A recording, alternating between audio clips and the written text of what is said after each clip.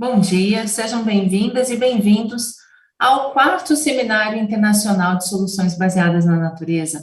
Este evento é uma iniciativa do Observatório de Inovação para Cidades Sustentáveis, o OICS, em parceria com a Fundação Grupo Boticário de Proteção à Natureza.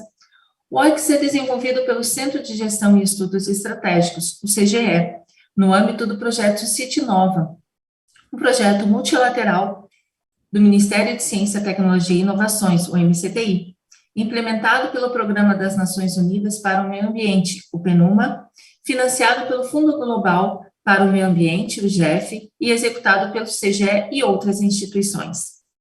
O meu nome é Elaine Nemes, sou do CGE e é com satisfação que chegamos ao quarto seminário para soluções baseadas na natureza. O evento de hoje tem como objetivo destacar experiências brasileiras de cidades que implementaram projetos em SBN, além de atualizar os gestores públicos nacionais sobre assuntos correlatos que tenham sido debatidos na Conferência Nacional das Nações Unidas sobre Mudança Climática de 2021, a COP26. Bem, gostaríamos de informar que, visando o posterior compartilhamento e a disseminação das informações aqui tratadas, este evento será gravado e tem previsão para término às 12 horas. And will end at 12 a.m. and will be resumed from 2 to 3 p.m. with a workshop about support to integrated planning technologies. So if you have any questions to our guests, please send your questions to the email address that will be informed on the chat window, and your questions will be answered after the event by our team. For today's event, we will count on the participation of Marcelo Morales, the Secretary of Research and Scientific Information of the Ministry of Science and Technology, Regina Silveira, Director of CGEE, Emerson de Oliveira, the Manager of Biodiversity Conservation of the Boticário Foundation, Henrique Eves, the Manager of Urban Development of WRE Brazil, the Manager of the UNEP portfolio, the analyst of the National Confederation of Municipalities, CNMM. And for the welcome greetings, I would like to bring in Regina Silvério. Regina, you have the floor. Thank you, Elaine. It's been a pleasure. It's a pleasure being here with you. Long-term partners, as Elaine mentioned, this event on nature-based solutions is an event in the scope of the City Nova program. And in the presence of the Secretary, Marcelo Morales, I would like to thank the entire team of the National Directorship, Director Savio, the National Director of the project, Henrique Gundan, who will be with us to discuss this project. And I would like to thank the partners who are here with us, forming this panel, especially Emerson with the Boticário Foundation, who is organizing once again with us this event. Our past event also counted with the effective support of this foundation. I would also like to thank Henrique Evers with WRI, who is a partner of ours also in the program that we are conducting, the GF6, but also GF7, which is a continuity of support to integrated urban planning.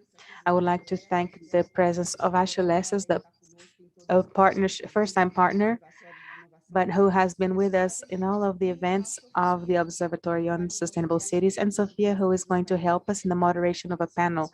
Sophia is with the National Confederation of Municipalities. Besides, our other partner, CGEE, is one of the executors of the City Nova projects or program.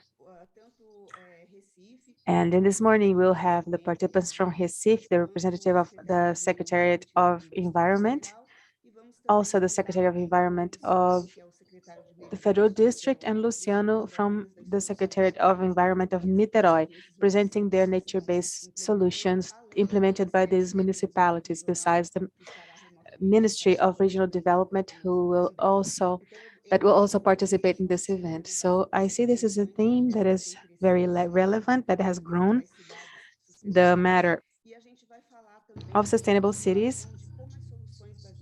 And we will also discuss how nature-based solutions not only improve the life quality of citizens living in urban scenarios, but also to help mitigate and solve problems derived from climate change. So linking this, as Elaine mentioned, to all the debates held during COP26. This morning, we will talk to the public managers that are facing problems that can be solved with innovative solutions, not that are being made available not only by the Observatory for Sustainable Cities, but also on the platforms and websites of the partners who will participate in this event, sharing with you their experiences. And our purpose, obviously, is that these public managers can see in those platforms and tools, mechanisms to help them in the public management of their municipalities and the construction of public policies, because we have a history that enables managers to perform analysis for decision-making, implementation of public policies aimed at solving environmental problems, regardless of these nature-based solutions. So with no further ado, I would like to thank the presence of all the partners. Micle is going to be with us today. I would also like to mention we are partners with Bioconexão Urbana, Urban Bioconnection, that involves over 10 national and foreign institutions. This is a theme that has been studied for a long time by the center, and obviously we will continue to work and promote even further and more the nature-based solutions, and to support our public managers in the solution of their problems in their respective municipalities. So I wish you all a great event, and I give the floor back to Elaine. Thank you, Elaine. And now, as we agreed, Sophia, I would like to invite Sofia Zagallo, the technical analyst of CNM.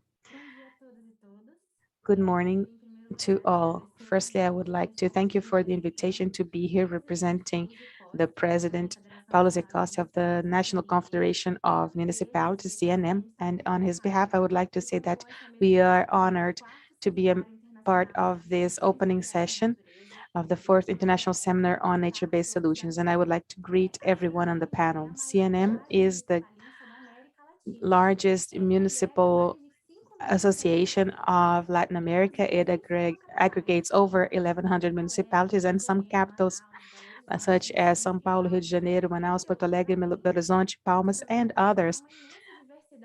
So it represents a large variety of large, medium, and small-sized Brazilian municipalities. So it's important to highlight that promoting sustainable development is a challenge for all managers, regardless of the number of the size of the population or the location of the municipality. The historical lack of federal funding to environmental management in the municipality level, and the consequence of the impact as a consequence of anthropic action on this territories. This is all a challenging scenario, but also enables the development of low-cost nature-based solutions and nature-inspired solutions. So in the context of climate change, nature-based solutions are an excellent alternative to be adopted to minimize climate change impacts on municipalities. They are vulnerable, and impacts will be felt in these municipalities. Those are the places where people live, work, and use services. So municipalities are centers for the implementation of public policies that are essential to the protection of the environment and at the same time the promotion of life quality for the citizens. So certainly, dealing with nature-based solutions is a relevant theme and key for us to discuss the future we seek for the municipalities. But at the same time, CNM also warns that the pathway for us to reach this desired target is long, because municipalities need training, technical support about this subject. Municipalities need knowledge about best practices and access to financial resources. So an event like this, with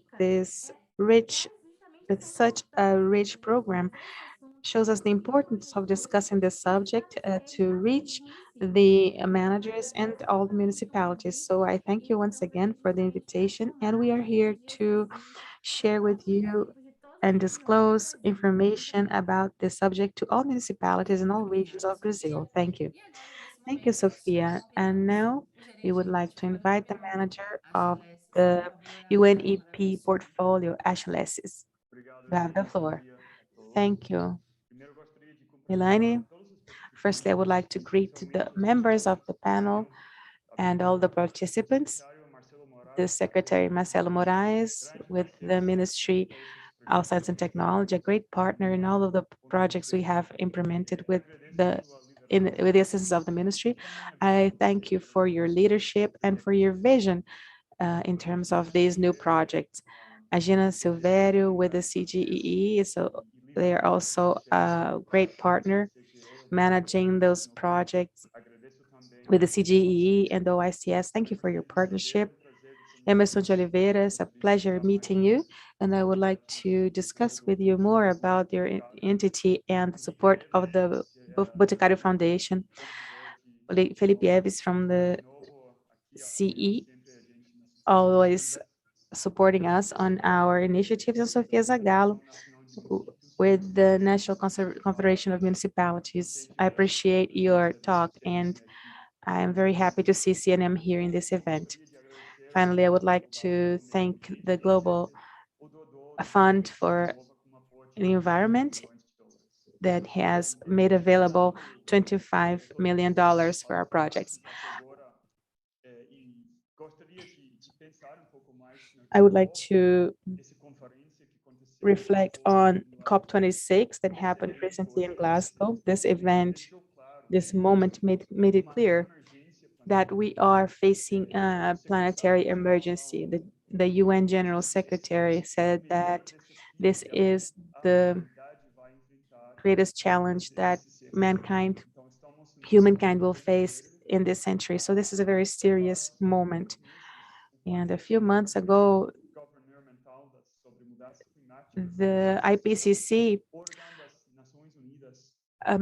body of the UN published a new report about the status of the climate changes. And in this document, they showed that climate change that we are already experiencing are unprecedented in the past many thousand years, and that global temperature is already 1 degree above the average rate of in the last 5,000 years, and will continue to increase until the first half of this century, and we cannot avoid it, prevent this from happening. It's going to happen.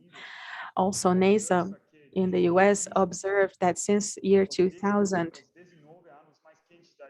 we have had the 19 hottest years in history. So in the past 21 years, we had the 19 hottest years of our history. Also, the Arctic has lost 21 gigatons of ice. So we're not doing well in approaching this challenge of climate change. And the cities will suffer the impacts of climate change because over half of the world's population is urban, lives in cities, and this will increase to 2/3 of the global population by 2030. So hearing Sophia just now, it became clear to me that this work needs to be done, and the majority of the Brazilian cities are not prepared to face the effects of climate change that will happen and are happening more frequently with droughts and floodings and extreme temperatures. This morning, I was reading that the drought in Brazil is the worst in the last 90 years.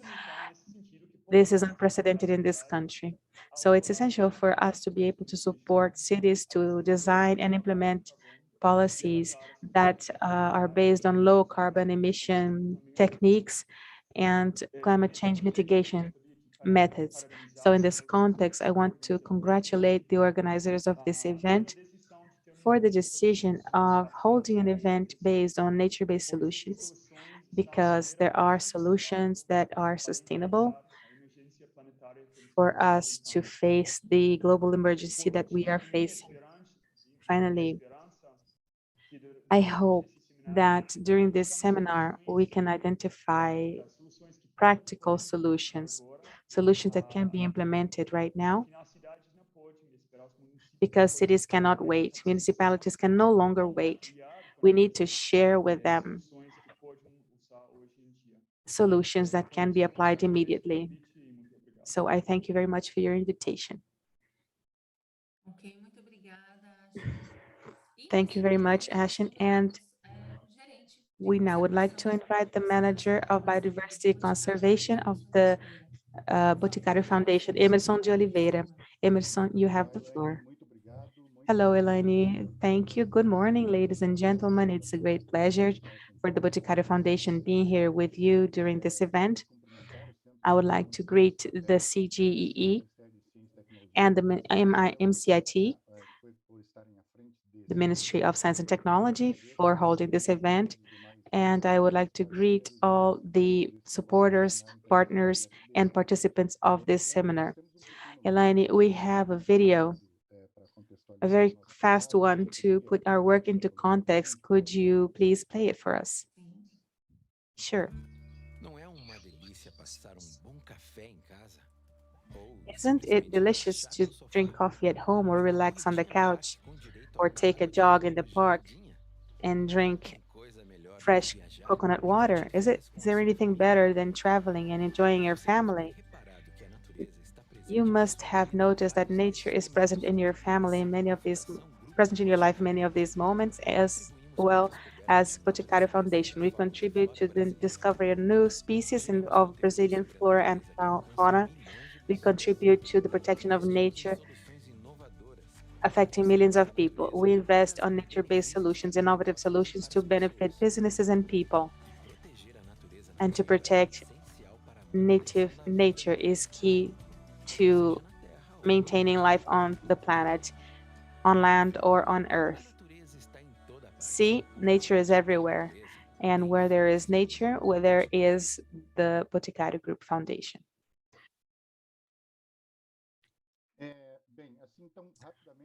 So quickly, to put our work into context, to summarize what we have done in the past 31 years, the Boticário Foundation has completed 31 years. Since the beginning of our work, we supported projects by partner institutions, projects to understand better and to protect Brazilian flora and fauna. This evolved to our network of nature-based solutions. We have 2 RPPNs, 2 private natural heritage reserves, one in the state of Paraná, Salto Morato, and one in the northeast of Goiás, Cerrado region, the the private reserve, Serra do Tombador.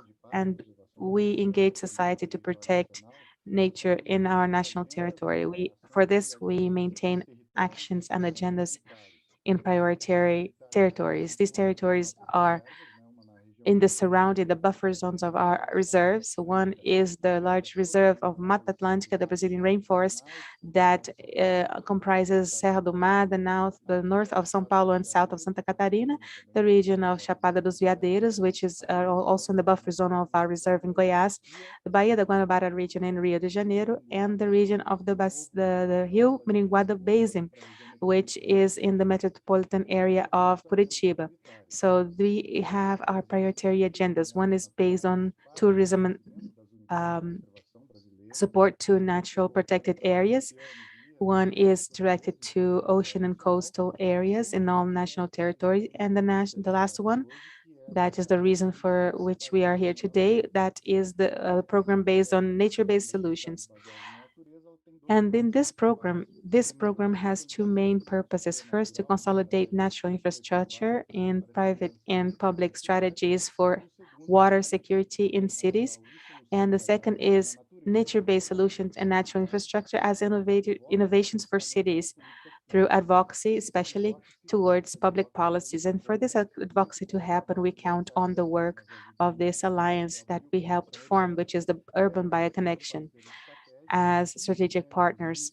That is what our friend Henrique from WRE Brazil is going to detail for us. So in summary, that's it. As I said, it's a great pleasure to be here with you, and we wish you all a great event, and I am at your service. Thank you very much, Elaine. Thank you, Emerson. So let us now invite the manager of urban development with the WRA Brazil, Henrique Eves, representing the Urban Bioconnection Alliance. Henrique, you have the floor. Thank you, Elaine. I'm going to share my presentation. Please tell me if you can see it. Good morning. Good morning, everyone. I thank for the invitation. It is an honor to be speaking on behalf of this alliance. We are very proud to be part of, and we've been building it from its conception under the leadership of Boticário Foundation. I greet here my panel colleagues and congratulate them for this initiative in this fourth international SBI seminar. I'd like to highlight or even fish some of the speeches of other colleagues who already spoke before. We have some challenges, many challenges, some of the environmental agenda. And I think this post-COP period brought many things to the surface, fighting climate change, mitigating climate change, but also adapting to these real changes as something that is very urgent. Biodiversity conservation that Emerson mentioned, but all of this allied to the urban landscape. There is a extreme inequality in Brazil, and also allied to the search of a better quality life and solving historical problems that we were never able to solve for decades of urbanization in Brazil. The good news that I think it's necessary to say is that nature-based solutions are able to address many or all of these challenges at the same time with different benefits and weights, but they are somehow able to address in a very complete complete fashion several of these challenges. But these nature-based solution challenges have this initiative that was very important to build. And what is this? Well, in fact, this is an effort of many organizations, about 9 organizations doing this, who seek to design shared solutions to subsidize the formulation of public policies based on nature-based solutions that can actually yield some impact on resilience and in the mitigation of the climate change. The idea is to strengthen this topic in the cities. And what we did was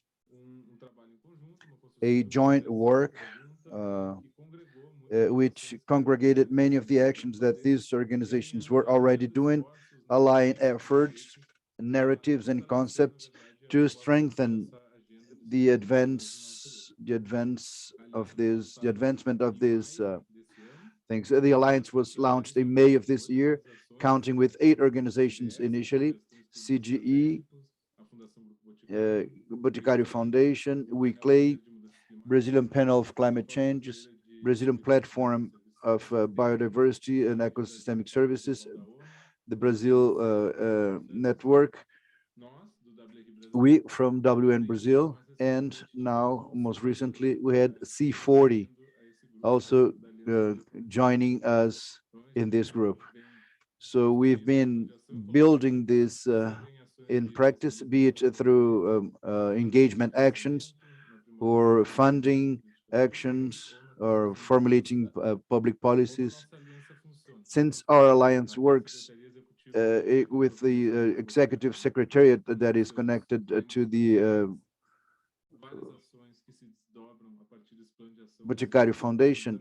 We have a executive secretariat which has specialists, some members, and some group works. At the end of this year, we'll present some of the works that were done, and we're part of a network led by WR Brazil. We created a funding work group for nature-based solutions, which is for infrastructure, sustainable infrastructure in cities. And we lead it together with many partner institutions. And in these GTs, we discuss how to advance, be it through financial solutions or be it through the discussion of public policies to accelerate its implementation. I'd like to highlight that one project that we have put into practice at WRI, which is fully aligned with the Alliance. In fact, it comes with a view of forests, having forests as a major nature-based solution in different scales. But they work what the municipalities can do in pro or in favor of the forests. And it comes with a narrative of 3 scales. Those urban forests that are within the municipalities, it has a series of benefits,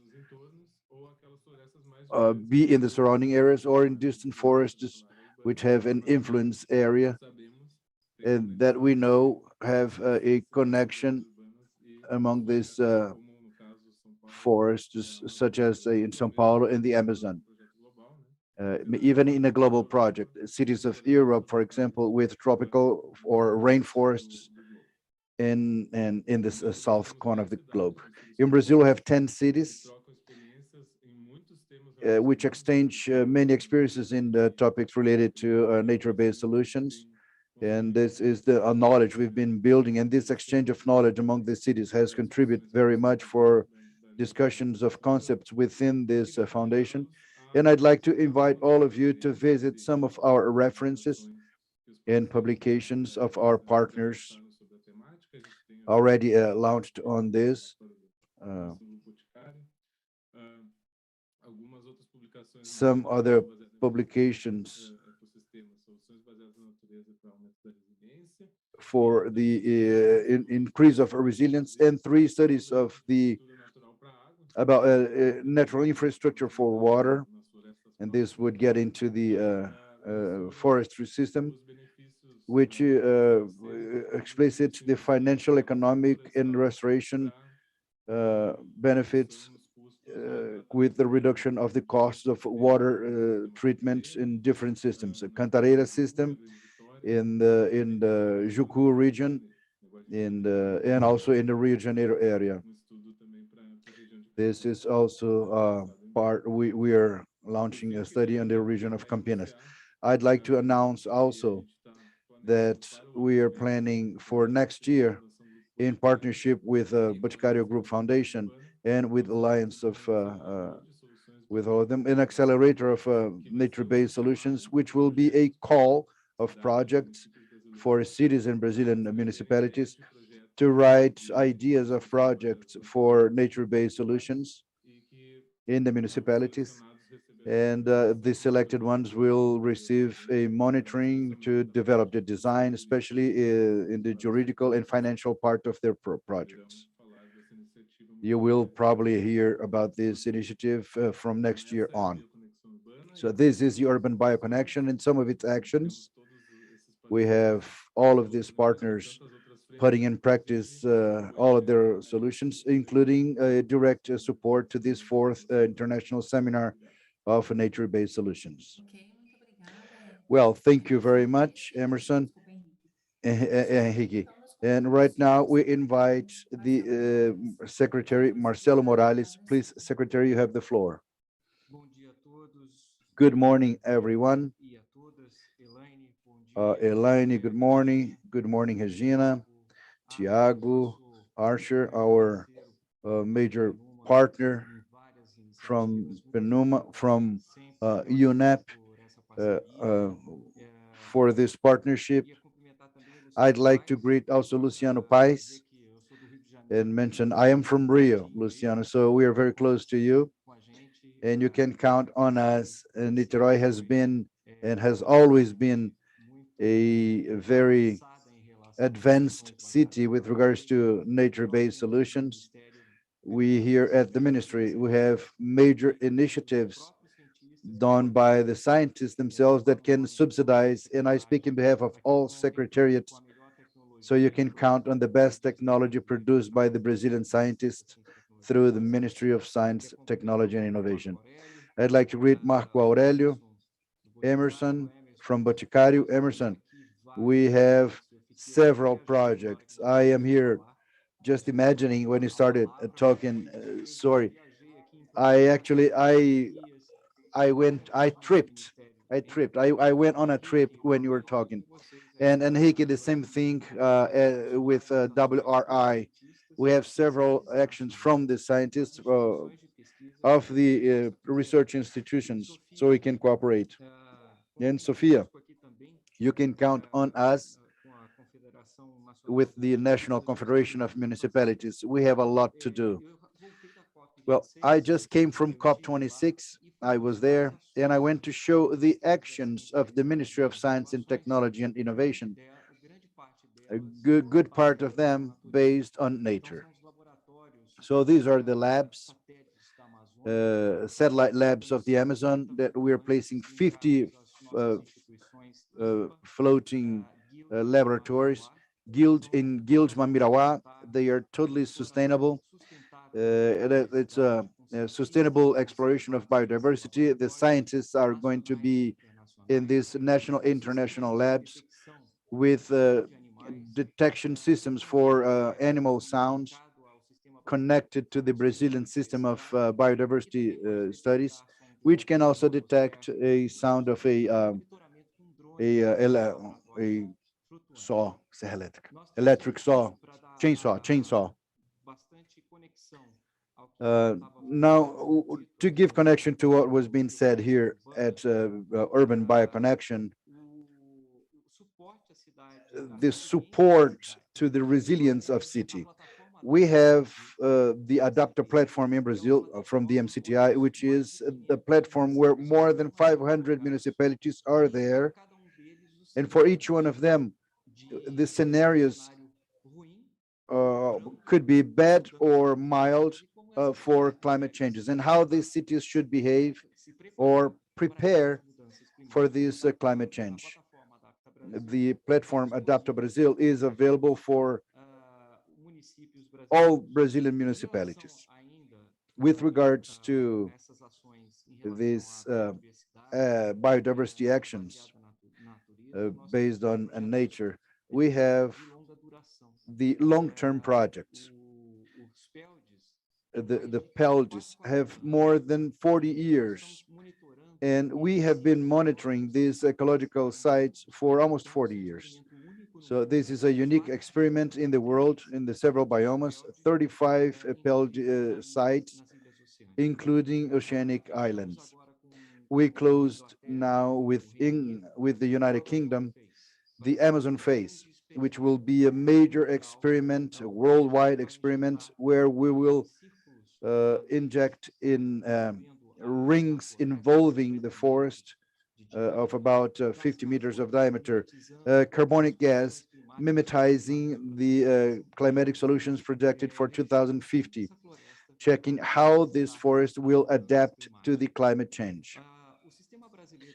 The Brazilian system of biodiversity information is one of the most robust systems in the world. Of course, we are one of the greatest biodiversities in the world, and this system has about 20 million occurrences of species already cataloged and connected to the worldwide system of biodiversity information.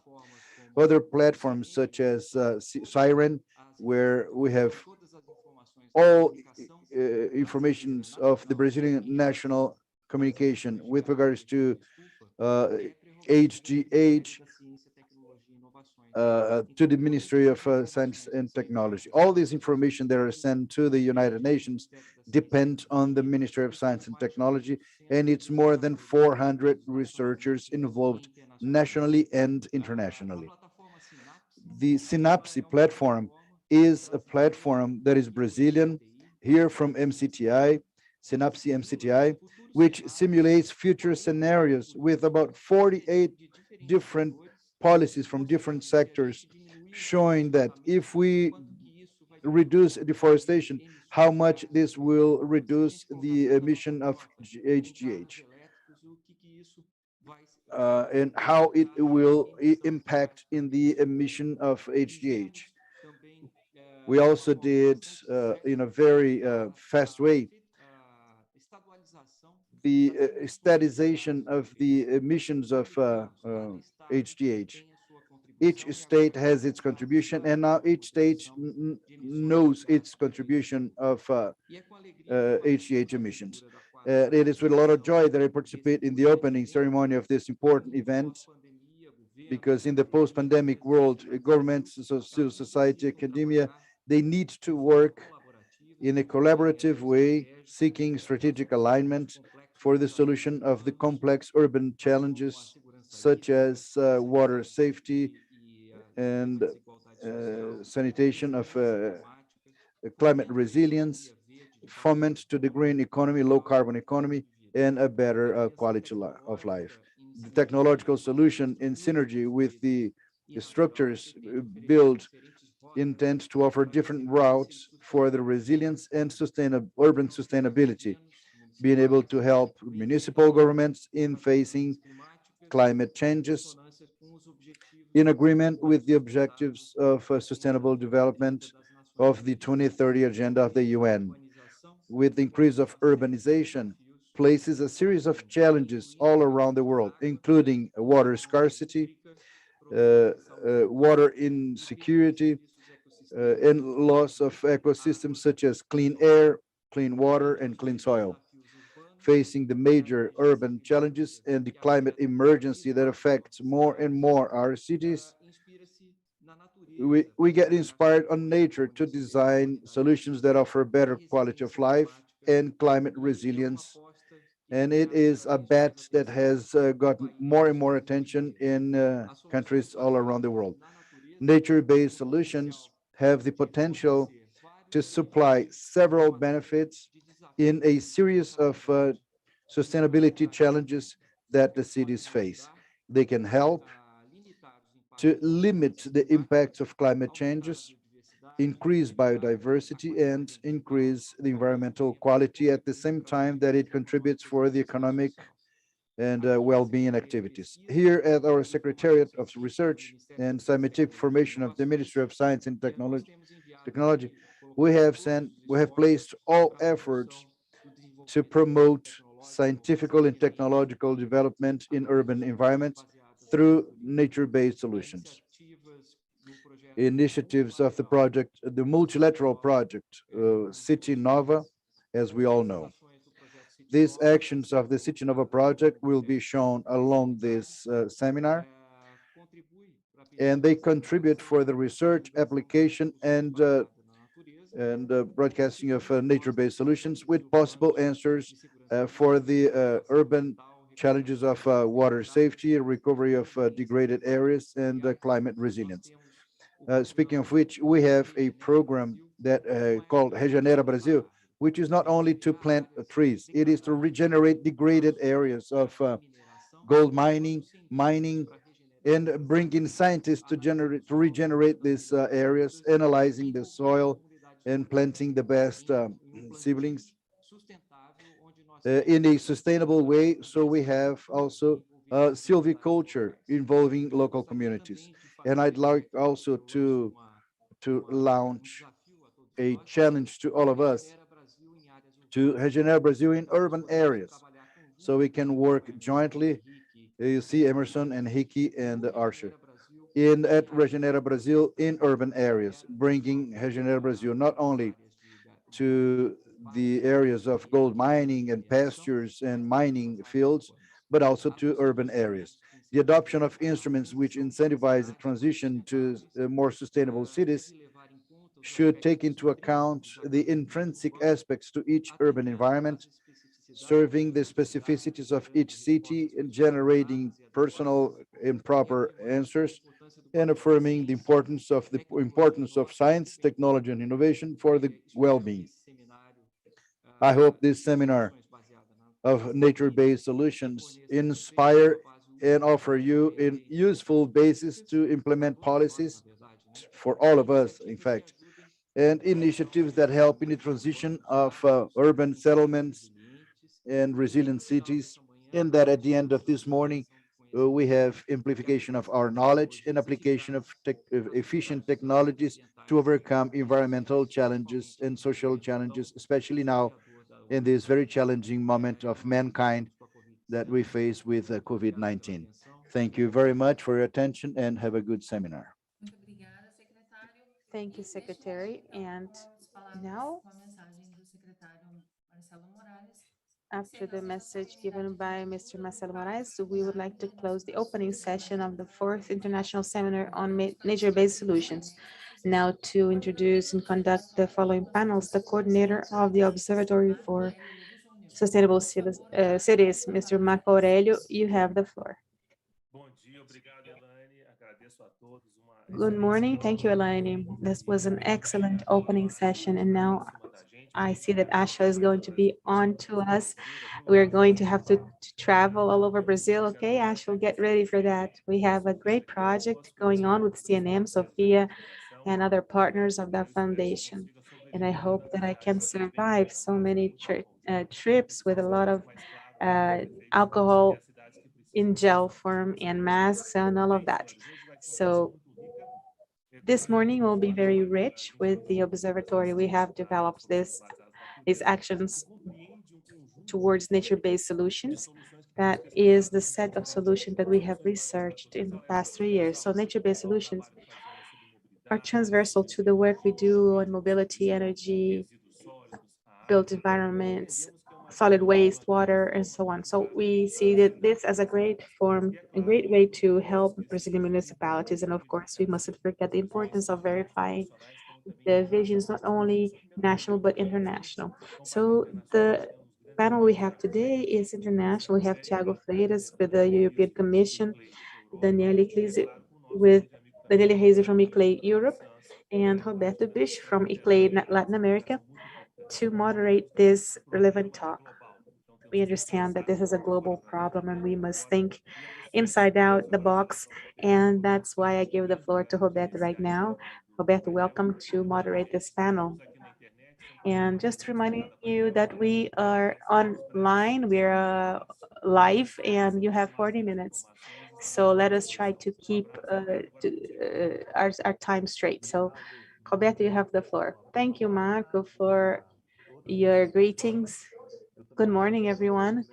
I would like to thank you for the invitation that was done to ICLEI Latin America, South America, so that we could participate with you today. And I would like to give a message to our guests in this panel on international experiences, Thiago Freitas and Daniela Reise, so that we can give interesting presentations in the light of international experiences to help us develop partnerships in our territory, in South American territory, and in Brazil. This is a collective effort. I think the accomplishment of this seminar, the products and results reached here are not the fruit of single initiatives, but joint initiatives. And we are in fact happy about these possibilities. So I would like to give the floor to Thiago Freitas, the representative of the European Commission, to give his presentation, and following him, Daniela, also giving her presentation about the problematization of these questions on climate change. And with the moderation, we will highlight a few points and address what our guests are going to bring to us. So I give the floor to Thiago Freitas so that he can give his presentation. Thiago, you have the floor. Good morning. Good morning from Brussels. It's a great pleasure to be here with you in this important international seminar. I thank you for the invitation. I thank the CGE for its very professional organization. Thank you for allowing us to create this dialogue overseas. Could you please play my presentation? Thank you. Very well. So this is a brief presentation about the European approach on nature-based solutions. I'm going to talk about the European policies and the definition of nature-based solutions and the portfolio of the projects supported by the European Commission. I will also, differently from my past participations in the previous seminars, I will try to focus on the current issues that are being discussed in the European Commission nowadays in regard to nature-based solutions facing the current problems. Instead of focusing on a large list of projects of the European Commission, I'm going to try to propose to you and talk to you about some of the ideas that are right now at the top of the list of our discussions in the European Commission nowadays.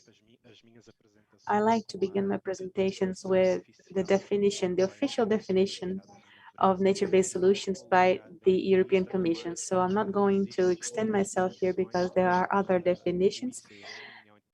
The one given by the IUCN, for example. So the most important here, regardless of the definition we use, is that those solutions are based on biodiversity and ecosystem services. We mustn't forget that, and we must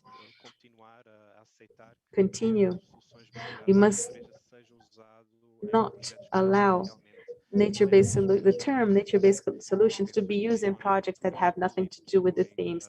For example, eucalyptus monocultures and other, for example, projects for the trading of carbon credits. So we're talking about the multitude of carbon credit projects, but other benefits as well. So next slide, please. This is the range of nature-based solutions. Now we know that they have this trait that offering us many benefits differently from other alternatives. So here in the green tab, you see we are facing climate change and mitigating those through nature-based solutions based on biodiversity. And considering the multiple benefits of nature-based solutions, we have different examples, case studies in different places in Europe that are responding to different SDGs. And we see here that these solutions can be used actively to meet all of the SDGs as a whole at the same time. And to visually understand what we're talking about, I know many of you may already know these projects, but for those who don't know what nature-based solutions are, here are many examples. They are a variety of techniques and methods depending on the challenge they're trying to address and the scale in which they are implemented, the geographic location, and the choice of species adapted to the climate of each region. They can be very different. So we have different options here as filtering gardens, floodable parks, green walls and roofs, and so on. We have here an example of the filtering gardens. Here at the left, you see an example in France, and on the right in Brazil, we see that the aesthetics can vary as well, depending on the kind of solutions used. Next slide, please. Here are green roofs. We can see this in France and in Rio de Janeiro. In the case of Rio de Janeiro, it is in one of the slums where bromeliads and orchids, native orchids, were used to cover the roof, and hence this reduced the temperature inside the home in relation to the external temperature very significantly. Next slide, please. And those are more examples. In Europe, you can visit our web page, the OPLA web page, on nature-based solutions, where other case studies in many countries, and also examples done in Brazil through our sectorial dialogue commission, can be shown here as well. So we have many cases shown on this platform. Next slide, please. Now, moving on about current policies in Europe on nature-based solutions. This is a little bit of our context so that you can understand our current situation. Those are nature-based solutions.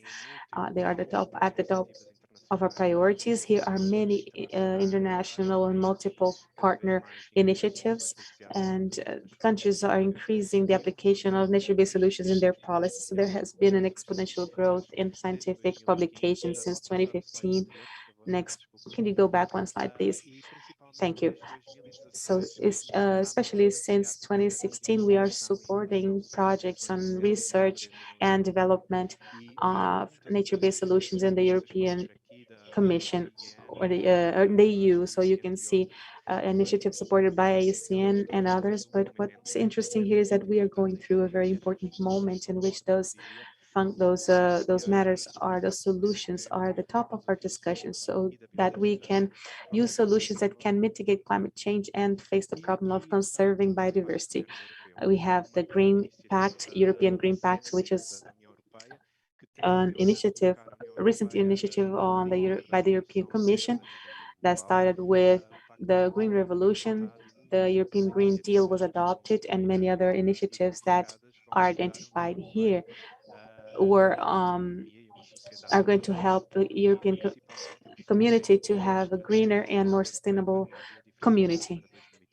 So I have circled here protection of biodiversity initiative for 2030, which is based on nature-based solutions, but these are multifunctional projects that can address many other policies that are here indicated as sub goals that are met, such as carbon neutrality, and the new strategy of the European Community to address the mitigation of climate change. So these are based on nature-based solutions as one of the first of the main chapters of these strategies. So it's important to see that in the past 2 or 3 years, these functions have become central in many areas of the European policies. Next slide, please.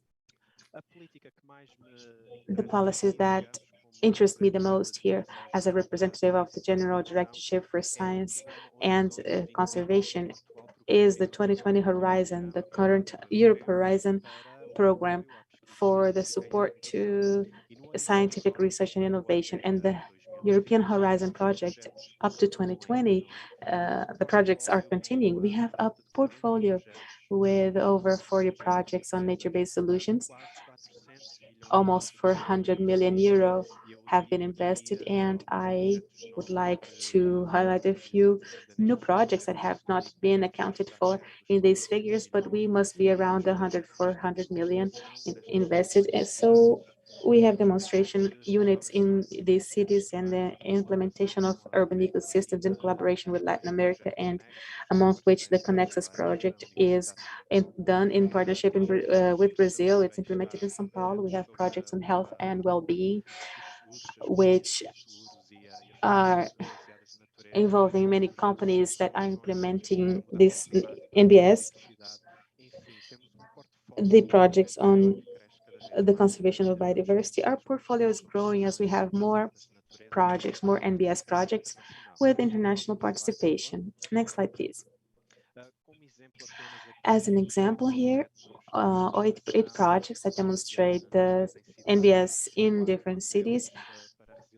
4 of them are for climate and water resilience, and 4 are focused on urban regeneration, the promotion of well-being and social cohesion. And here, the geographical distribution among different cities of Europe, but also with some international points of application of those projects.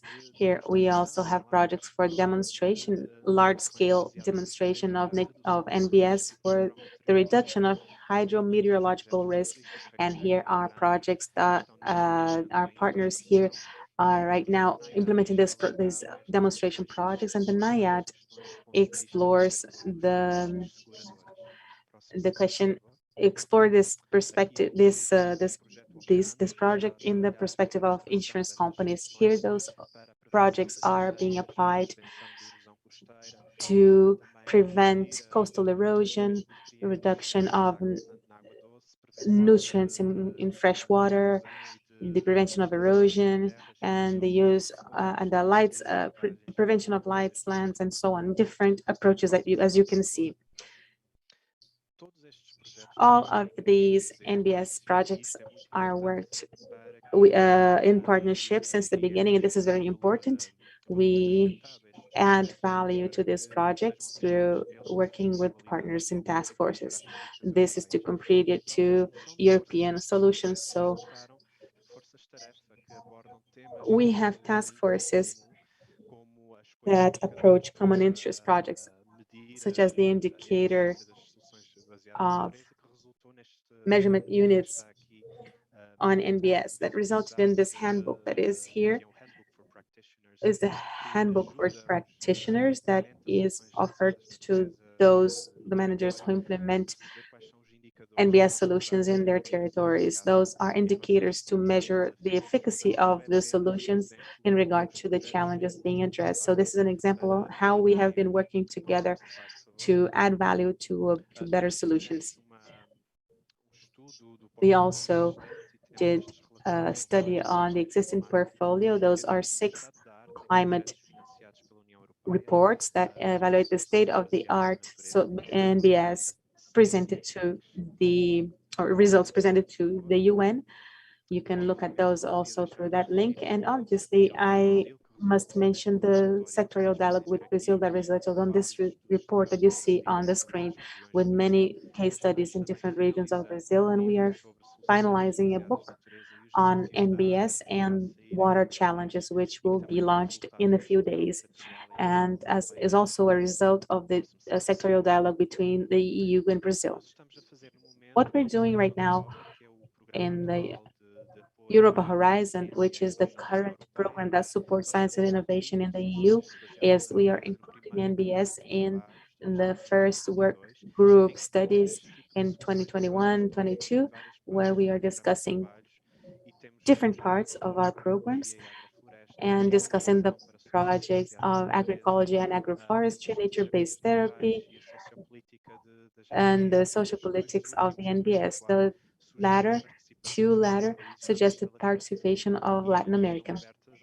And enrollment is open until 2022. So all those interested in being a part of this consortium have time to engage.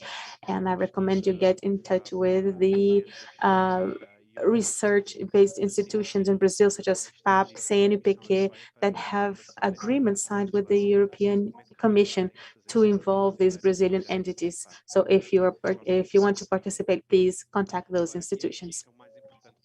This is the most important to me and what I really wanted to develop, to go deeper into today, which are the questions regarding the future that are being discussed currently as we prepare for the next program of the Europe Horizon. And I want to mention the criticism that has been made to the SBN in international negotiations. Some countries criticize the SBNs because they think they're neo-colonizing methods that are imposing rules on the traditional peoples. And I want to say that this is a co-creation with traditional communities. We are involving them as much as possible. So this will never be a matter of solutions that are against the will or the traditions of traditional peoples. Another criticism is about the ill use of this term SBN for projects that are basically using only carbon credit production of credit for the market. So in the last COPs, this is not. Another criticism is about the non-inclusion of the SBNs in the discussions, for example, in COP26, and this is a criticism that I make myself. Also, another challenge is the implementation of this project in non-European context. We have much to learn from what Brazil is doing, and also aiming at the implementation of these solutions in other parts of the globe. We have many problems in Europe and other regions, and to ensure support to institutes, to research institutions, and convincing policymakers that the SPNs are financially attractive, we have the matter of transdisciplinarity, skill development, and education for the co-creation of these techniques and solutions. Many disciplines need to work together, and it's very difficult when different areas do not see eye to eye, and we have to engage architects and landscape planners and all those people, and this becomes obvious when we discuss sectorially within the departments of the municipalities themselves. They do not communicate among themselves. One department does not talk to another. So if we really want systemic solutions to happen, we need to think to start working together with transdisciplinary dialogue and through education and training.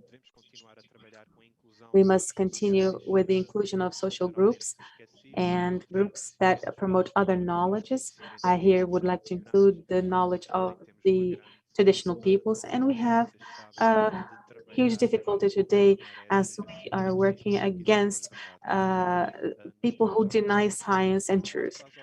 And as for opportunities, I would just like to remind you of your time so if you could please conclude your speech. Yes, I'm going to conclude with opportunities. So opportunities here, I would like to emphasize the new Bauhaus European Initiative.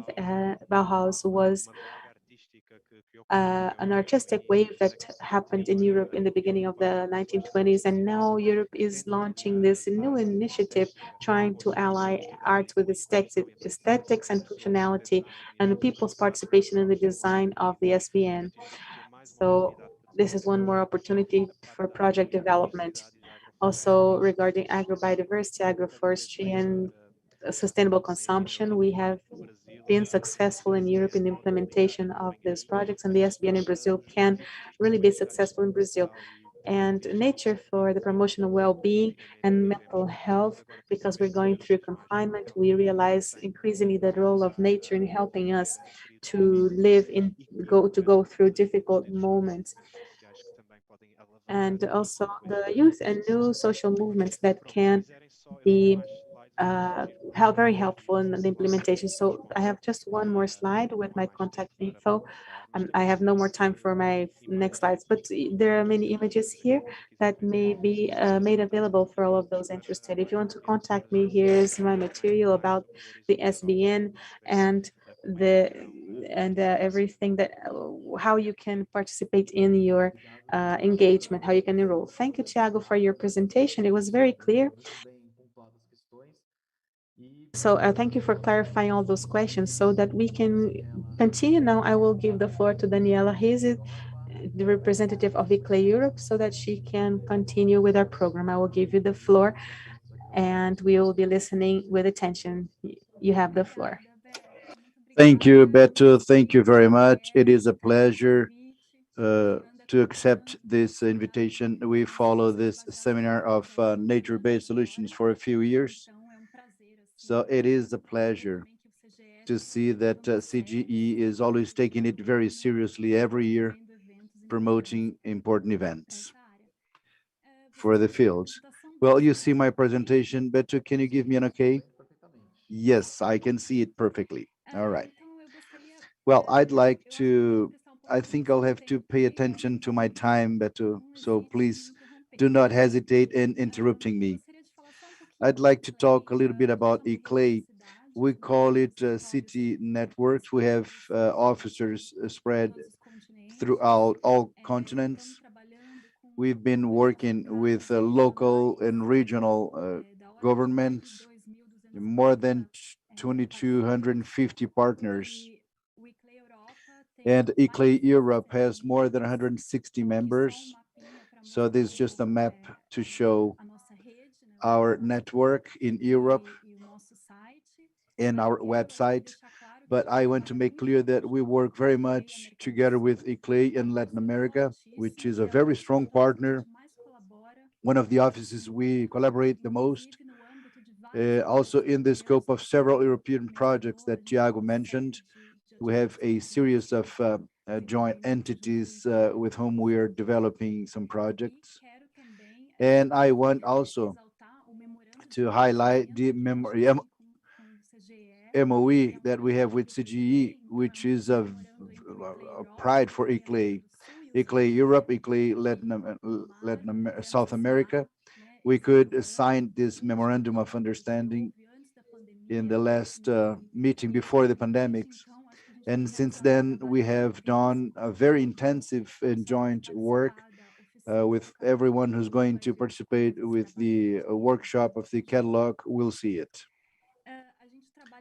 We work in a series of fields. I'll talk specifically about biodiversity and nature-based solutions, but I want to make sure that our idea is never to isolate this view or this approach only about one point of view. Our idea is to think about integrated solutions in strategic pathways. So I am just showing this slide, the 5 strategic pathways of ICLEI to integrate all these fields and not to repeat the styles that we have on the cities or public administration sometimes work in styles. So we try to extrapolate these and put them in different departments to exchange experiences.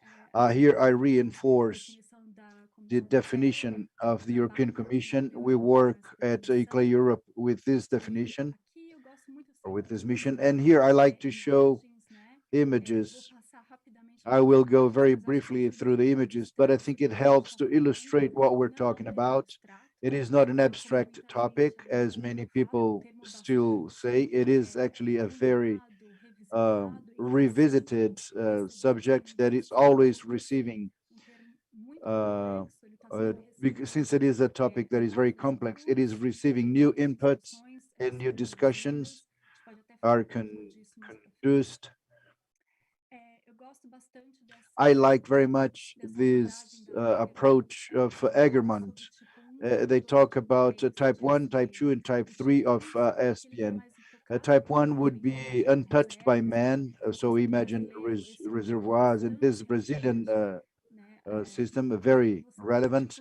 And then you have type 2, which would be ecosystems that in which you have human intervention, and also you have existing ecosystems, so it is a more hybrid ecosystem. And type 3, to be easy to understand, it is where you create new ecosystems where they did not exist any longer. So here, this slide also shows the several scales. So green walls, human forests, coastal resilience interventions, control of erosion, build flooded areas, filtering gardens. So it's very broad. The array of SPN are very broad, and the scale they cover are also very broad. I like to show this slide to localize the concept. They protect and increase biological diversity. So for those who have doubts, am I looking at an SPN? This is a key test to see if it is an NBS or not. They seek to solve social, economic, and environmental challenges, so it's never a monofunctional solution. We encourage this more systemic approach on the point of view of resilience. We try to get co-benefits. We also have the issue of rehabilitation of degraded ecosystems. That is, NBSs have a very strong role in to protagonize this point. We need to consider the natural and cultural context of each place. We value the traditional, local, and scientific knowledge. We prosper through means of co-creation process. NBSs in the projects we've worked has contributed very much for this knowledge in the field of collaborative governance. So this is a very intrinsic part of the concept to contribute for a more fair and equalitarian society and promoting more resilient environments and breaking the departmental silos. I like to show this too. These icons are of the European Commission. I think they show very well the complexity of the term and how we never think of solving only one problem. We always think about several challenges simultaneously. So I'm going through these images a bit faster, but just to show the microclimatic building resolution, the reduction of air pollution and sequestration of carbon, mitigation of noise, the greening of facades. We also have the issue of living room, green living rooms. You have a whole narrative that you can create, bringing the nature-based solutions to urban areas, to place children, elderly people, and start a process of discussion and co-creation. So it has a very civic value that is very important, and also an educational value.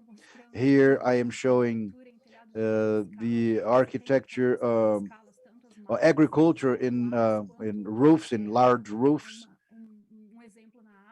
This is an example in Asia. You see the size. This is a really large scale application. And of course, you have even greater scales when you use the whole urban corridor, which has a regional scale, or even including urban forests. I'd like to show these slides showing that NBSs in European contexts are arising in several documents and public policies. So it is not just a talk among the greenies. This is something that several agendas are beginning to approach. So I think that the criticism that is arising around the topic is completely related to the relevance of the topic. That's why I try to approach it in a positive way. I think that people are complaining and protesting is because the concept has become heavy in several agendas. I want to show also the platforms. For those who want to know more cases around the world, this is OPLA is a platform that has many cases. This platform that was generated by Nature Vision was concluded, but became a platform called Una City. I think they have about more than 1,000 cases they have there, many of these cases in Brazil.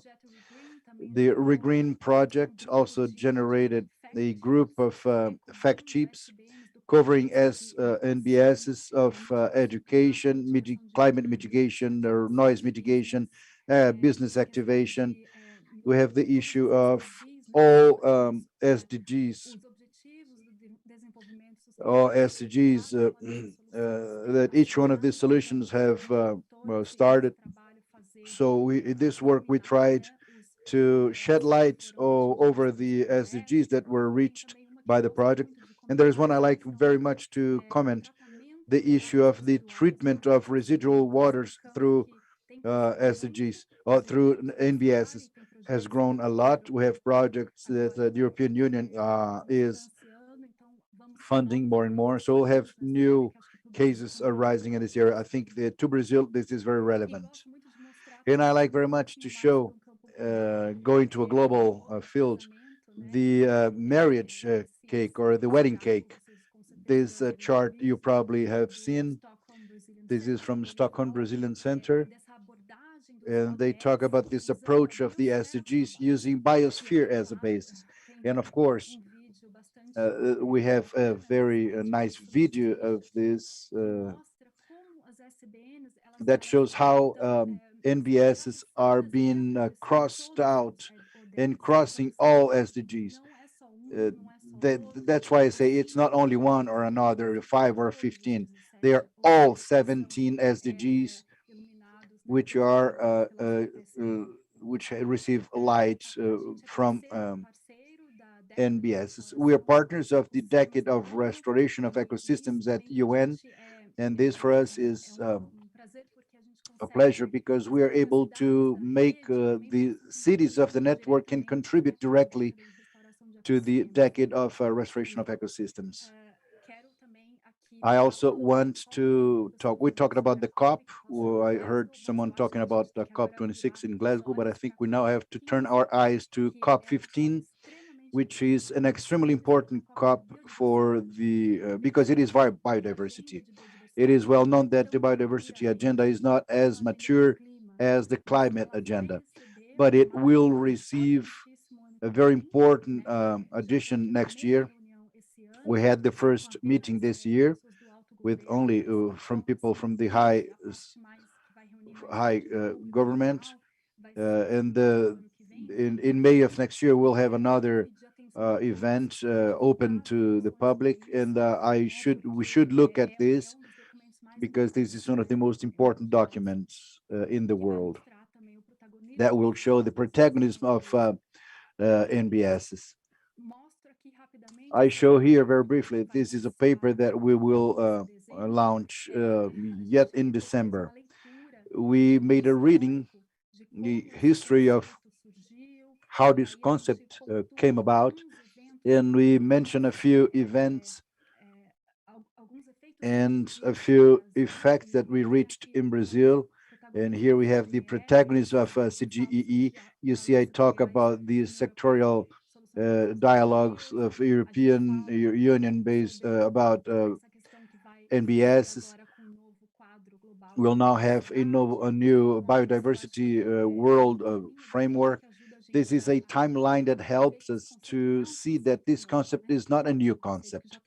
It is a concept that is very well established, and the relevance has grown up. We have worked with several of these projects. I'm not going to get in details, but I want to talk about the importance of cities here. I think we heard from CGE in the opening and from the partners, and I want to mention that urban areas, they have a large number of native and non-native species, and they will host species of global and regional importance. And as these urban areas expand, you have to see the importance of understanding the processes, ecological processes. And of course, the green spaces offer opportunities for citizens to connect with nature, and I witness the ongoing processes. So I think we have to give voice to the cities and not to reduce the role of local governments. ICLEI has supported with a series of initiatives. I want to mention a few of them. Cities with Nature.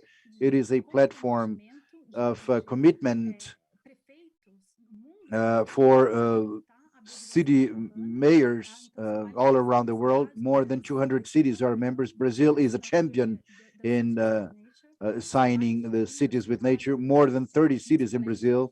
I think our colleagues here, right, Beto from ICLEI, had a lot of work to convince, and so that the mayors understood the importance of signing this commitment. We have the Urban by Nature program. I'm not going to get into detail here, but just to show that we have several initiatives. Cities can participate on events, when cities can exchange experiences among themselves. They get strength from networking, from platforms. They can use several guides and resources that are coming from the projects. So the Network Nation is a umbrella project that has a pool of solutions. So all this impact, all of these solutions are creating a series of impacts, and they are free of charge for everyone, not only in Europe. Dani, you are coming to the end of your time. Please. Okay, I think I will go straight to one specific slide. I could talk a little bit of the program, but just to, for a brief history, this program had, Brazil was one of the most important hubs within this program. We were able to do a lot of stuff. We worked with companies based on nature. We worked with cities which are interested. So I think these were several outputs, several results we were able to reach so far. There is a movement to improve the issue of public procurements of NBS in partnership with Clay Sums for next year. We are going to start a study on how to do a roadmap for public procurements of NBSs. We'll choose one specific NBS and we'll create a guide for the cities to learn the best way and not be afraid of doing this in Brazilian context. Just finishing, I want to show this picture.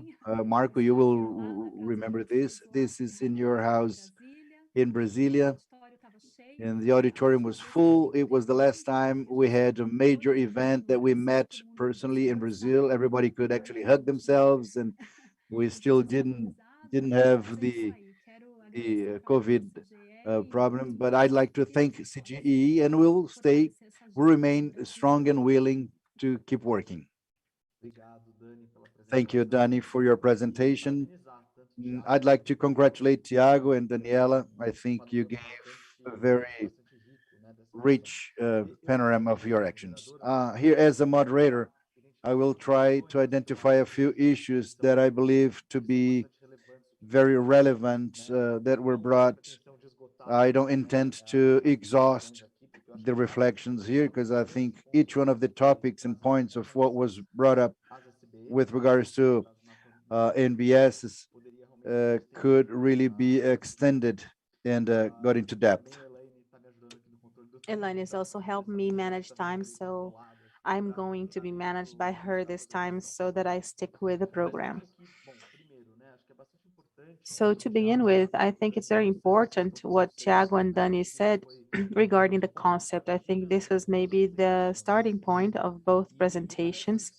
And it seems to me that it is important to make this clear, this conceptual starting point, not for us to be able to establish the range of this scope of problems, how nature can respond and how it does respond. So I think Tiago, in the beginning of his talk, he mentioned this concern with biodiversity. Dani also mentioned this. So although it's not just about biodiversity, NBSs are not just about biodiversity, but we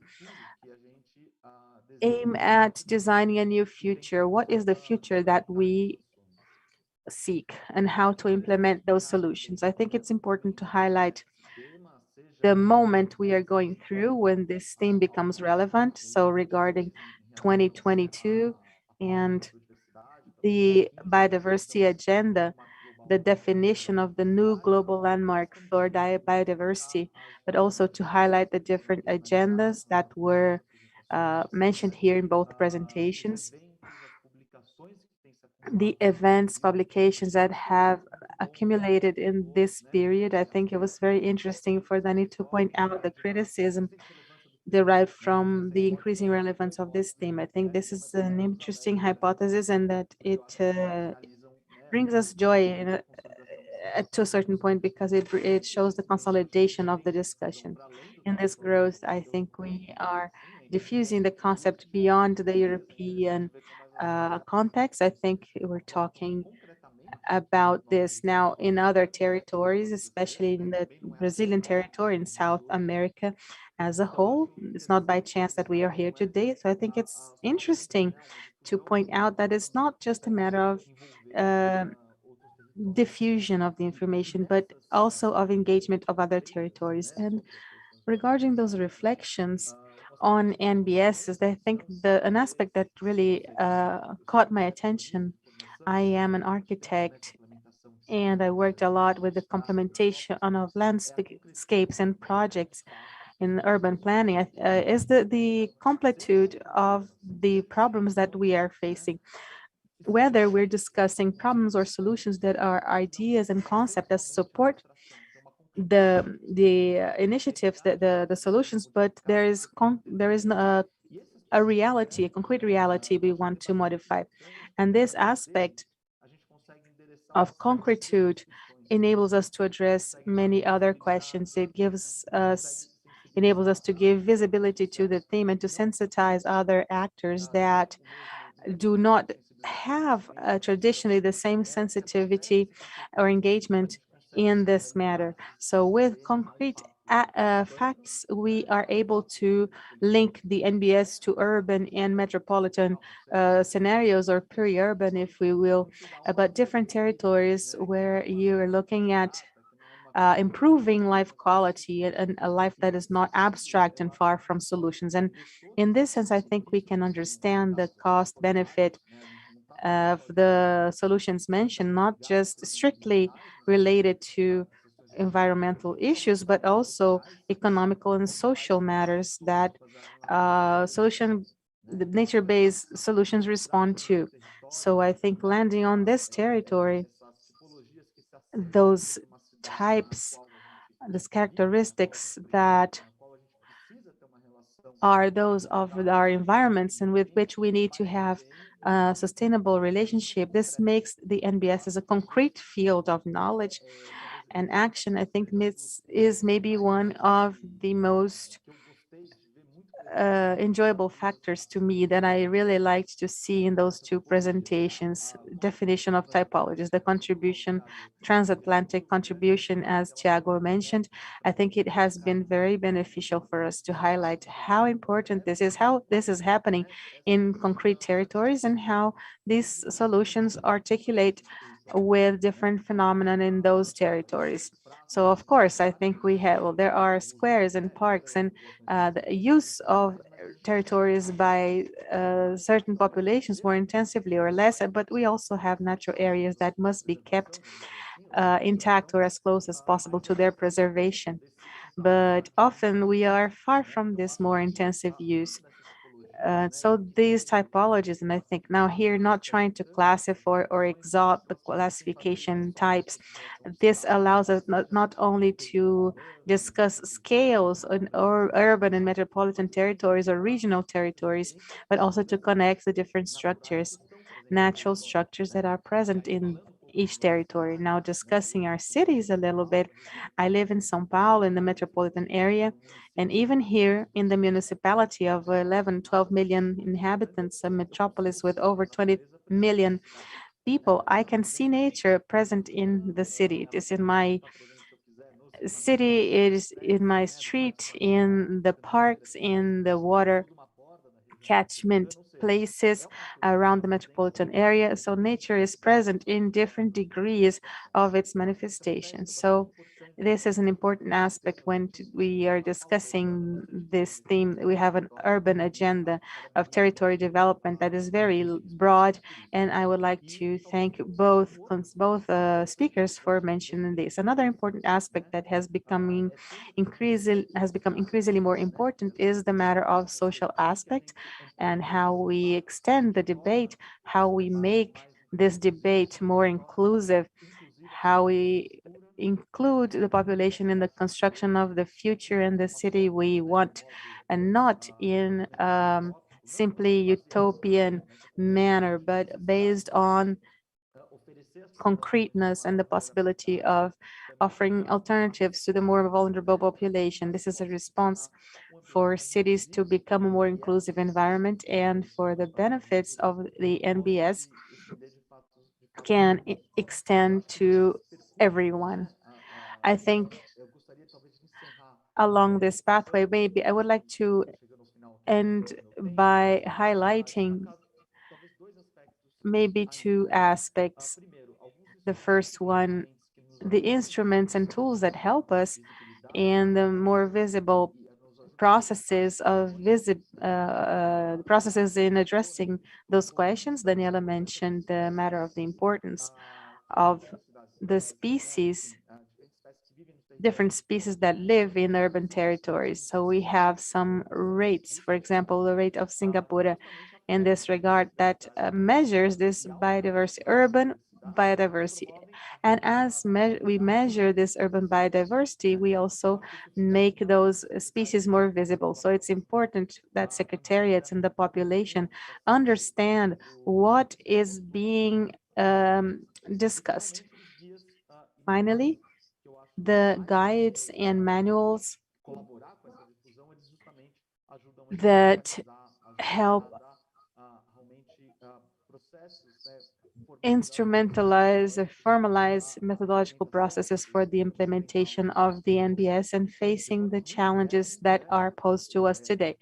So briefly, I would like to conclude and once again to thank and congratulate Tiago and Dani for their brilliant and precise talks. And now I've run out of time and I give back the floor to my colleague Aurelio. We are a little out of running a little out of time, but it's wonderful, brilliant presentations. Now I give the floor to the National Coordinator of City Nova for a word about the project as a whole, because it's important to understand this project in Brazil. Congratulations to the international panel. This is this was a class on synergy and knowledge transference. Anna, you have the floor. Good morning, everyone. Thank you, Marco. I work with the Ministry of Science, Technology, and Innovation. I am the national coordinator of the City Nova project, and I am going to briefly explain to you an overview of the project and trying not to go over the time that I have been given. So Marco, can you please share my presentation? Chat screen. So is it, your presentation is open, just click on it. Presentation mode. Can you see it? Can you see?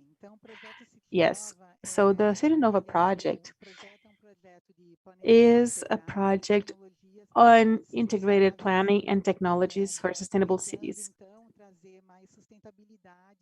Its purpose is to bring sustainability to the cities. This project is conducted by the MCTI. It is sponsored by the GEF. We have the participation of the UNEP as an implementing agency, and the project is executed with our partners in Recife, Arias, and Porto Digital. In Brasilia, we have the CGEE. In São Paulo, the Sustainable Cities Program, and in Brasilia, also the Secretariat of the Environment as partners of the City Nova project. This project integrates the program, a large program of the GF called Sustainable Cities Integrated Approach Pilot, the IAP. And this GF program is conducted in 11 developing countries, in 28 cities of these 11 countries you see on the map. The purpose of the City Nova project is to develop and encourage technological and innovative solutions and to enable urban planning in a more integrated manner to support municipal managers and helping them promote more sustainable cities, integrating society in those participative processes, decision-making and management of public policies. So the climate goals are main climate goal is to avoid the direct emission of 3.8 million tons of CO2. It counts on $25 million from the GF and a matching fund of $195 million from different international partners. This project started in 2018. It was supposed to end in 2022, but we have the perspective of extending the project until 2023. This project is formed by 3 components. The first one is about integrated urban planning. So we work with Brasilia and Recife, developing instruments and mechanisms for management and better integrated urban planning. The second component is about integrated investments in territories. So in Brasilia and Recife, we have made those investments, which are pilot projects being implemented in Brasilia and Recife, such as we are implementing NBS, such as in Recife, a filtering garden that will filter a large part of the dejects of the Cavoco River, which is an affluent of the Capibaribe River. And here in Brasilia, we are developing best practices for the recovery of the water basins, the basins of Descoberto and Paranoá, and we are working with the regeneration and recovery of native vegetation in those basins in Brasilia. Here we have Marcia with the Secretariat of the Environment, Marcia Coro, the Subsecretary of the Secretariat of the Environment, and Carlos from the Secretariat of Environment of Recife, who can give us further detail about those initiatives Citinova has been conducting in their territories. Finally, the third component of the project is about the platforms for sustainable cities. And we have two platforms: the Sustainable City platform developed by the Sustainable City Institute, headquartered in São Paulo, and we have the Observatory on Innovation and on sustainable cities, which is the pearl of the CGE project. So those platforms aim to support city urban development, sustainable development, to support municipal management regarding sustainable cities. So the main users of those two platforms would be the representatives of local governments, municipal managers, and they subsidize sustainable management. The platform of the Sustainable Cities program brings instruments for municipal management. It works with metrics and indicators.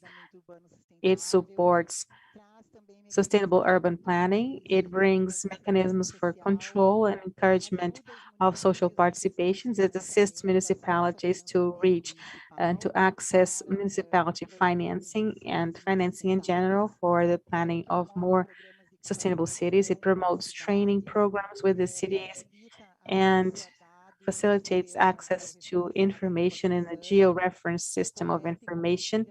It collects and shares best practices. So we have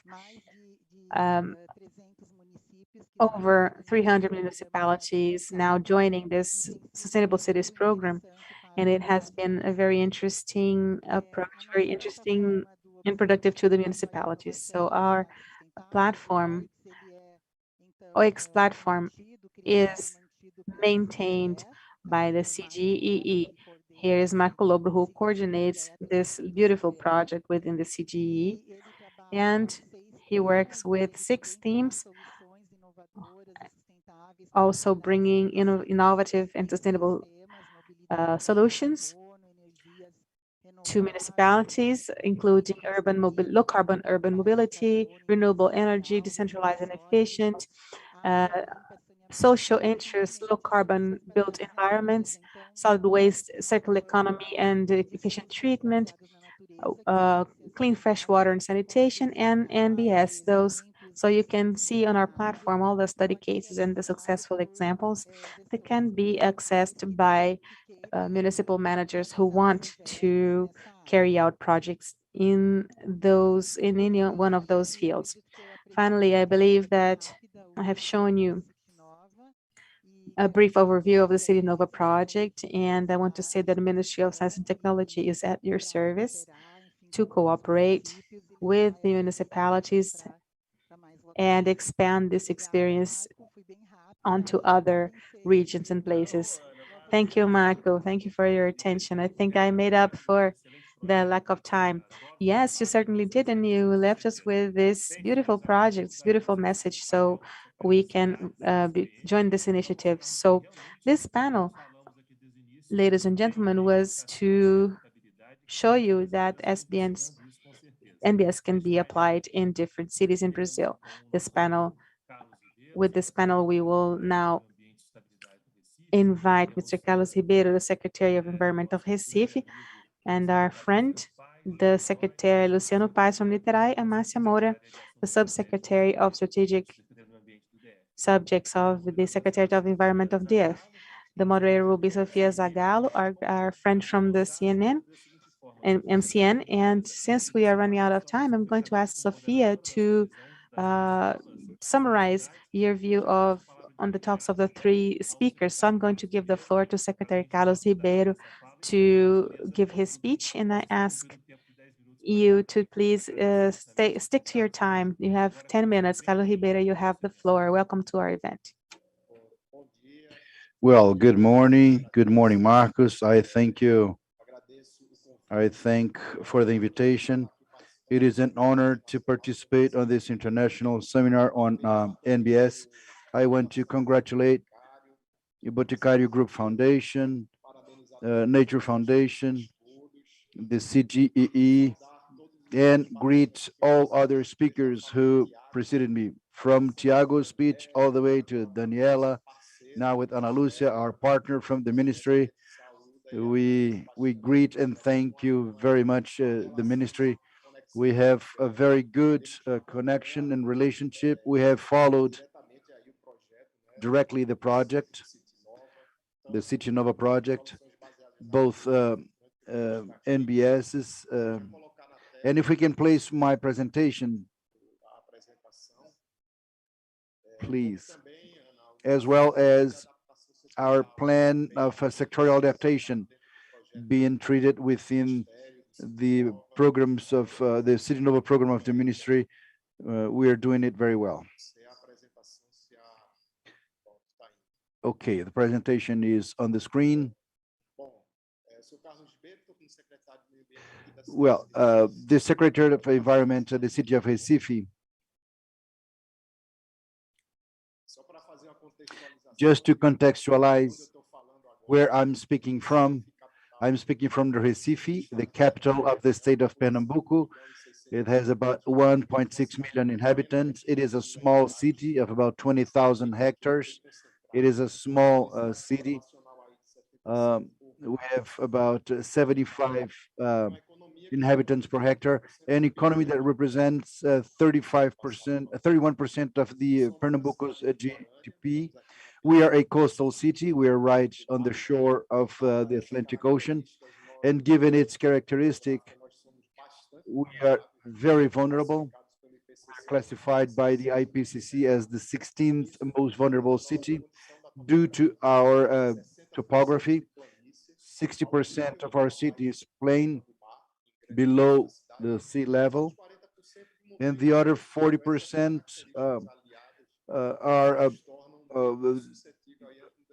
make us very susceptible to this climate change. And of course, we need to develop programs for resilience and to face this climate change. And within the major scope, we have NBS as programs that we intend to be within all this context, bringing this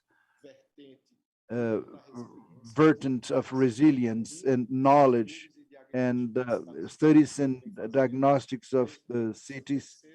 Since its third inventory of HGH,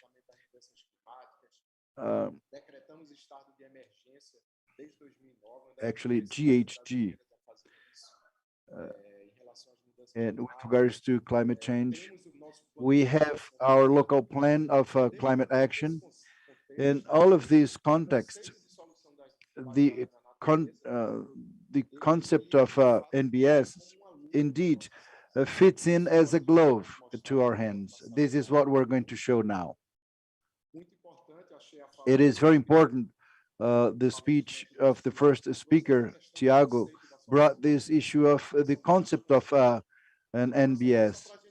But I brought this just to highlight that it indeed has to be a policy that is incorporated to the management, and it has to be run and has to have this practicity.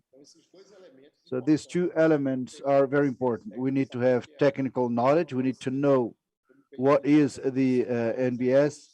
Not all solutions are fit into the NBS. And the second aspect, indeed, we need to take it out of the paper and run it. This is it. This is the solution that actually answers to all our problems. Just to reinforce this, makes me very happy because many people mention this concept. And this is to bring the science to within our realities.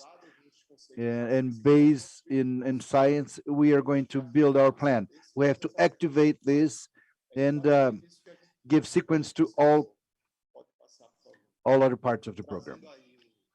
I bring here the example number 4. We have here the city of Recife. It is 60% of its area is below the sea level. So we have several rivers, 99 rivers in the city. This is very different in the whole of Brazil. But we have 3 main rivers, Capibaribe, Jequitinhonha, and Beberibe.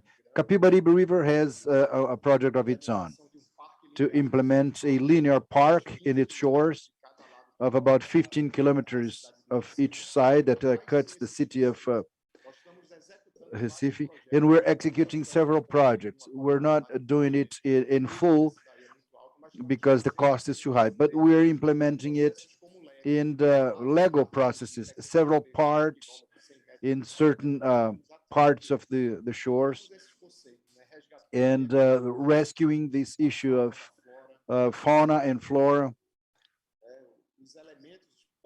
and the primary elements of nature, the fish of the river, the activation for the population use. This is very important too.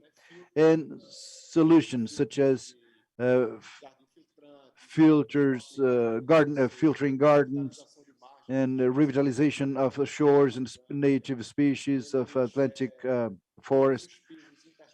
All blocks are interlocked, all pavements are interlocked pavement.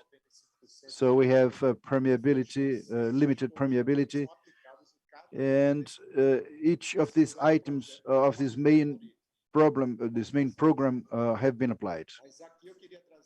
Here I want to bring specifically the project that Ana mentioned now, being funded by the ministry and within the City Nova project, which is our filtering garden in Parque do Cavoco, which is this one that you see. It has a project is fully ready, has gone through licensing. Its construction was very collective. Society and the community is formed by a low-income community. They have a relationship with the river that we want to activate, despite the people who live around the river. They do not have a very strong relationship with the river, so we need to stimulate this integration of the society and the community with the river. It is important. It was built within an interaction with society. It brings, this is the design of the Riacho do Cavoco. It crosses many populous neighborhoods of the city, where we'll not have 100% reactivation of the river, but we're going to build these filtering gardens at the margin to collect and treat the water next to the final destination. All these concepts here were indeed applied.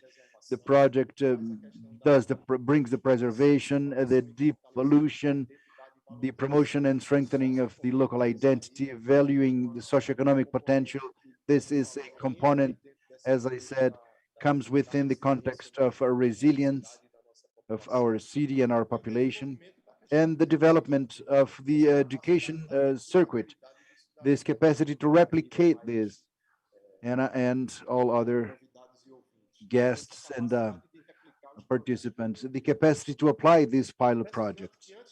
It's impressive that before we launched this, during the licensing project, it was foreseen in the the municipal council. We had the interest of private entities to replicate this. So before it was ready, it was already very positive because its replicability for our there is one leisure club here that got very interested. I want to fulfill my time. So this is showing some details, final details of the presentation. The construction indeed will start in December. In 2022, we will have this project already working, already operative. As I said, the Secretary of Environment provided all the infrastructure very actively. They are responsible for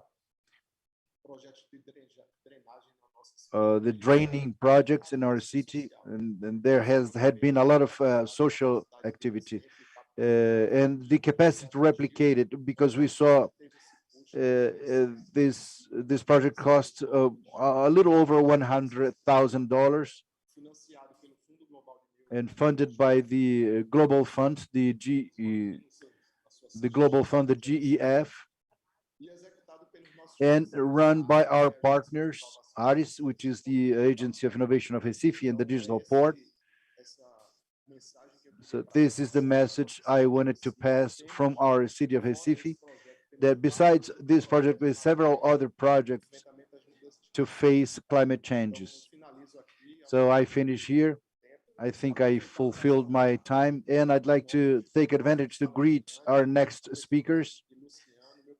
Luciano, my partner in our brother city. We have a lot of, we have been at COP26 together, and we are together still. And Marcio from Federal District. Marcus, thank you very much, everyone involved in the organization of this event. It was perfect. Once again, Recife surprising us positively. Very good. Sorry, I got emotional. Well, let's pass the floor to Luciano. Luciano, welcome. Niterói is on the screen now. Hello, good morning, everyone. Thank you very much for the invitation. In behalf of Foundation Boticário and Observatory of Innovation, my friend Marco, CGEE, the governments of Recife, in behalf of my friend Carlos Ribeiro, also Federal District, Marcia. Carlos, it is right. We have been at COP. It was so stressful. We were working so much that we weren't even able to get together as we wanted. But Recife is a very partnering city, and with a lot of initiative in these actions of adaptation. It is not by chance that Carlos protagonizes some of SBN multitude of actions. I will share now briefly my presentation, not to be cut off by the shortness of time. Here, I will talk a little bit, just put it on presentation mode, please. Okay, yeah, it is there. I will talk briefly to everyone a little bit about the experience of Niterói, which has developing several actions of adaptation and mitigation. Oh, Luciano, sorry. I think there is a problem with your presentation. It is, it actually froze. Maybe you have to open it before you place it. Let me see here what's going on. Let me put it. Okay. Now it is okay. Now it is okay. Yes. Now it is okay. All right. Sorry about that. Well, the city of Niterói has been carrying out in the last 9 years a series of actions and projects connected to adaptation and mitigation. The city of Niterói is also very vulnerable. It is a coastal city in Rio de Janeiro. It was the capital of the state. It has a different topography. In this topography, good part of the population is very vulnerable. So it is paramount that we have to dedicate to these actions. And here, the mayor, very sensitive to all these issues, created the first secretariat dedicated to the climate issue, the Secretary of Climate. I am the secretary, and this gives me a lot of pride and also responsibility for all of the advancements that we will have to make from now on to answer to all the citizens of the city of Niterói. I will show you the Parque Orla Piratininga Alfredo Serquis. This is a park that is in the surrounding of the Piratininga Lake, which is connected to other lagoons, and there is a channel in between the both lagoons. It is a park that has about 680,000 square meters, just to give you a notion. There is a community in the surrounding that we are working with very specifically to educate about climate, about environment, during the whole land regularization of this property. And as much as possible, we have been implementing some works. We have gone through all stages of executive bid process. We have advanced works with filtering gardens that I will show you now. But this park is contemplates now filtering gardens, which are NBSs, 4 piers of contemplation, 6 piers of fishing, 10.6 kilometers of cycling lanes.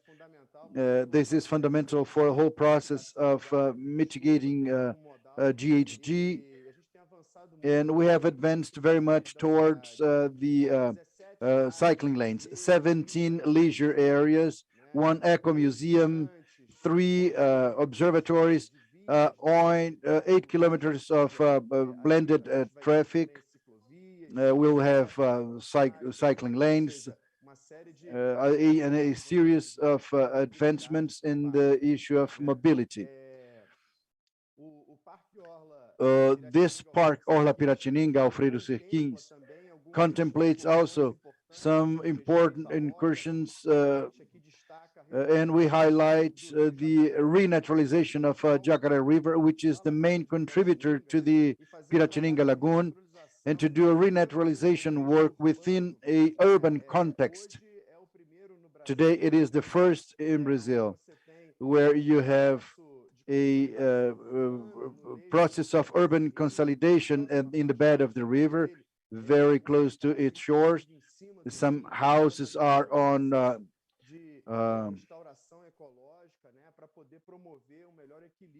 to promote a better ecological equilibrium of the whole system.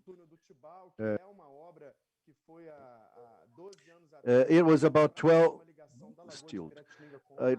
years ago when we connected the Piratininga Lagoon to the sea. So we are now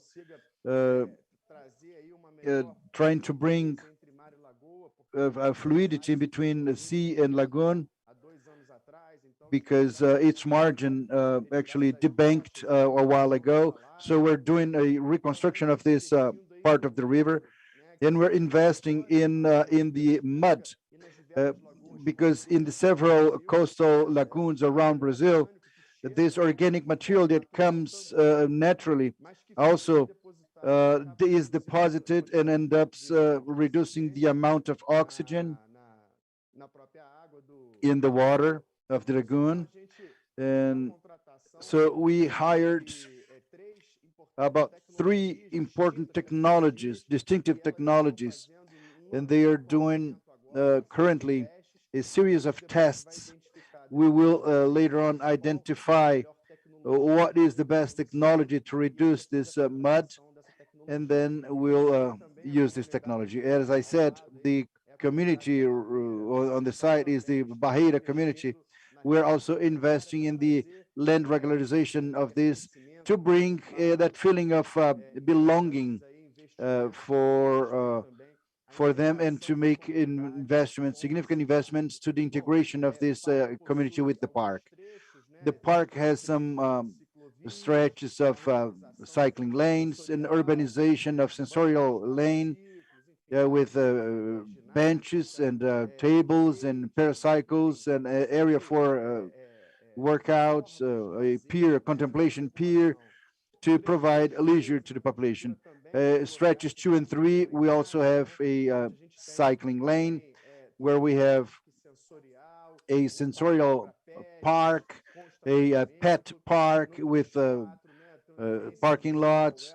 We have the Museum of Piratininga. It's a museum that will bring a lot of references, historical reference of the whole process of urbanization of the surrounding of the Piratininga Lagoon. So it's a curatorship is being done by an organized society. We're very happy with them.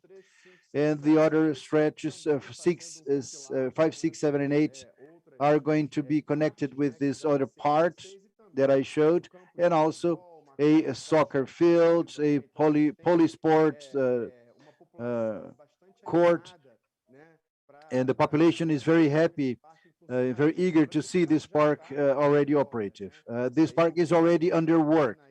So this is in the Ilha do Tibau, an island within the Piratininga Lagoon. And I leave here some important sentences so we can think about all of this process of nature-based solutions within a structure that we need to rethink in an adaptive way to the cities where these events happen.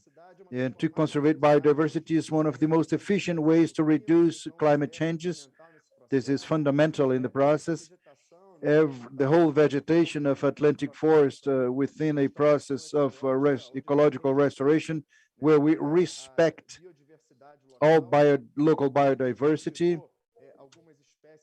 And we even removed some foreign species so that we could include species that are better adapted.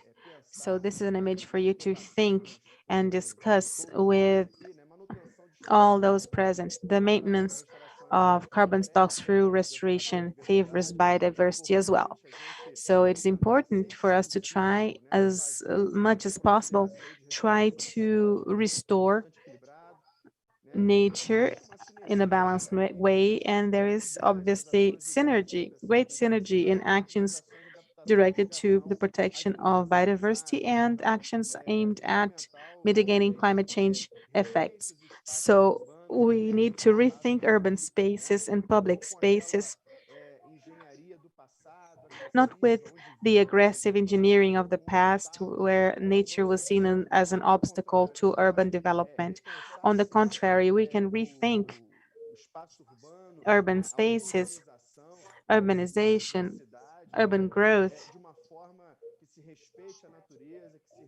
in a way that respects nature and ecological diversity, and so that we can advance in a more balanced manner in this relation between humans and nature. So this is my contact info,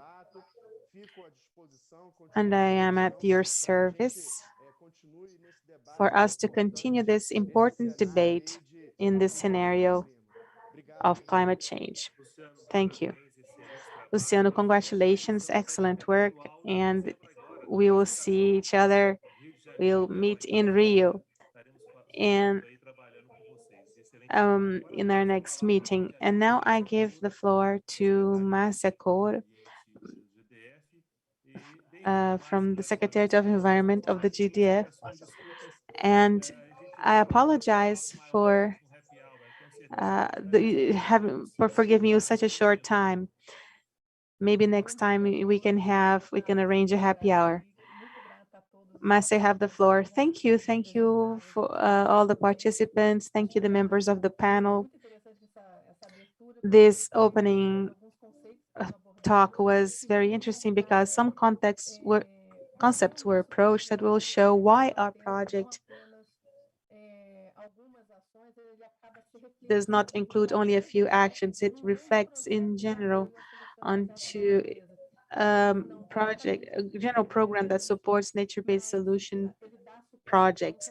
It offers support to a wider range of actions. So let me show you my presentation. Let's see if I can do this.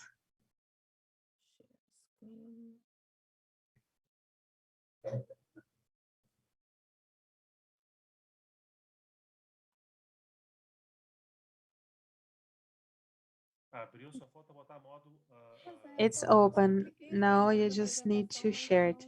Oh, yes, I have clicked on sharing screen, but for some reason, I can't do it. Is it shared now? Not yet. I'm sorry, I can't open it like this. You can't share it. We have your presentation. Do you have a presentation? Does our team have the presentation? Yes, I sent it off many times. Okay, so organizers, could you please play her presentation? No, unfortunately, we do not have her presentation, but I did forward it to you last night.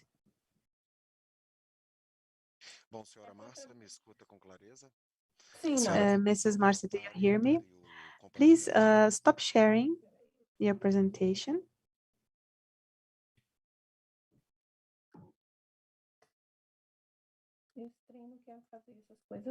I don't know why this isn't working. I'm sorry, my presentation is so was so well put together. Okay, I managed to stop sharing. Okay, please open your PowerPoint presentation on full screen. But if I open it on a full screen, I can't look at the Zoom. I'm working with only one screen. Okay, put it on full screen so you can see it. I'm going to teach you how to get there. I'm going to ask you to place it on full screen. I'm going to teach you. There's the out screens to facilitate so that you can reach the Zoom.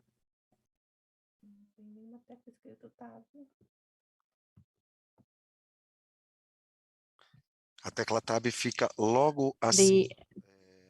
tab button is above the caps lock key on your keyboard, and there is an arrow to the right and one to the left. The one that's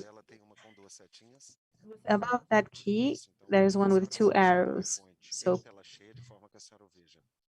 put your PowerPoint on full screen so that you can see it. There you go. Now you see, do you see it on full screen? I have sent you this through email. Okay, let's download the PowerPoint presentation. So we're going to download it. So, okay, Marcia, let's just, while they put up your presentation, let's set it up, let's continue our discussion.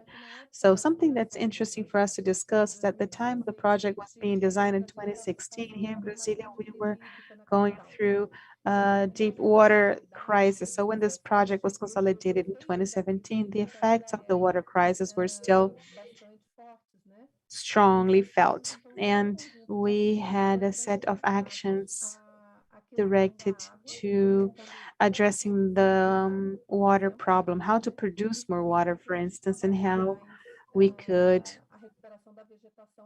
recover the vegetation as a way of producing, a way to produce more water. So amongst the complementary actions that we developed for the project, we worked with the recovery of the Cerrado vegetation using native species, the improvement of practices with small farmers. And in Brasilia, there are large urban areas. Brasilia has large urban areas and urban activity in its surroundings. And there is another interesting fact that is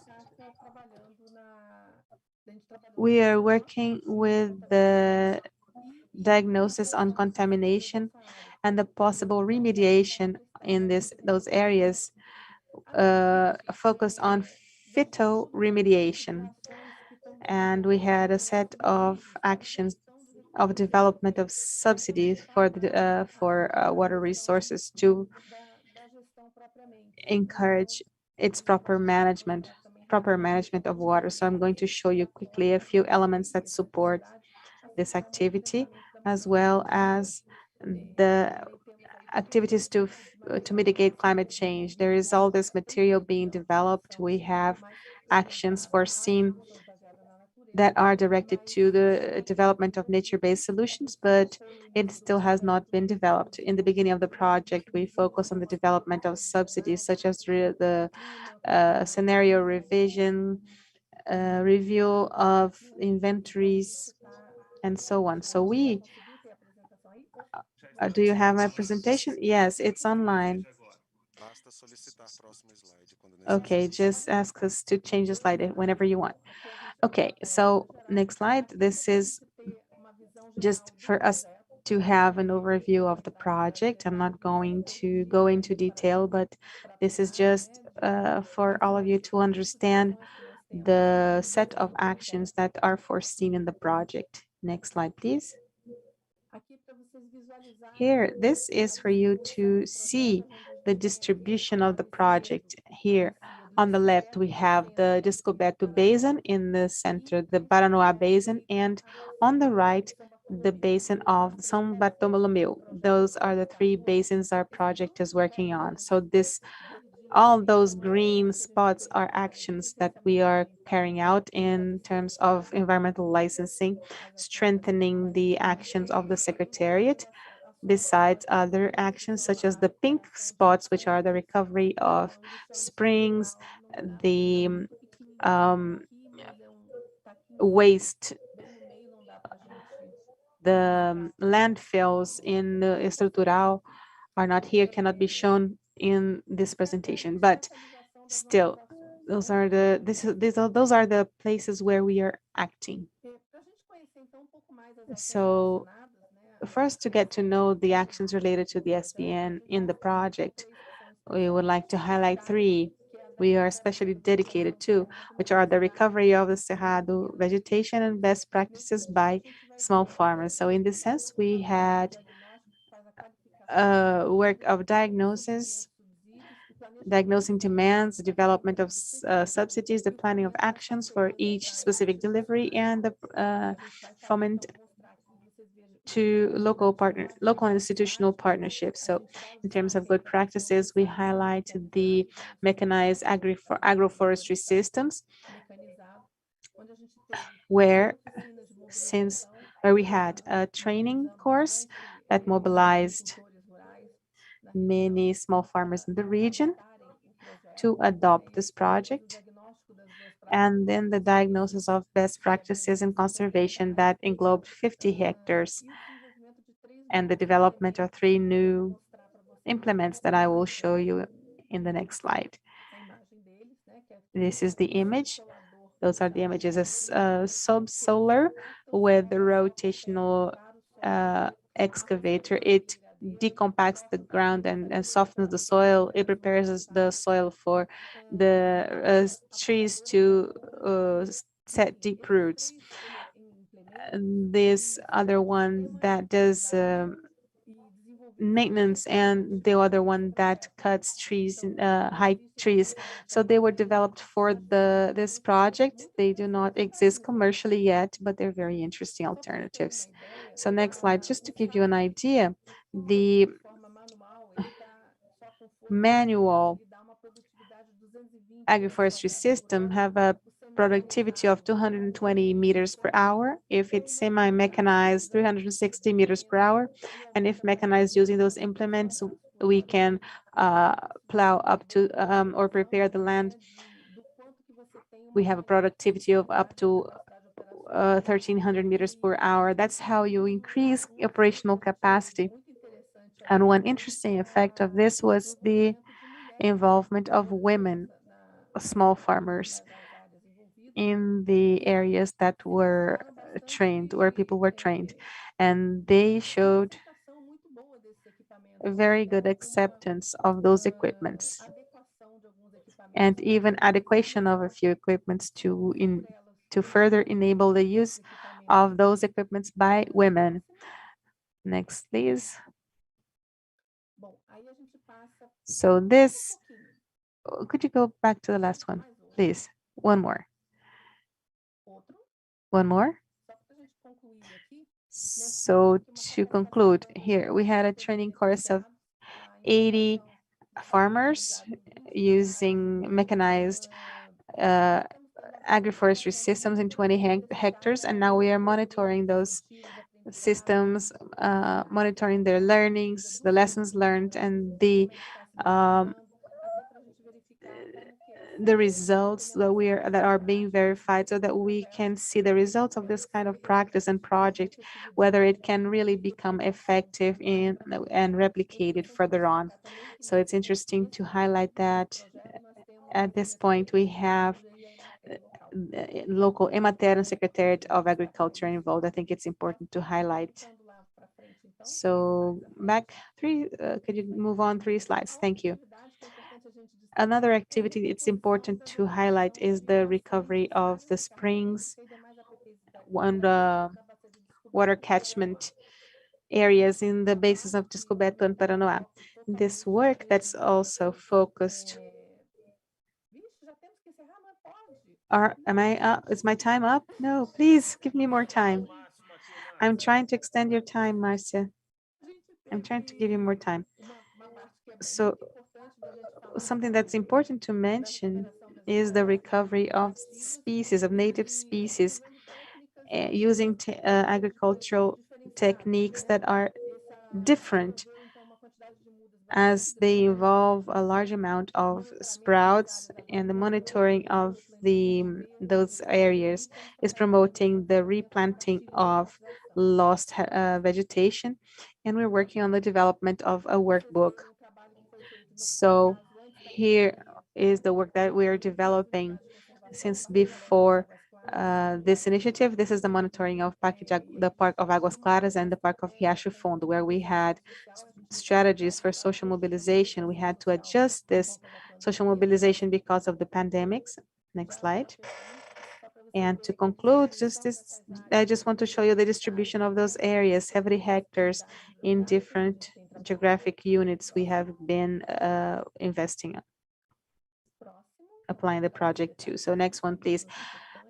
This is not so important. So regarding the diagnosis of the contamination produced by the landfill, this is good news for all of those who live here in Brasilia, which is the fact that pollution has proven to be much less than expected. We thought that the polluting factors would be causing hazards to the national park, but it's not the case. So we have data indicators that the reference indicators show that this is the problems are not so big as expected. Next slide, please. So phytoremediation activities that we applied are also being successful with the comparison of species by in the landfill and in the campus of the university, comparison of use of different native species.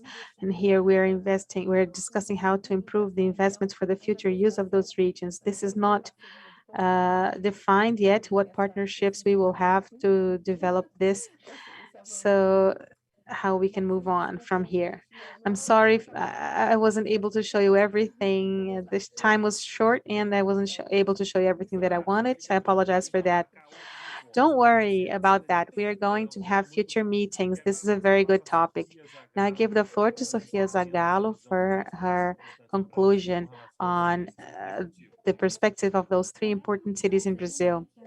It is a pleasure that the CNM received the invitation to form this panel and to have the opportunities of hearing out those experiences that have been so successful and interesting. But we cannot mention this theme without also approaching a brief situation, a scenario of the Brazilian municipalities bottlenecks, and to mention the relevance of the nature-based solutions in this context. So the managers of municipalities face different problems, whether they are water scarcity or erosion, soil impermeabilization, and so on. Often those problems are consequences of an ill-planned urbanization or some kind of human activity or anthropic pressure But anything that is done in municipalities must observe environmental factors to avoid environmental crimes. Any human activity, including public management, interacts with municipalities. So public managers must be attentive to the implementation of public policies about those questions. But the CNM always highlights the context of many difficulties that are technical and financial that the municipalities face regarding environmental problems. As I mentioned in the opening speech, historically, there is a lack of funding for municipal management. So an example of this is that according to the CNM report from 2016 to 2020, the Ministry of the Environment had planned on furthering to the municipalities 257 million reais, but only 15% of those were transferred to all the municipalities in Brazil. So 23 million reais to every municipality in Brazil. So this is a very low sum for the municipalities to be able to promote, to develop a technical capacity and infrastructure to develop actions to protect the environment. So that's why we are always emphasizing the importance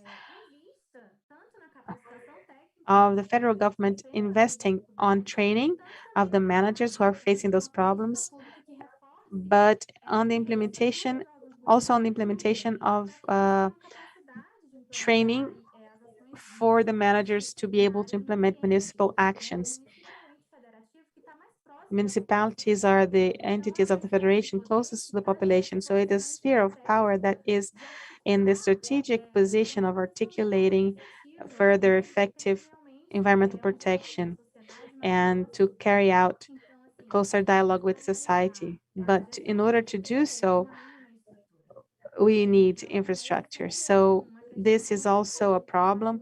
It's something that we cannot avoid speaking of. We cannot mention municipalities and not discuss this matter because this is a huge challenge if you think of it about it. The variety of problems when you think in terms of Brazil, restoration of vegetation and fighting for climate change and so on, depollution of air and water resources. There are many questions, and the municipalities deal with many questions at the municipal level in terms of health, security, education. So the funds left for environment is something that is a problem that we often have to deal with. So nature-based solutions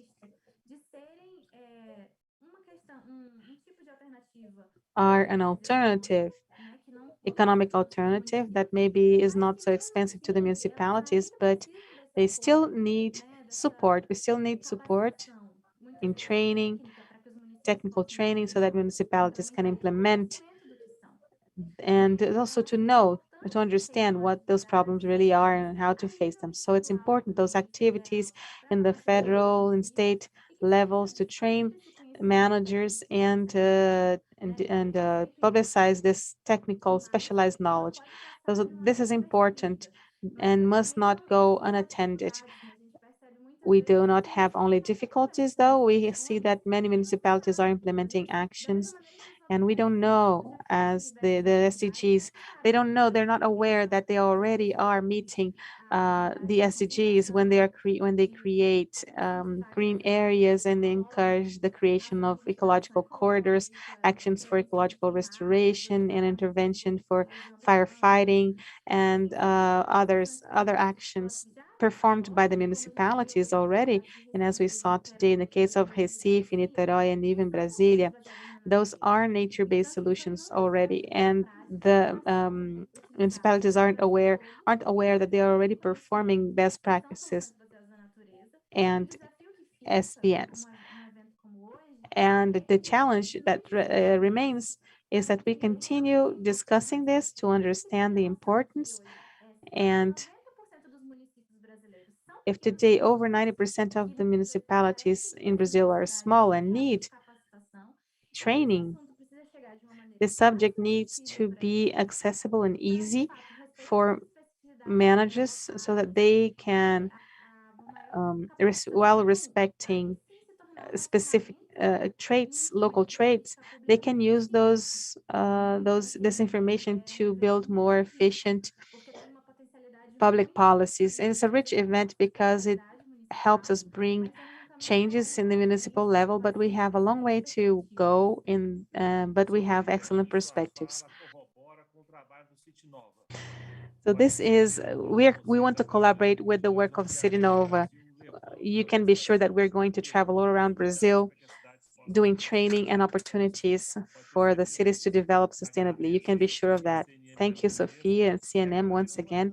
And now we have a transmission live from Roraima, from our friend Nathan, with the Ministry of Regional Development. Is Nathan here?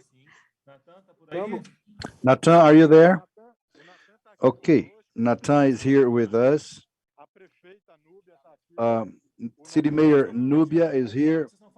Where are you speaking from? We are speaking from Amagari. Please, Mayor. Good morning. Good morning, everyone. We're here in Amagari. Very happy to be welcoming this team of Angus Project. We have a touristic poll which we're going to show the world after this mentorship. These are solutions that are working out very well here. So how are you guys? In a while, we're going to show the evolution here. We have a filtering trench here. We have a station to treat sewage, and we have a school. And we are going to build now a vegetable garden here.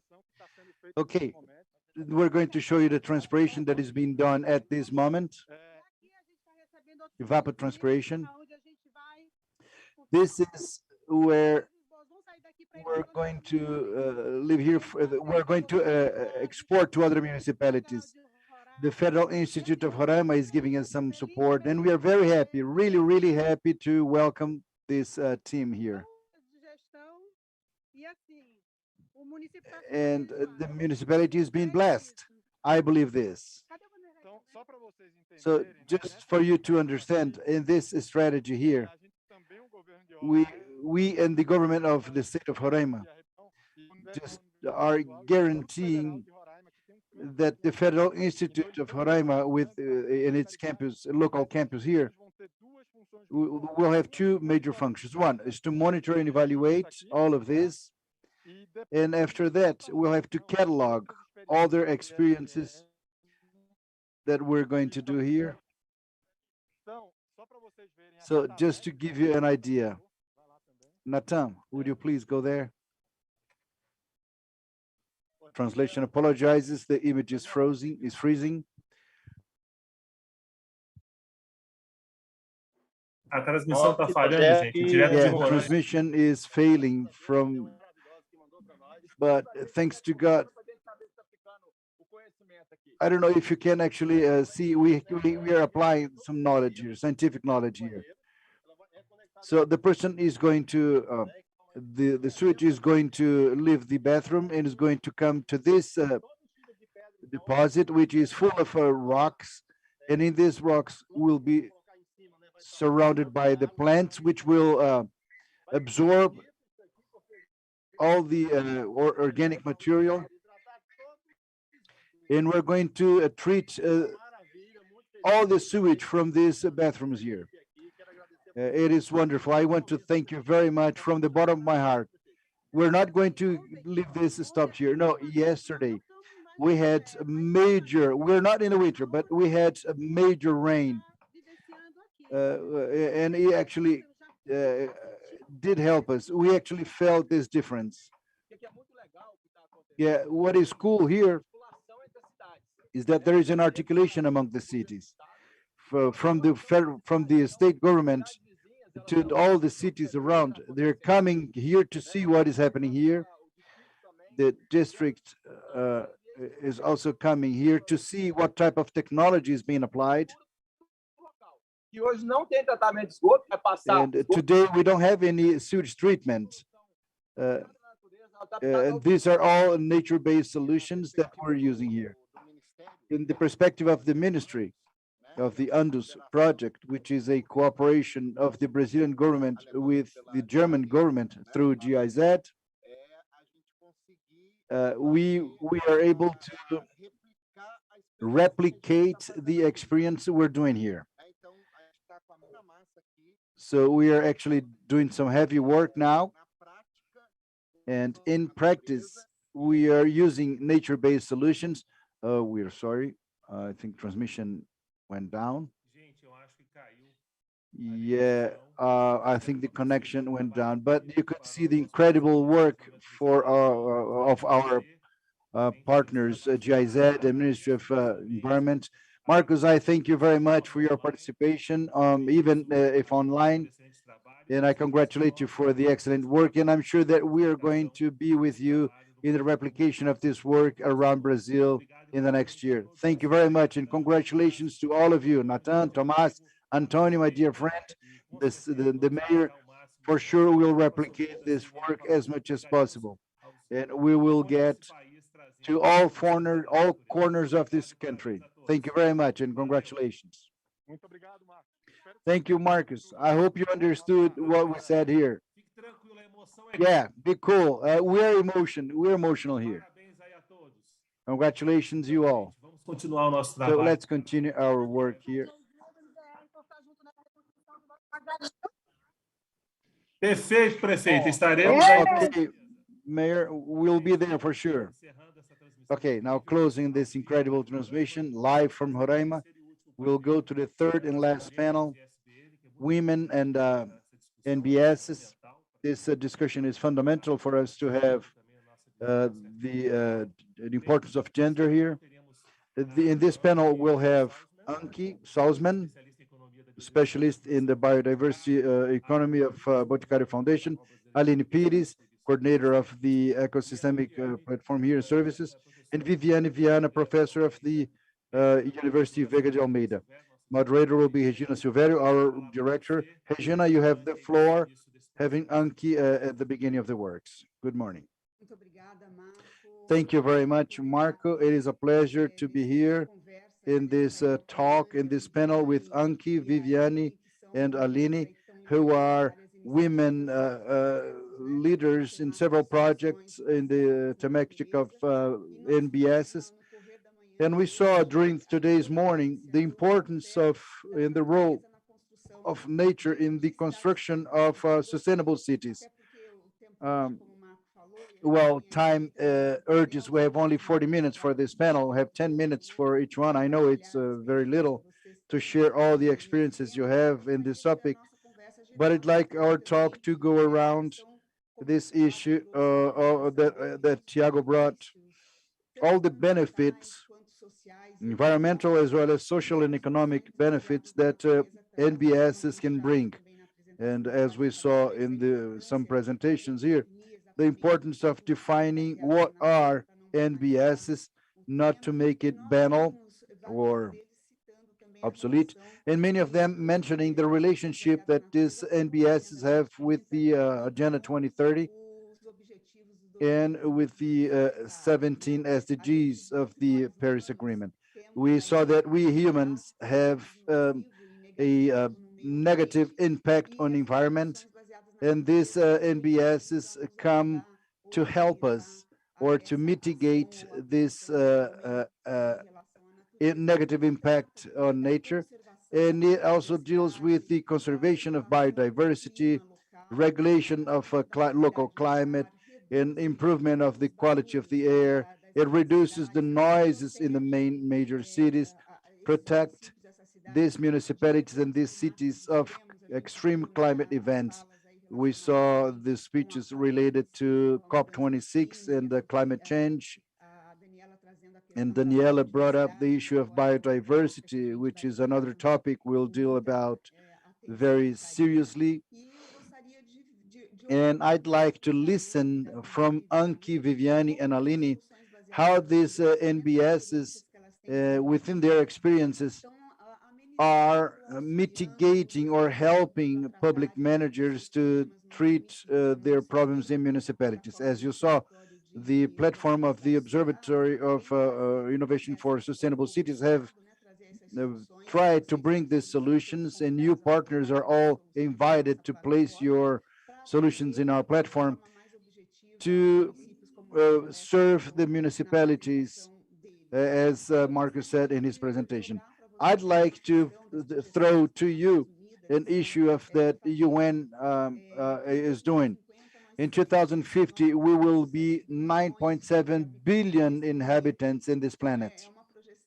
So it is a projection that increases very much the number of inhabitants, and it brings to us the information that from this population, 2/3 will be living in cities, and with a perspective of consuming 70% of the energy available. And we have seen that these nature-based solutions work with the issue of low carbon energy, renewable energy, sustainable development. And with this increase in population, we foresee that our challenge will become much greater. So I'd like to, within your experience, look at this aspect of the increase in population in cities and how nature-based solutions can mitigate our action so that we can live together in a more harmonious and sustainable way in the Brazilian municipalities. I will start with Anki. Marco mentioned she is a specialist in the economy and the Boticário Group Foundation, our partner in this event.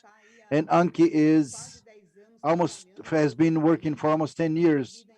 It involves in projects and initiatives in the conservation of biodiversity. She has an experience of the integration of businesses in conservation of biodiversity, which is a very important aspect.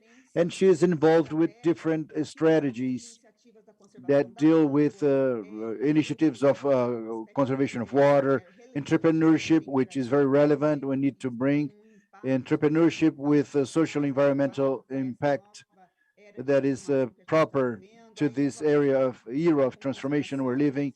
The relationship with conservation, the observatory brings this innovation. CGE, together with the ministry, works very much in the creation of a environment, but we have to think about the conservation and the issue of certifications for entrepreneurial actions. And Anki has very good experience with all of these topics, involved with forestry projects, developing management of protected areas. I know time is short, but would like to listen from you in this 10 minutes, your experience, and would like you to share some of these projects and initiatives you've been leading. Hello, everyone. Let me start sharing my screen so I waste as little time as possible. Can you see my screen? If you can give me an okay. All right, wonderful, cool. Also, good morning, everyone. I'd like to thank initially for the opportunity to be here with you. I'd like to thank CGEE and all other partners for the organization of this event with such an important topic for us. As it was well said, these challenges are becoming greater, and the collective action is paramount. So we understand at the end of the day that alone, we're not able to face any of these challenges and solve them in an effective fashion. It is in this context that I bring to you an initiative that I've been leading inside Boticário Group Foundation. We're talking about water, which is essential for people, for nature, and for the business. And I'll explain how these NBSs have been a fundamental pillar within this initiative.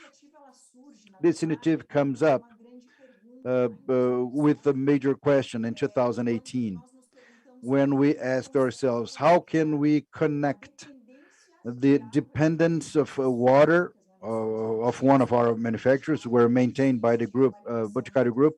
So there is a strong connection with the group, with the business. So we started asking this question, how can we transform our dependency on water for our manufacturers in a positive impact on at the point where we get the water. So we need to look at water beyond our four walls. In this context, did it change to you? The slide? Oh, okay, now it changed. Okay, all right. In this context that we bring up the Viva Agua movement, initiative formed by several actors to transform the environmental and social economic reality of the basin of the Miringuava River through actions that contribute for water safety and resilience to the effect of climate changes that are happening in this basin. Well, just to contextualize the location of this initiative that I'm mentioning, this happens in the basin of Miringuava River, which is in the municipality of São José dos Pinhais in the state of Paraná, and it is part of the region of the capital, Curitiba. Here you see the reservoir. It does not exist yet. The dam is being built, and from next year on, it will be filled with water. This basin is already very important in terms of water supply, and from the moment this reservoir will become operational, this importance will increase even more. So today, this basin serves about 600,000 people, and with this reservoir in operation, the whole municipality of São José dos Pinhais and other regions of the capital will receive water from Miringuava River. Besides this, the importance of this water basin, it has a very important agricultural vocation. It concentrates about 50% of the agriculture of São José dos Pinhais. However, we have a liability of about 660 hectares that today are permanent protection areas that are degraded in this basin, and this contributes to a high level of turbidity of the water, or pollution, if you will. So as you can see in the picture in the slide, and this basin also has a huge potential to develop entrepreneurship with positive environmental impact focused on agriculture and sustainable tourism. So this Viva Agua movement has four main pillars, if you will. We want to promote water security, adaptation to climate change, based on nature conservation and the promotion of sustainable entrepreneurship. So we're talking about a movement that was created in 2017, launched in 2019, excuse me, and should last up to 2030. So our goals to 2030 are to conserve 1.5 million hectares of natural areas with the support of payment for environmental services.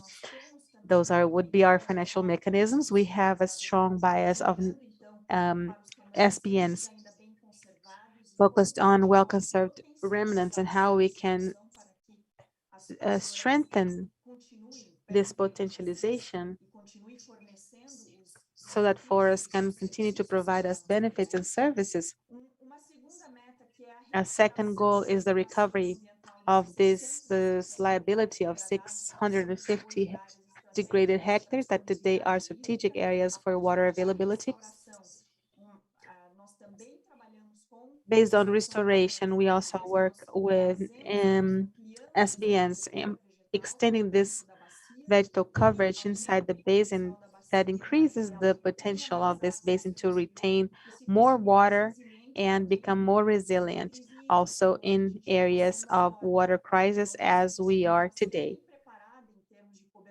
facing today. So this is a very well-prepared base. A well-prepared basin can retain water, and this water infiltrates into the water reservoirs during the drought. So a third goal is a support to positive social impacts and the conversion of 500 hectares from conventional to sustainable agricultural systems. In this context, we also work with nature-based solutions as we can apply them in agricultural environments to increment to raise the levels of biodiversity and to make agriculture more resilient to climate change effects.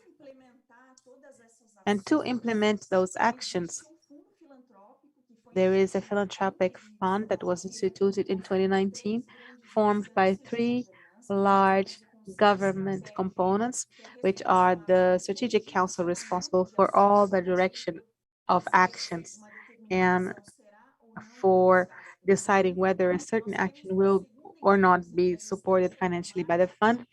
A second level, which is program management. That's where I am today.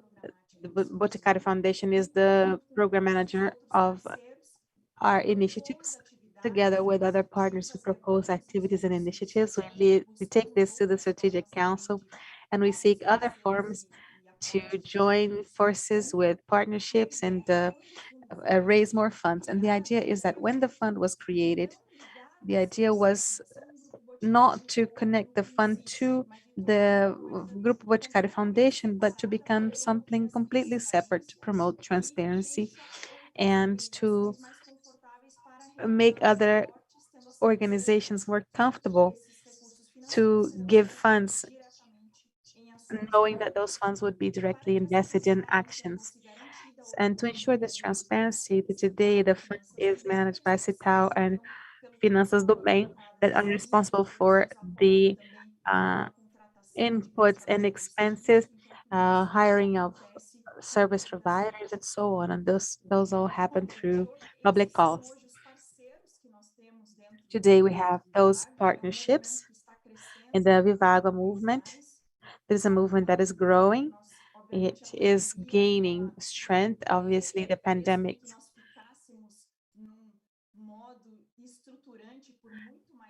kept us in hibernation for a while, but today we see that this was good.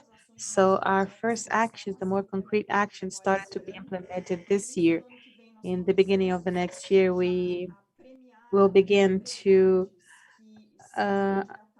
make grants to the properties that have enrolled in our program for the payment for environmental services in São José dos Pinhais, and we're going to start our first restoration actions in this basin. And it's been very interesting to discuss the SBN with different actors in our movement who are often actors who don't have a direct connection with the environmental issues. So we have been able to influence them towards understanding the importance of the SBNs and understanding the social environmental problems that we have. So today we carried out an interesting study, an analysis to understand so that if we can implement all the actions of Viva Agua, the monitoring and planning of actions by 2050, what does this bring to us in terms of benefits, economic benefits? And this has helped us dialogue with Sanepar. Your 10 minutes, I'm sorry, please can you move to your conclusion? Yes, so those studies, they have helped us talk to other actors and raise awareness regarding SBNs. Thank you very much. We thank you. It's too bad that we have to cut you short. So our time is really short. We wish we had more time with you guys, but hopefully we'll have more opportunities in the future. So now I would like to invite Viviane, and Viviane is a professor in the graduate program of the Nucleus of Pedagogical Development, who integrates the Real Maker project and is a focal point of the UN program. So Viviane also would like you to tell us a little about your experience regarding SBNs. And I see that you have two projects, the extension program called Que Chuva é Essa? What is this rain? And Girls and Ladies in the RRB in partnership with the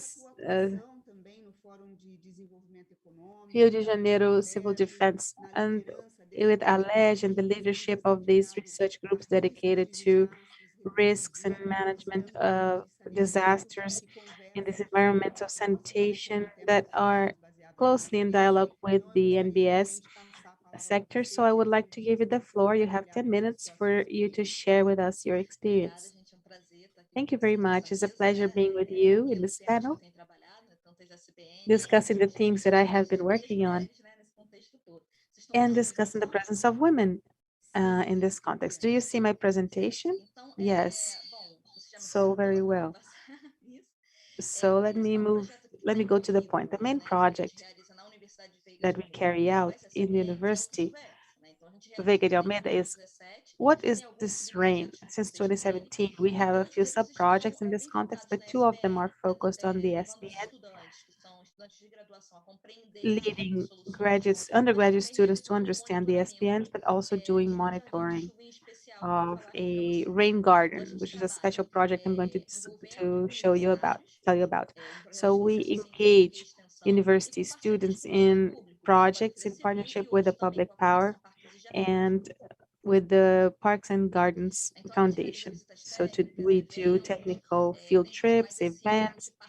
This year, we participated in the circuit nature-based solutions urban circuit. Claudia is going to discuss with you this with Professor Clayton. So this is our agenda and strengthening. We're trying to strengthen the scope of the university and the education of our students. One of the projects is a project for scientific research. It creates prototypes and interactive projects to take to events to discuss water infiltration into the soil and soil occupation and land use, how this happens individual and global scales, and what happens in the cities, how we can think about all of this. Since 2018, we're doing this kind of work. So you see some prototypes. It's been very gratifying. We did these projects to show the population what happens in the water basins around Rio. We developed games and cartoons, comic books. So I will make this presentation available to you. So this is to provoke you. What's happening? Everything is flooded and colorless. You should plant flowers and let water infiltrate the soil. So this is an example of one of the things that we have done, and we're doing one now about floods and its consequences, causes and consequences, and how to behave, and the social consequences. So if you want this material, you can request to us, because this is what those materials are for, to share. So we have many students involved, basically the students of environmental engineering, and they have made designs, graphic designs. We do environmental monitoring with students of electrical engineering, so that we can take this knowledge to future professionals of different areas and engage them and show how they can join this circuit, because we really need different competencies and knowledge so that we can work and train people to work on the SBNs in Brazil. We're working specifically with the theme of the rain gardens. Since 2019, we're able to participate in this project. So our university is promoting a course of a master's degree in environmental engineering in Rio.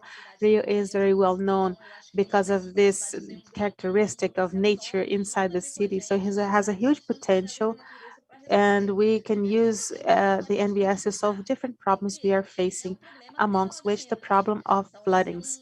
So this is a map of heat of the water floodings that have happened since 2019, and you can see that there are some points where heat is concentrated. I'm not talking about floods as the rising of the river waters. I'm talking about floodings that impact urban mobility, which is the focus of our operations. But this clearly shows a concentration downtown Rio. The south region, which have been occupied for a longer time, and often have systems that can no longer support the amount of water that results from the rain. So those are the gardens you have mentioned that aim to make room for water for water to infiltrate using the declivity of the land and so on, creating gardens to receive this water with layers that filter the water, part of the water that would contribute to the flooding, to the floods. This filtrates the water that goes to the drainage system in the soil, and this is all integrated with landscape and urbanization and the context that we want to work with. So there are many benefits associated to this kind of solution, such as greater biodiversity and the reduction of the volume of waters, the peak of evasion of different um, in the there is a critical situation in the summer, not only in the summer. October is usually a very rainy month, but from November to April, we have intense rains that provoke significant problems in the city that can even lead to death of vulnerable populations. So we have developed this project. One of the participants, well, this is a co-creation of the Progresso Foundation. This is an area in the Lapa that's very well known, a touristic place. That was a place where we had lakes, and those were filled. And many areas were degraded to fill the land in those regions. And Fundação Progresso is located here in the map. And this is a part of a moor that was pulled down. That's where one of our gardens currently is, where the moor used to be. Today, this was to be an area with pluvial, with rain sediments. This was a co-creation protagonized by different participants. The place used to be like this, completely impermeable, and this cement was broken. Here we can see there were other different pavings in the different stages of the city. So we had to break down concrete and remove the layers and all of that. And many people of the community took part on the course. Experts and the technicians could follow this process. So initially, we, as a university, we monitored this garden. Then the garden was beautiful. The students participated. We had native species to integrate biodiversity, non-conventional foods, plants. And this is an interesting project that integrates the landscape. A beautiful fence is a beautiful project. And we were going to monitor this garden, but because of the pandemics, all those spaces, public spaces were shut down, and this process was interrupted. And then an opportunity came up for us to monitor another garden that was implemented in 2020 in Copacabana. So it's here in this micro basin, which is in the neighborhood of Copacabana, well known to all of you. It was implemented in partnership between the population and the the executive power. And this garden is absorbing all this water.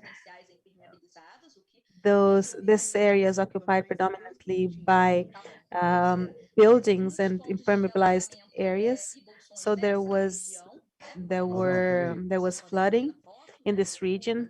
You see there were strong floods, intensive floods in this area. And in these layers, we can see that every layer needs a project to be assessed, and a new design and implementation needs to be done by the local communities. Here, I want to show you the participation of the population. The municipality implemented this with the participation of the local population. This is very important, and this is our partnership with the university and the private initiative that donated to us the equipment that we are using to do monitoring. So we are doing infiltration.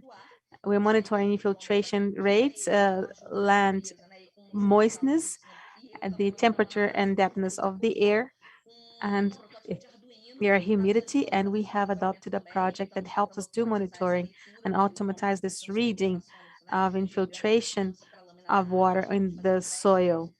We're doing tests monthly, doing monitoring monthly, and we also intend to implement the sensors um, to collect data on air pollution and water quality. So we here on the right, you see one of the gardens. The garden water infiltrates in different levels and has shown good permeability. So these are students on field work and doing monitoring. Here is an example that we saw recently, and is involved in those actions, invited us to go to Cabo Frio, where she, as a subsecretary of inspection, environmental inspection, she is implementing projects to monitor rainfall and the permeability of the soil in different points. And this, we realized that in one of those places, this is a huge garden. It seems like it's really infiltrating, but when we excavated 1 meter in depth, 1 meter below, there was a layer of concrete. So the soil is super compacted. It's important for us to break some paradigms and show data that can subsidize the sectors of the executive powers of the municipal administration. So I want to highlight some women, show some of the women that are involved, some of our partners, some of the people I have really counted on in the execution of the Gardens of Progress, where I have been learning a lot, and in the execution of the Gardens of Copacabana, and in the planning of the project for Cabo Frio. So this is the SBN team in Rio de Janeiro, all this team that has been producing and multiplying knowledge. Claudia Rangel, who is with the mayor administration, the mayor's office, Fabiana Carvalho, who participated in the design of the projects, Hannah, who works in the Foundation Parks and Gardens as a manager. I am with the academia. Alice is doing the monitoring of vegetation, and in Cabo Frio, and Maria, that you must know, who works with INEA, has performed an important role in bringing this to the agenda of the public power. So, well, I hope I have conveyed my message. If you want to learn more about our project, it's online, and the project Women and Girls and Ladies, we work with girls in basic education. We were supported by CNPq in 2019, 2020. We went around schools with 3 girls and 1 teacher, talking about environmental management and the risk of disasters. And we are going to continue receiving funding from the CNPq, and the NBS will be part of our workshop for these kids to learn more and to provoke the participation of schools in this process. Thank you, Viviane. I apologize for giving you such a short time, and I would like to invite Aline to this talk. Aline is the coordinator of the platform, Brazilian Platform on Biodiversity, on services and ecosystems. She is a professor with the University of Rio de Janeiro and a researcher with the Brazilian Foundation for the Development, for Sustainable Development. And also we have a partnership with the Brazilian Network of Research on Global Climate Change. I also would like to hear out, Aline, from your experience about not only as a leader of the studies regarding water, biodiversity, and ecosystem services in Brazil and well-being in Brazil, as well as about the work that you have been developing on the Brazilian platform on biodiversity and the ecosystemic services that we know that you are producing. You're producing many theme reports that add knowledge to the theme and add tools to the public managers. So I invite Aline to participate in our talk and a little bit about those themes: biodiversity, ecosystemic services, and the work that she's been doing related to human well-being focused on biomes in Brazil, and also working with public, private, civil sectors, civil sector, the civil society, and the traditional populations and so on. Aline, you have the floor. Thank you, Regina, for the invitation. After this morning full of ideas, initiatives, knowledge, techniques, opportunities, I think we come to the end of the morning very much in coherence with the work that the Brazilian Platform of Biodiversity and Ecosystemic Services carries out. As Regina mentioned, our proposal for those who don't know the platform, please be invited to visit our platform. Just digit at Google BBBEES. You'll have the platform, the website with all these reports and the social medias of the platform. We try to bring the agenda of NBS to incorporate a strategy of development of the country. This is the rationale of the platform. Now, if we seek all reports that the platform did, the platform comes up in 2015 with a working group of the Brazilian Society of Science Progress, and has an objective that is very similar to these international entities of producing a synthesis of knowledge. So the platform itself does not produce knowledge in its essence, but it takes advantage of all the knowledge that we saw this morning being produced by different partners to produce synthesis and to be able to understand what is the potential of the implementation of certain strategies, what are the limitations in the case of NBS. This is very important so that indeed we can use the whole potential that nature offers and work as a solution, including aspects that go through the conservation and biodiversity and through social aspects. Well, in the first moment of the work in the platform, we worked on top of four main topics that are very much related to the rationale of NBS. The first general diagnostic brings a very complex panorama of these ecosystem services that are very dependent on NBSs. This is the message, a marking message of this document. And then we noticed there were important gaps in the knowledge so that we could advance more towards the integration of nature as part of the solution that we want for the country. But we produced the first thematic report about pollinization, pollinizers and food production, a document that wanted to talk about the importance of integrating biodiversity within the rationale of food production in the country. Brazil has an enormous demand in the capacity of producing food. We know how much agriculture is important for the country, for the economic development also. So we sought to bring how nature could contribute, guaranteeing productivity, and information showed that to conserve biodiversity in nature is one of the ways to guarantee the productive capacity of the country in a long term. This is a general information. After that, we went to the climate report that we did together with the Brazilian Panel of Climate Change and the Foundation Group Boticário, mentioning how the climate and the agenda of biodiversity are integrated. For this, we had several dialogues and we brought some information related to the demand of technologies that will help and potentialize the impact that NBS and nature can bring to these two agendas. I had the opportunity to participate on a similar report that we produced in 2018 and published this year by the Intergovernmental Panel of Climate Change, IPCC. And the idea of this document is try to understand how, for these meetings, be it at the climate COP26 or the biodiversity event that will happen next year, how can we do to think about this in a concomitant fashion? We had the Aichi goals that were, well, actually we faced several challenges because diversity in the past decades were thought differently. But once again, it was understood that the best strategy for us to guarantee the conservation of biodiversity is to do it on an integrated fashion.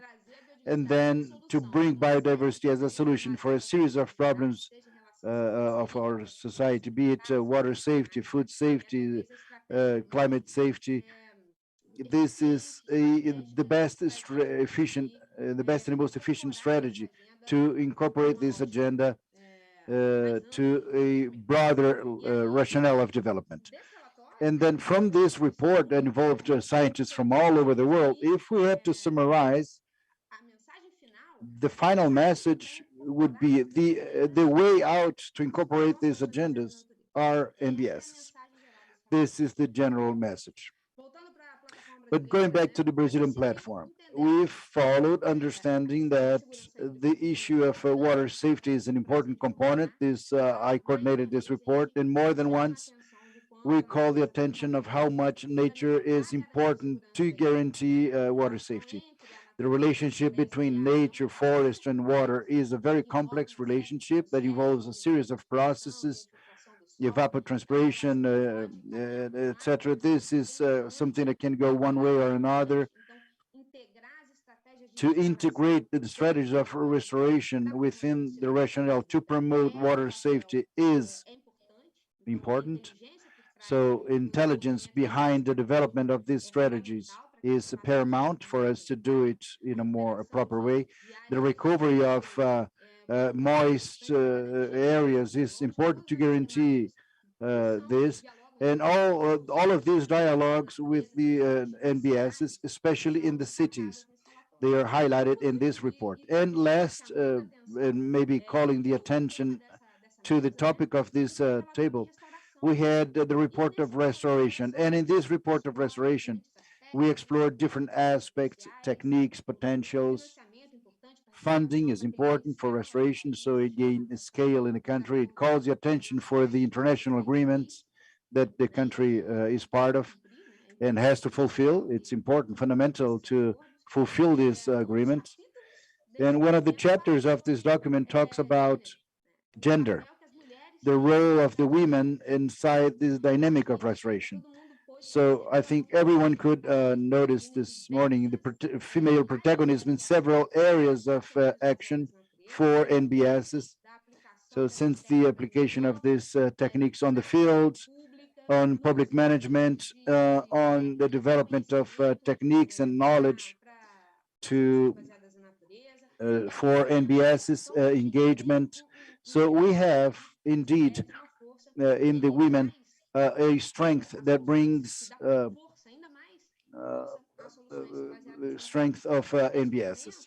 In this document, we call attention that this side of female participation in the development of NBSs, specifically the issue of restoration, has two sides. On one side, we have this whole potential that I mentioned previously of the participation of women in the development of these strategies, but also there is an important component that from the problems we face, the problem that nature tries to solve, women are also the ones that are most affected by the climate problems.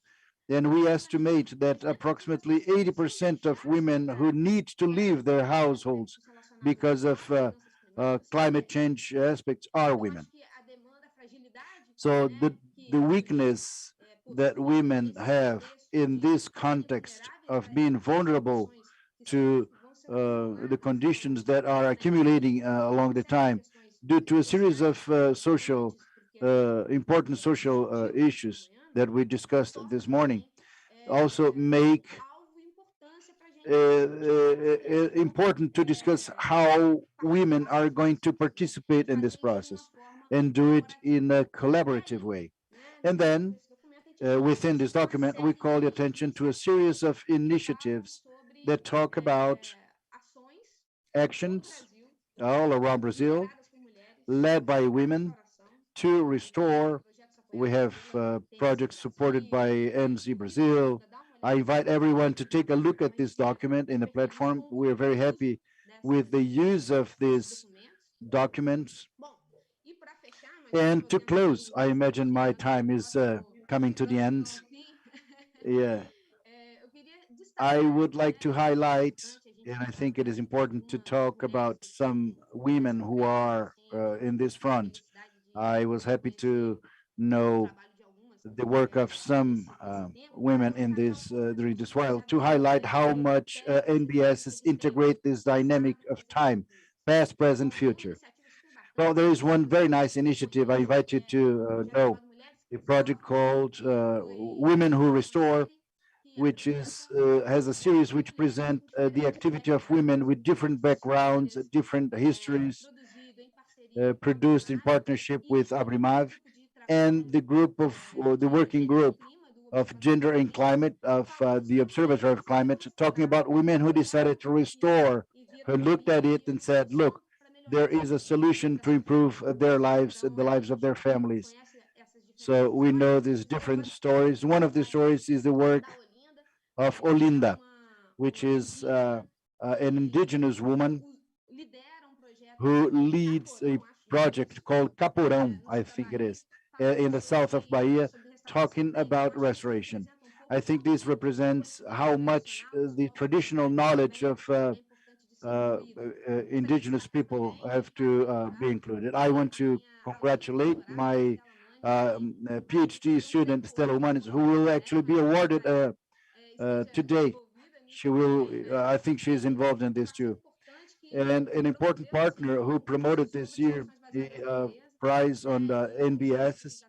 One of the chapters of Stella's thesis focused on the potential of natural regeneration and restoration to prevent floods in the state of Rio de Janeiro.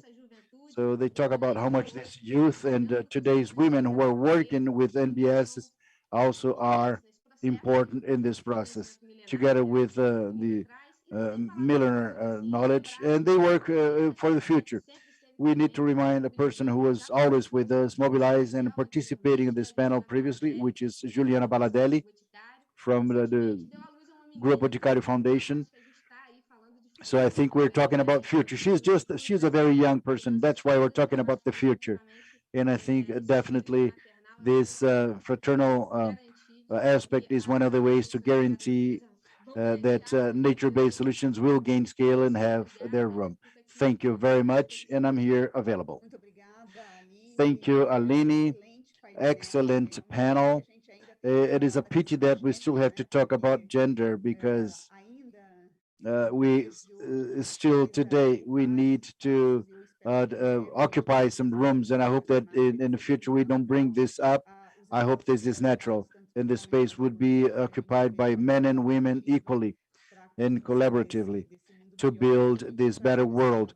But we're bringing this panel for women and the strength that they have, as you mentioned, Aline, the issue of maternity. It brings a different look to the preservation and conservation of the species. But I think you all dealt very much with the issue of water. And in that study that we did in 2000, for the UN in 2050, they count on natural resources that are scarce. And we see that water is a very scarce natural resource today. We're very happy to see you bringing this up, such as Marcia and Nazaré, who are with us in the projects that they lead here in the Federal District. And I'm very happy to see all of you acting together with young people, younger people. It is part of our work is to be educators and to help build a better view of the future, and doing it with children and youngsters today so that this environmental consciousness is stimulated from early, and we can actually balance this our actions and build with these children a new look and a new future, and to compose with nature. After all, I don't know why we're excluded from nature, but we are part of nature, and that's how we should put ourselves. Your work is very important with the youngsters and women and girls and boys to bring this environmental consciousness and this issue of water resources and a more conscient and sustainable use of this important resource that is scarce around the world. And Viviane brought up the design within the issue of building sustainable cities. All of you, not only in this panel, but all speakers and partners who participated in this event, I'm very happy and proud to see your action, each one within your organizations, so that we can build a better world. This topic is very expensive to the center, will keep being worked out. We hope that next year we'll be here in the 5th seminar of NBSs and count on the participation of all of you and your support also. I will pass the floor back to Marcos so that we can close the event. And I thank you immensely for your contributions. Regina, thank you very much. It was a very rich morning. I am very emotive. Emerson and myself are here. All the women, we are the only men. Women dominate this panel. Wonderful. It shows the importance that we have to fight this to be stronger and stronger in this process as a whole. Well, guys, in the afternoon, we still have some more activities from 2 to 3.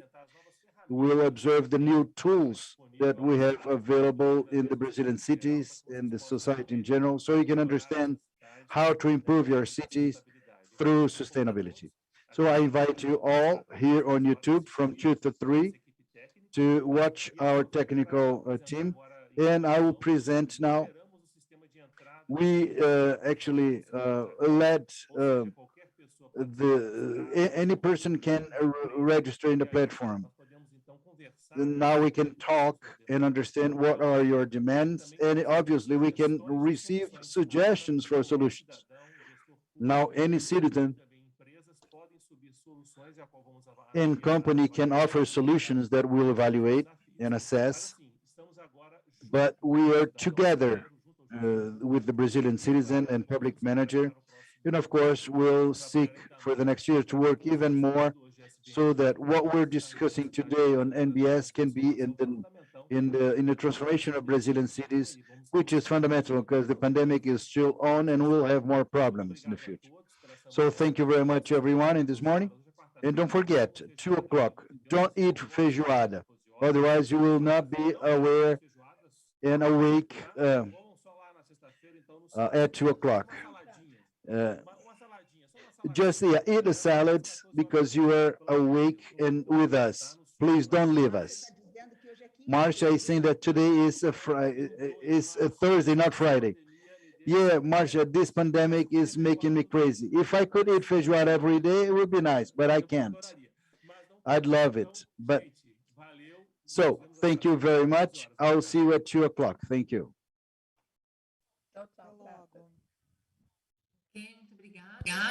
Então, nesse momento, a Regina para as suas palavras finais. Por favor, Regina. So now I invite Regina for her final words.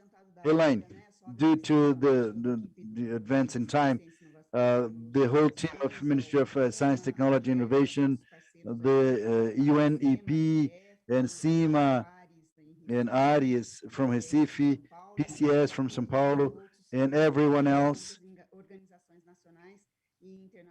international and national organizations which are collaborating for this work. Let's walk together. So next year we're all back here talking about the advancements and the NBSs and the mitigation of the solution of some of these challenges that were presented here this morning.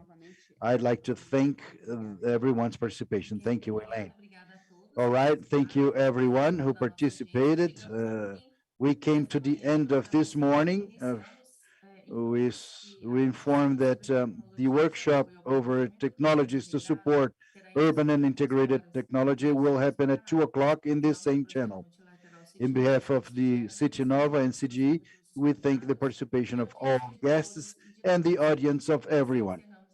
So we close this morning of activities of the 4th International Seminar on NBS.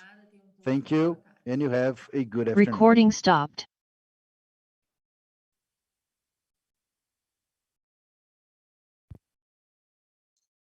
Obrigada, gente. Foi prazer, viu? Até a próxima. Obrigada. Obrigada a todos. E Emerson, muito agradável. 20 anos se passaram. Quantos futuros nós, o Centro de Gestão e Estudos Estratégicos, já pensamos? Além do que se possa imaginar. E isso nos motiva a querer mais. Desde o início, carregamos conosco a responsabilidade de poder mudar o mundo em nossa volta. O que fazemos de melhor? Transformamos dados e informações em conhecimento útil. contribuindo assim com a construção de políticas públicas que tenham como alicerce a ciência, a tecnologia e inovação e a educação. Acreditamos no poder da mudança e trazemos conosco um compromisso com a sociedade e o desenvolvimento nacional. Somos mais de 100 profissionais com o mesmo ideal: estudar o presente e ajudar a construir o futuro. O nosso futuro. Nossas iniciativas são conduzidas por meio de 5 linhas de ação. São elas: estudos, análises e avaliações, que agregam valor aos processos de tomada de decisão do Sistema Nacional de Ciência, Tecnologia e Inovação, o SNCTI. Articulação, que é o estabelecimento de bases metodológicas para trabalho em rede, um elemento importante para subsidiar a formulação de políticas públicas. Outra linha de ação é apoio técnico à gestão estratégica do SNCTI, oferecendo subsídios para a formulação de políticas públicas e para a gestão estratégica do sistema. Disseminação da informação em ciência, tecnologia e inovação. Os dados e informações, públicos e privados, são os principais insumos para os trabalhos conduzidos pelo CGEE. E também atuamos para o desenvolvimento institucional, a capacitação e o aprimoramento contínuo do corpo técnico e o permanente aprimoramento das metodologias de trabalho proporcionam maior eficiência à execução dos estudos, análises e avaliações. Nesta era de mudanças, estamos preparados para conectar o Brasil aos assuntos em discussão no mundo.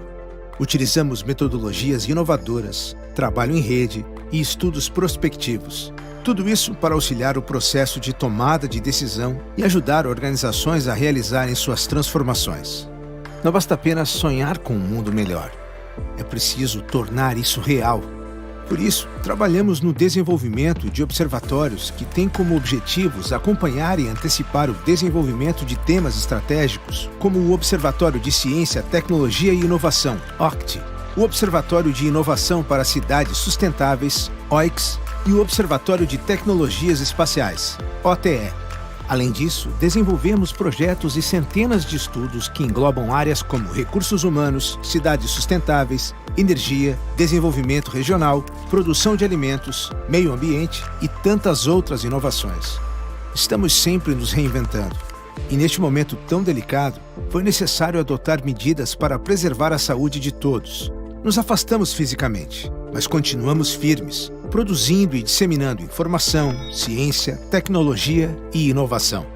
Conduzidos por um conselho de administração, representado pelas principais instituições do Sistema Nacional de Ciência, Tecnologia e Inovação, seguimos abertos para novas perspectivas, pensando no futuro e impulsionando o Brasil. Para nós, o amanhã é sempre uma grande oportunidade para se adaptar, inovar, prosperar e se desenvolver. E quando ouvir falar em informação, ciência e tecnologia, lembre-se que trabalhamos sempre por você. Que o futuro nos receba de braços abertos e com um sorriso no rosto, pois já estamos cuidando dele. CGEE 20 anos, onde o futuro está presente.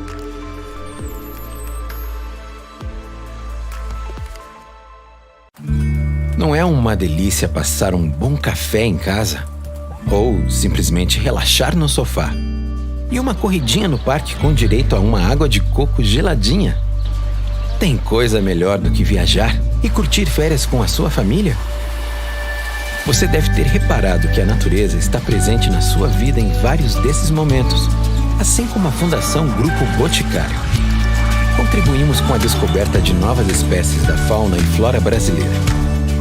Geramos conteúdo sobre a natureza que alcança milhões de pessoas. Investimos em soluções inovadoras para conservar a natureza, trazendo benefícios para os negócios e para as pessoas. E proteger a natureza nativa é essencial para a manutenção da vida no planeta, seja na terra ou no mar. Viu? A natureza está em toda parte.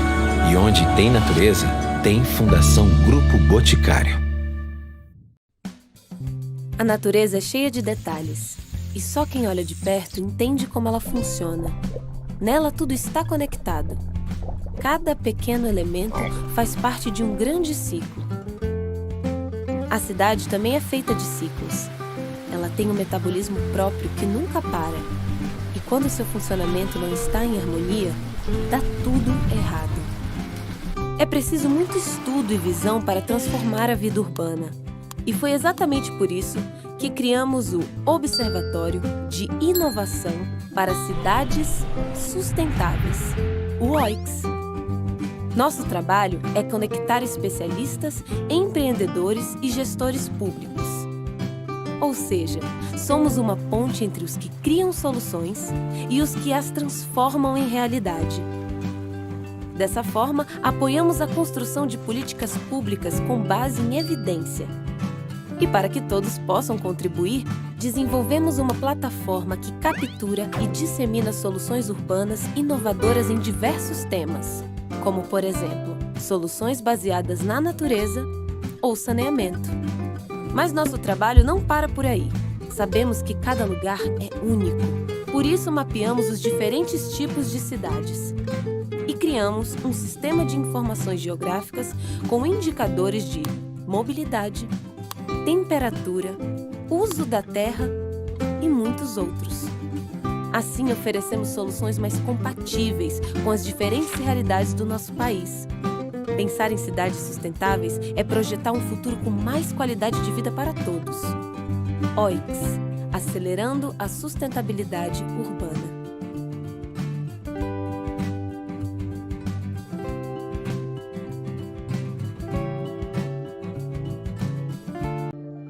O tempo não para e estamos sempre pensando no que virá.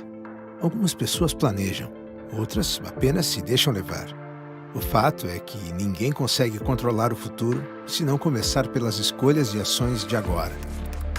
20 anos se passaram.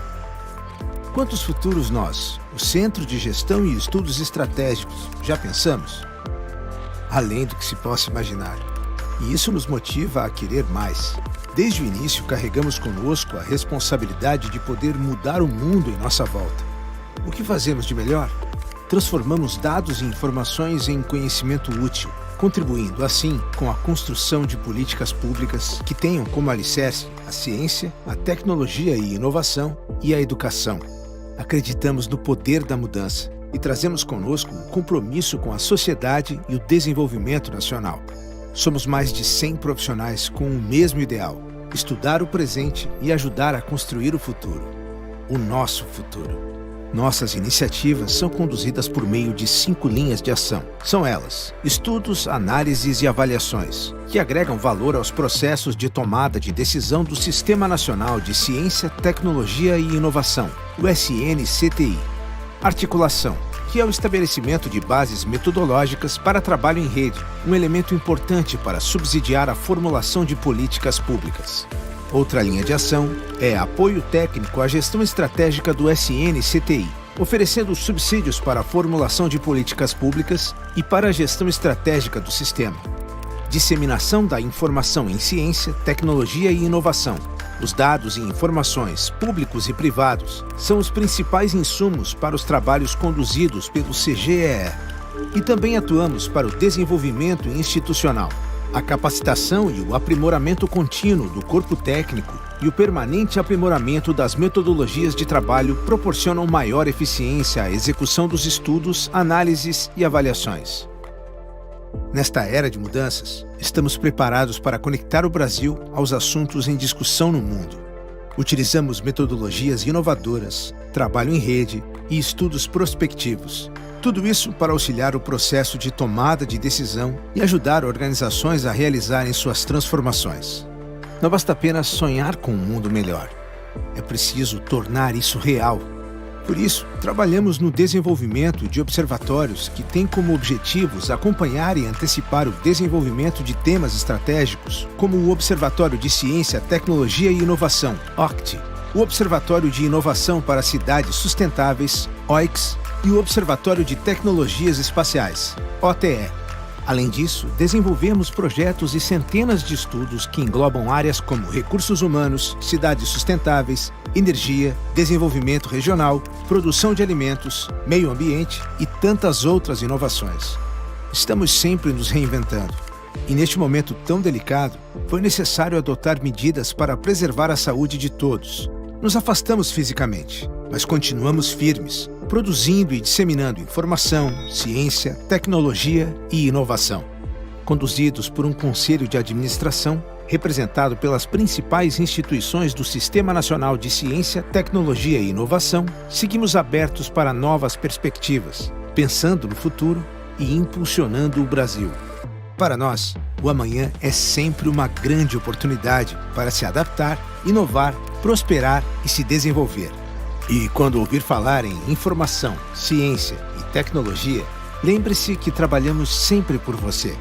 Que o futuro nos receba de braços abertos e com um sorriso no rosto, pois já estamos cuidando dele. CGEE 20 anos, onde o futuro está presente.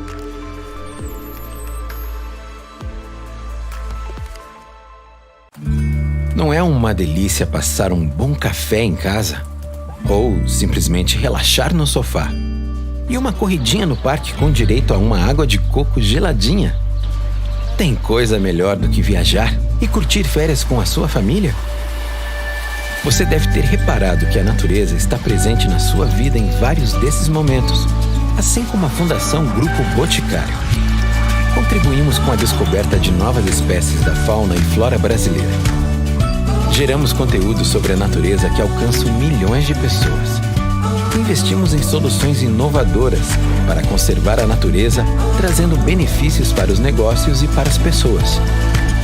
E proteger a natureza nativa é essencial para a manutenção da vida no planeta, seja na terra ou no mar. Viu? A natureza está em toda parte. E onde tem natureza, tem Fundação Grupo Boticário. A natureza é cheia de detalhes, e só quem olha de perto entende como ela funciona. Nela tudo está conectado. Cada pequeno elemento faz parte de um grande ciclo. A cidade também é feita de ciclos. Ela tem um metabolismo próprio que nunca para. E quando seu funcionamento não está em harmonia, dá tudo errado. É preciso muito estudo e visão para transformar a vida urbana. E foi exatamente por isso que criamos o Observatório de Inovação para Cidades Sustentáveis, o OICS. Nosso trabalho é conectar especialistas, empreendedores e gestores públicos. Ou seja, somos uma ponte entre os que criam soluções e os que as transformam em realidade. Dessa forma, apoiamos a construção de políticas públicas com base em evidência. E para que todos possam contribuir, desenvolvemos uma plataforma que captura e dissemina soluções urbanas inovadoras em diversos temas, como, por exemplo, soluções baseadas na natureza ou saneamento. Mas nosso trabalho não para por aí. Sabemos que cada lugar é único. Por isso, mapeamos os diferentes tipos de cidades e criamos um sistema de informações geográficas com indicadores de mobilidade, temperatura, uso da terra e muitos outros. Assim, oferecemos soluções mais compatíveis com as diferentes realidades do nosso país. Pensar em cidades sustentáveis é projetar um futuro com mais qualidade de vida para todos. OICS, acelerando a sustentabilidade urbana.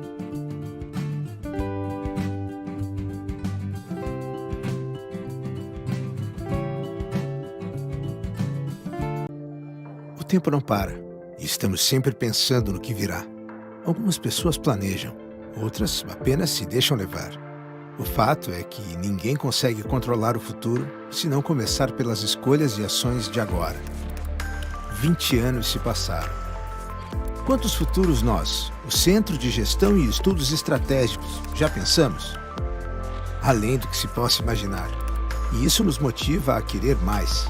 Desde o início, carregamos conosco a responsabilidade de poder mudar o mundo em nossa volta. O que fazemos de melhor?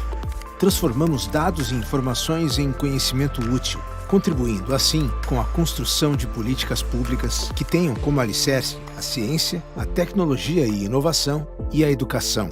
Acreditamos no poder da mudança e trazemos conosco um compromisso com a sociedade e o desenvolvimento nacional. Somos mais de 100 profissionais com o mesmo ideal: estudar o presente e ajudar a construir o futuro. O nosso futuro. Nossas iniciativas são conduzidas por meio de 5 linhas de ação. São elas: estudos, análises e avaliações, que agregam valor aos processos de tomada de decisão do Sistema Nacional de Ciência, Tecnologia e Inovação, o SNCTI. Articulação, que é o estabelecimento de bases metodológicas para trabalho em rede, um elemento importante para subsidiar a formulação de políticas públicas. Outra linha de ação é apoio técnico à gestão estratégica do SNCTI, oferecendo subsídios para a formulação de políticas públicas e para a gestão estratégica do sistema. Disseminação da informação em ciência, tecnologia e inovação. Os dados e informações, públicos e privados, são os principais insumos para os trabalhos conduzidos pelo CGEE. E também atuamos para o desenvolvimento institucional, a capacitação e o aprimoramento contínuo do corpo técnico e o permanente aprimoramento das metodologias de trabalho proporcionam maior eficiência à execução dos estudos, análises e avaliações. Nesta era de mudanças, estamos preparados para conectar o Brasil aos assuntos em discussão no mundo. Utilizamos metodologias inovadoras, trabalho em rede e estudos prospectivos. Tudo isso para auxiliar o processo de tomada de decisão e ajudar organizações a realizarem suas transformações. Não basta apenas sonhar com um mundo melhor. É preciso tornar isso real. Por isso, trabalhamos no desenvolvimento de observatórios que têm como objetivos acompanhar e antecipar o desenvolvimento de temas estratégicos, como o Observatório de Ciência, Tecnologia e Inovação, OCTI, o Observatório de Inovação para Cidades Sustentáveis, OICS, e o Observatório de Tecnologias Espaciais, OTE. Além disso, desenvolvemos projetos e centenas de estudos que englobam áreas como recursos humanos, cidades sustentáveis, energia, desenvolvimento regional, produção de alimentos, meio ambiente e tantas outras inovações. Estamos sempre nos reinventando. E neste momento tão delicado, foi necessário adotar medidas para preservar a saúde de todos. Nos afastamos fisicamente, mas continuamos firmes, produzindo e disseminando informação, ciência, tecnologia e inovação. Conduzidos por um conselho de administração, representado pelas principais instituições do Sistema Nacional de Ciência, Tecnologia e Inovação, seguimos abertos para novas perspectivas, pensando no futuro e impulsionando o Brasil. Para nós, o amanhã é sempre uma grande oportunidade para se adaptar, inovar, prosperar e se desenvolver. E quando ouvir falar em informação, ciência e tecnologia, lembre-se que trabalhamos sempre por você. Que o futuro nos receba de braços abertos e com um sorriso no rosto, pois já estamos cuidando dele. CGEE 20 anos, onde o futuro está presente.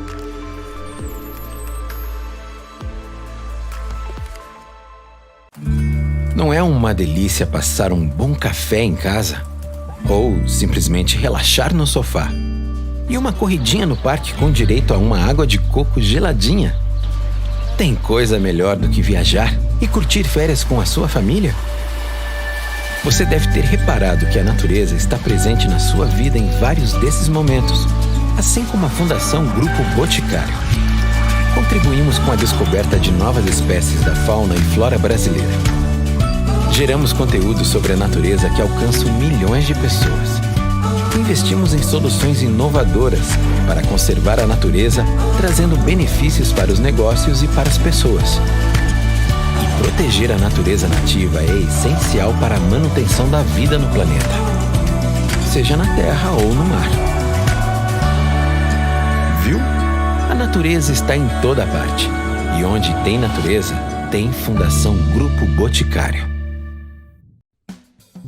A natureza é cheia de detalhes, e só quem olha de perto entende como ela funciona.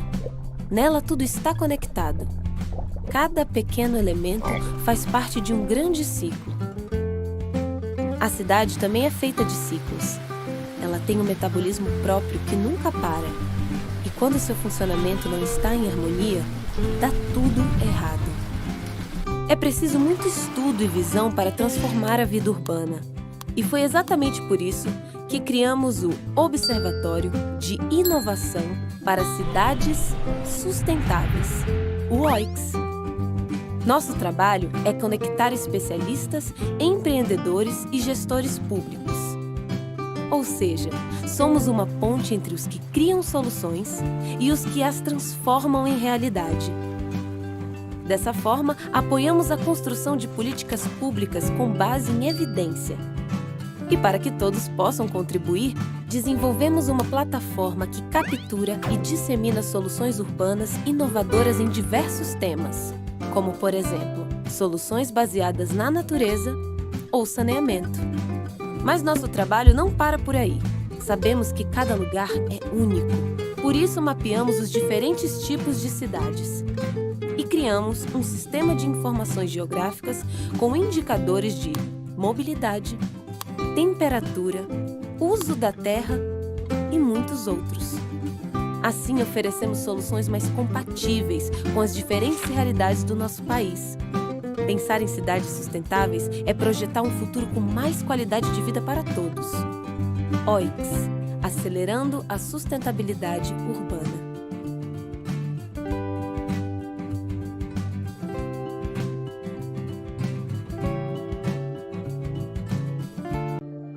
O tempo não para e estamos sempre pensando no que virá. Algumas pessoas planejam, outras apenas se deixam levar. O fato é que ninguém consegue controlar o futuro se não começar pelas escolhas e ações de agora. 20 anos se passaram. Quantos futuros nós, o Centro de Gestão e Estudos Estratégicos, já pensamos? Além do que se possa imaginar. E isso nos motiva a querer mais. Desde o início, carregamos conosco a responsabilidade de poder mudar o mundo em nossa volta. O que fazemos de melhor? Transformamos dados e informações em conhecimento útil, contribuindo, assim, com a construção de políticas públicas que tenham como alicerce a ciência, a tecnologia e inovação e a educação. Acreditamos no poder da mudança e trazemos conosco um compromisso com a sociedade e o desenvolvimento nacional. Somos mais de 100 profissionais com o mesmo ideal: estudar o presente e ajudar a construir o futuro. O nosso futuro. Nossas iniciativas são conduzidas por meio de 5 linhas de ação. São elas: estudos, análises e avaliações, que agregam valor aos processos de tomada de decisão do Sistema Nacional de Ciência, Tecnologia e Inovação, o SNCTI. Articulação, que é o estabelecimento de bases metodológicas para trabalho em rede, um elemento importante para subsidiar a formulação de políticas públicas. Outra linha de ação é apoio técnico à gestão estratégica do SNCTI, oferecendo subsídios para a formulação de políticas públicas e para a gestão estratégica do sistema. Disseminação da informação em ciência, tecnologia e inovação. Os dados e informações, públicos e privados, são os principais insumos para os trabalhos conduzidos pelo CGEE. E também atuamos para o desenvolvimento institucional, a capacitação e o aprimoramento contínuo do corpo técnico e o permanente aprimoramento das metodologias de trabalho proporcionam maior eficiência à execução dos estudos, análises e avaliações. Nesta era de mudanças, estamos preparados para conectar o Brasil aos assuntos em discussão no mundo. Utilizamos metodologias inovadoras, trabalho em rede e estudos prospectivos. Tudo isso para auxiliar o processo de tomada de decisão e ajudar organizações a realizarem suas transformações. Não basta apenas sonhar com um mundo melhor. É preciso tornar isso real. Por isso, trabalhamos no desenvolvimento de observatórios que têm como objetivos acompanhar e antecipar o desenvolvimento de temas estratégicos, como o Observatório de Ciência, Tecnologia e Inovação, OCTI, o Observatório de Inovação para Cidades Sustentáveis, OICS, e o Observatório de Tecnologias Espaciais, OTE. Além disso, desenvolvemos projetos e centenas de estudos que englobam áreas como recursos humanos, cidades sustentáveis, energia, desenvolvimento regional, produção de alimentos, meio ambiente e tantas outras inovações. Estamos sempre nos reinventando. E neste momento tão delicado, foi necessário adotar medidas para preservar a saúde de todos. Nos afastamos fisicamente, mas continuamos firmes, produzindo e disseminando informação, ciência, tecnologia e inovação. Conduzidos por um conselho de administração, representado pelas principais instituições do Sistema Nacional de Ciência, Tecnologia e Inovação, seguimos abertos para novas perspectivas, pensando no futuro e impulsionando o Brasil.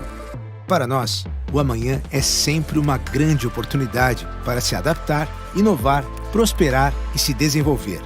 E quando ouvir falar em informação, ciência e tecnologia, lembre-se que trabalhamos sempre por você.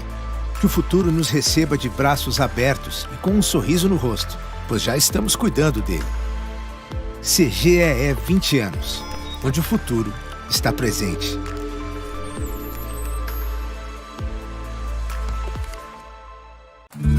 Não é uma delícia passar um bom café em casa? Ou simplesmente relaxar no sofá? E uma corridinha no parque com direito a uma água de coco geladinha?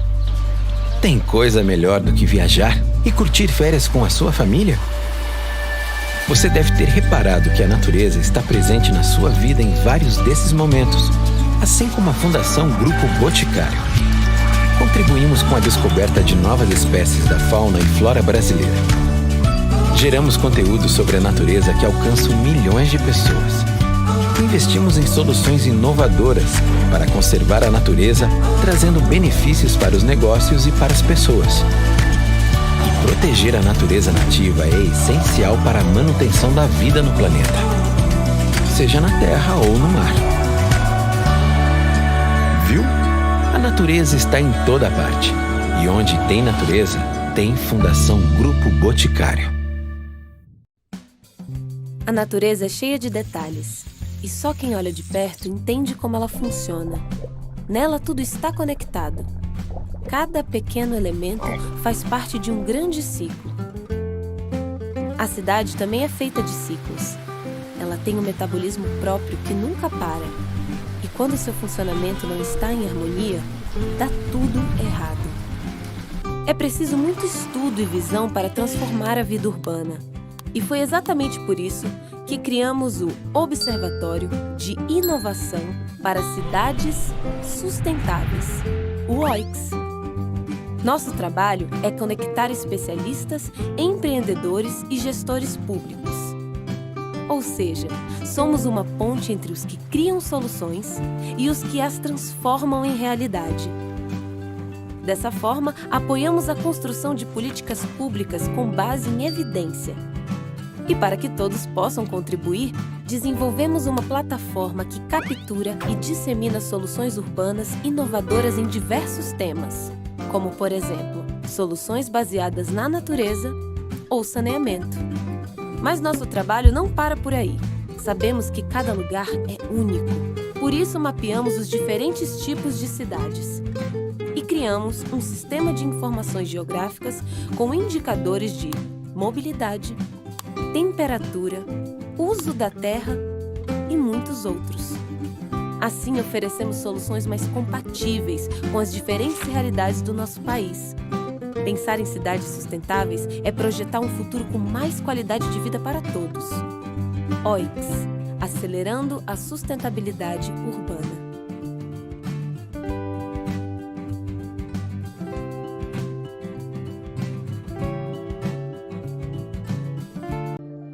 O tempo não para e estamos sempre pensando no que virá.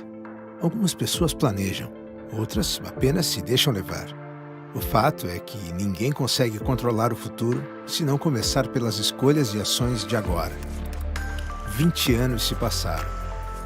Quantos futuros nós, o Centro de Gestão e Estudos Estratégicos, já pensamos? Além do que se possa imaginar. E isso nos motiva a querer mais. Desde o início, carregamos conosco a responsabilidade de poder mudar o mundo em nossa volta. O que fazemos de melhor?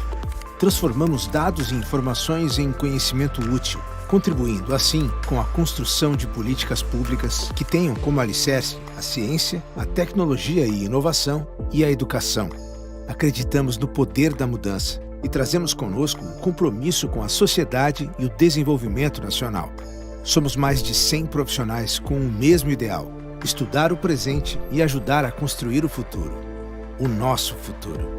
Nossas iniciativas são conduzidas por meio de 5 linhas de ação. São elas: estudos, análises e avaliações, que agregam valor aos processos de tomada de decisão do Sistema Nacional de Ciência, Tecnologia e Inovação, o SNCTI.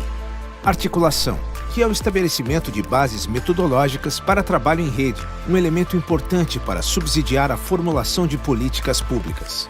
Outra linha de ação é apoio técnico à gestão estratégica do SNCTI, oferecendo subsídios para a formulação de políticas públicas e para a gestão estratégica do sistema. Disseminação da informação em ciência, tecnologia e inovação. Os dados e informações, públicos e privados, são os principais insumos para os trabalhos conduzidos pelo CGEE. E também atuamos para o desenvolvimento institucional, a capacitação e o aprimoramento contínuo do corpo técnico e o permanente aprimoramento das metodologias de trabalho proporcionam maior eficiência à execução dos estudos, análises e avaliações. Nesta era de mudanças, estamos preparados para conectar o Brasil aos assuntos em discussão no mundo. Utilizamos metodologias inovadoras, trabalho em rede e estudos prospectivos. Tudo isso para auxiliar o processo de tomada de decisão e ajudar organizações a realizarem suas transformações. Não basta apenas sonhar com um mundo melhor. É preciso tornar isso real. Por isso, trabalhamos no desenvolvimento de observatórios que têm como objetivos acompanhar e antecipar o desenvolvimento de temas estratégicos, como o Observatório de Ciência, Tecnologia e Inovação, OCTI, o Observatório de Inovação para Cidades Sustentáveis, OICS, e o Observatório de Tecnologias Espaciais, OTE. Além disso, desenvolvemos projetos e centenas de estudos que englobam áreas como recursos humanos, cidades sustentáveis, energia, desenvolvimento regional, produção de alimentos, meio ambiente e tantas outras inovações. Estamos sempre nos reinventando. E neste momento tão delicado, foi necessário adotar medidas para preservar a saúde de todos. Nos afastamos fisicamente, mas continuamos firmes, produzindo e disseminando informação, ciência, tecnologia e inovação. Conduzidos por um conselho de administração, representado pelas principais instituições do Sistema Nacional de Ciência, Tecnologia e Inovação, seguimos abertos para novas perspectivas, pensando no futuro e impulsionando o Brasil. Para nós, o amanhã é sempre uma grande oportunidade para se adaptar, inovar, prosperar e se desenvolver. E quando ouvir falar em informação, ciência e tecnologia, lembre-se que trabalhamos sempre por você. Que o futuro nos receba de braços abertos e com um sorriso no rosto, pois já estamos cuidando dele. CGEE 20 anos, onde o futuro está presente.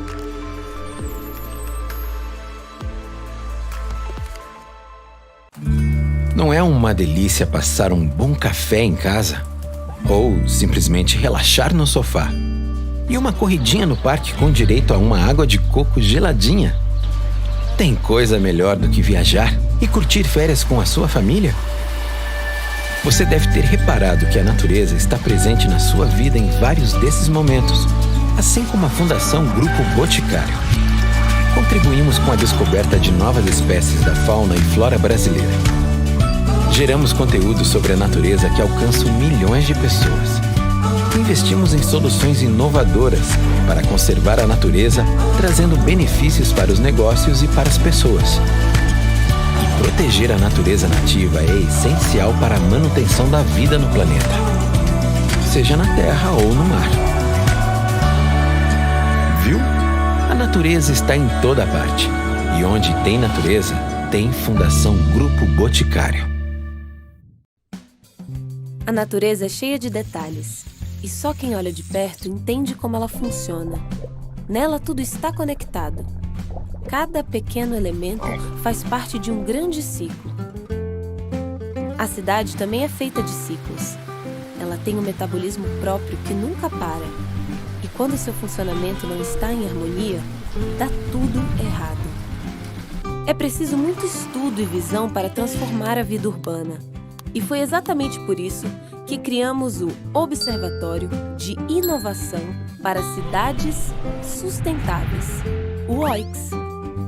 Nosso trabalho é conectar especialistas, empreendedores e gestores públicos. Ou seja, somos uma ponte entre os que criam soluções e os que as transformam em realidade. Dessa forma, apoiamos a construção de políticas públicas com base em evidência.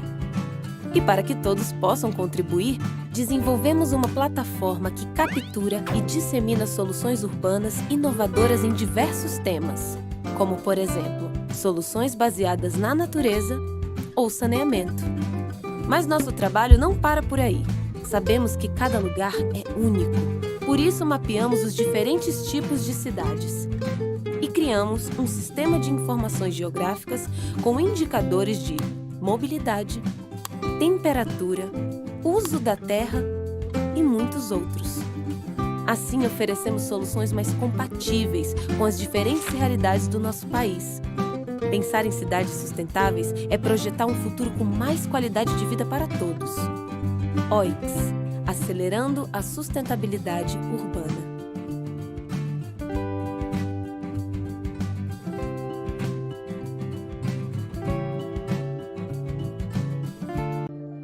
O tempo não para e estamos sempre pensando no que virá.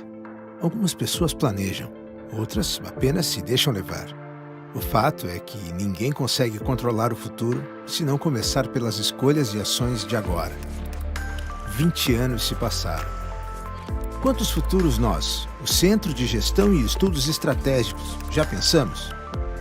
Além do que se possa imaginar. E isso nos motiva a querer mais. Desde o início, carregamos conosco a responsabilidade de poder mudar o mundo em nossa volta. O que fazemos de melhor? Transformamos dados e informações em conhecimento útil, contribuindo assim com a construção de políticas públicas que tenham como alicerce a ciência, a tecnologia e inovação e a educação. Acreditamos no poder da mudança e trazemos conosco um compromisso com a sociedade e o desenvolvimento nacional. Somos mais de 100 profissionais com o mesmo ideal: estudar o presente e ajudar a construir o futuro. O nosso futuro. Nossas iniciativas são conduzidas por meio de 5 linhas de ação. São elas: estudos, análises e avaliações, que agregam valor aos processos de tomada de decisão do Sistema Nacional de Ciência, Tecnologia e Inovação, o SNCTI. Articulação, que é o estabelecimento de bases metodológicas para trabalho em rede, um elemento importante para subsidiar a formulação de políticas públicas. Outra linha de ação é apoio técnico à gestão estratégica do SNCTI, oferecendo subsídios para a formulação de políticas públicas e para a gestão estratégica do sistema. Disseminação da informação em ciência, tecnologia e inovação. Os dados e informações, públicos e privados, são os principais insumos para os trabalhos conduzidos pelo CGEE.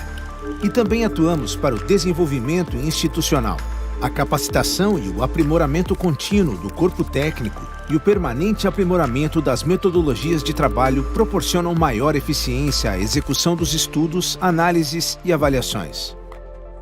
Nesta era de mudanças, estamos preparados para conectar o Brasil aos assuntos em discussão no mundo. Utilizamos metodologias inovadoras, trabalho em rede e estudos prospectivos. Tudo isso para auxiliar o processo de tomada de decisão e ajudar organizações a realizarem suas transformações. Não basta apenas sonhar com um mundo melhor. É preciso tornar isso real. Por isso, trabalhamos no desenvolvimento de observatórios que têm como objetivos acompanhar e antecipar o desenvolvimento de temas estratégicos, como o Observatório de Ciência, Tecnologia e Inovação, OCTI, o Observatório de Inovação para Cidades Sustentáveis, OICS, e o Observatório de Tecnologias Espaciais, OTE. Além disso, desenvolvemos projetos e centenas de estudos que englobam áreas como recursos humanos, cidades sustentáveis, energia, desenvolvimento regional, produção de alimentos, meio ambiente e tantas outras inovações. Estamos sempre nos reinventando. E neste momento tão delicado, foi necessário adotar medidas para preservar a saúde de todos. Nos afastamos fisicamente, mas continuamos firmes, produzindo e disseminando informação, ciência, tecnologia e inovação. Conduzidos por um conselho de administração, representado pelas principais instituições do Sistema Nacional de Ciência, Tecnologia e Inovação, seguimos abertos para novas perspectivas, pensando no futuro e impulsionando o Brasil.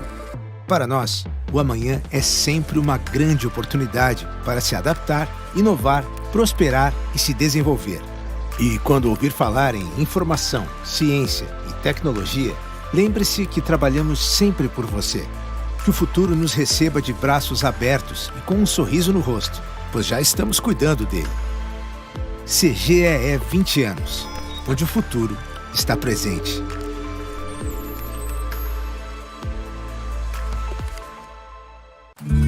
Não é uma delícia passar um bom café em casa? Ou simplesmente relaxar no sofá? E uma corridinha no parque com direito a uma água de coco geladinha? Tem coisa melhor do que viajar e curtir férias com a sua família? Você deve ter reparado que a natureza está presente na sua vida em vários desses momentos, assim como a Fundação Grupo Boticário. Contribuímos com a descoberta de novas espécies da fauna e flora brasileira. Geramos conteúdo sobre a natureza que alcançam milhões de pessoas. Investimos em soluções inovadoras para conservar a natureza, trazendo benefícios para os negócios e para as pessoas. E proteger a natureza nativa é essencial para a manutenção da vida no planeta, seja na terra ou no mar. Viu? A natureza está em toda parte. E onde tem natureza, tem Fundação Grupo Boticário. A natureza é cheia de detalhes, e só quem olha de perto entende como ela funciona. Nela tudo está conectado. Cada pequeno elemento faz parte de um grande ciclo. A cidade também é feita de ciclos. Ela tem um metabolismo próprio que nunca para. E quando seu funcionamento não está em harmonia, dá tudo errado. É preciso muito estudo e visão para transformar a vida urbana. E foi exatamente por isso que criamos o Observatório de Inovação para Cidades Sustentáveis, o OICS. Nosso trabalho é conectar especialistas, empreendedores e gestores públicos. Ou seja, somos uma ponte entre os que criam soluções e os que as transformam em realidade. Dessa forma, apoiamos a construção de políticas públicas com base em evidência. E para que todos possam contribuir, desenvolvemos uma plataforma que captura e dissemina soluções urbanas inovadoras em diversos temas, como, por exemplo, soluções baseadas na natureza ou saneamento. Mas nosso trabalho não para por aí. Sabemos que cada lugar é único. Por isso, mapeamos os diferentes tipos de cidades e criamos um sistema de informações geográficas com indicadores de mobilidade, temperatura, uso da terra e muitos outros. Assim, oferecemos soluções mais compatíveis com as diferentes realidades do nosso país. Pensar em cidades sustentáveis é projetar um futuro com mais qualidade de vida para todos. OICS, acelerando a sustentabilidade urbana.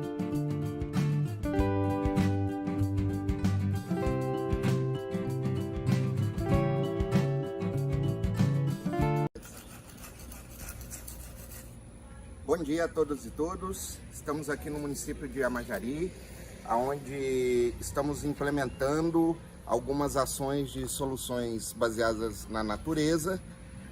Esses trabalhos que estão sendo desenvolvidos aqui, que vão ser explicados pela prefeita Núbia, também o nosso consultor Antônio e o secretário Vanderlei, eles fazem parte de uma mentoria de biodesigner de espaços públicos que está inserido no projeto Andos, que é um projeto de apoio à Agenda Nacional de Desenvolvimento Urbano Sustentável, que é fruto do convênio de cooperação entre os governos brasileiros e alemão. Então, sem mais delongas, vou passar a palavra aqui para a nossa prefeita Núbia, para explicar um pouquinho mais do que está sendo feito.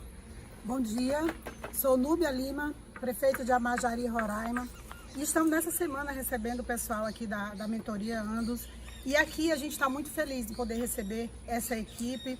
Aqui a gente tem enfrentado problemas antigos e a gente está muito feliz de ter o Antônio aqui, de ter vocês. A gente está resolvendo soluções baseadas na natureza. Aqui nós temos um polo turístico que é o Tepequém, onde a gente vai ter uma roda de conversa. Fomos até Boa Vista com essa equipe atrás de soluções e temos como parceria o IFE, tem parceria com o governo do estado e a gente está muito feliz, Antônio, em a gente poder solucionar problemas antigos que o município tem. Bom dia, eu sou o Vanderlei, secretário de Infraestrutura aqui do Amajari, e eu estou muito honrado em receber aqui o Antônio e a sua equipe desse projeto maravilhoso. Eu já tinha passado por algumas experiências parecidas, mas não igual a essa. Onde a gente acabamos de construir aqui, estamos terminando aqui a fossa, né? Essa fossa é um trabalho muito bom, onde vai trazer benefício à natureza, onde vai deixar a nossa área mais bonita ainda, né? Porque a gente tem aquela mentalidade onde a gente coloca uma fossa em um lugar isolado, né? Aqui a gente vai plantar aqui bananeiras, onde vai colher os frutos depois. Uma coisa simples, uma coisa que eu gostei muito, Antônio, é o aproveitamento. Aqui nós fizemos com pedra, né? Nós colocamos os tubos, né? E colocamos pedra, né? Que é para dar infiltração, né? E depois vamos colocar o material vegetal.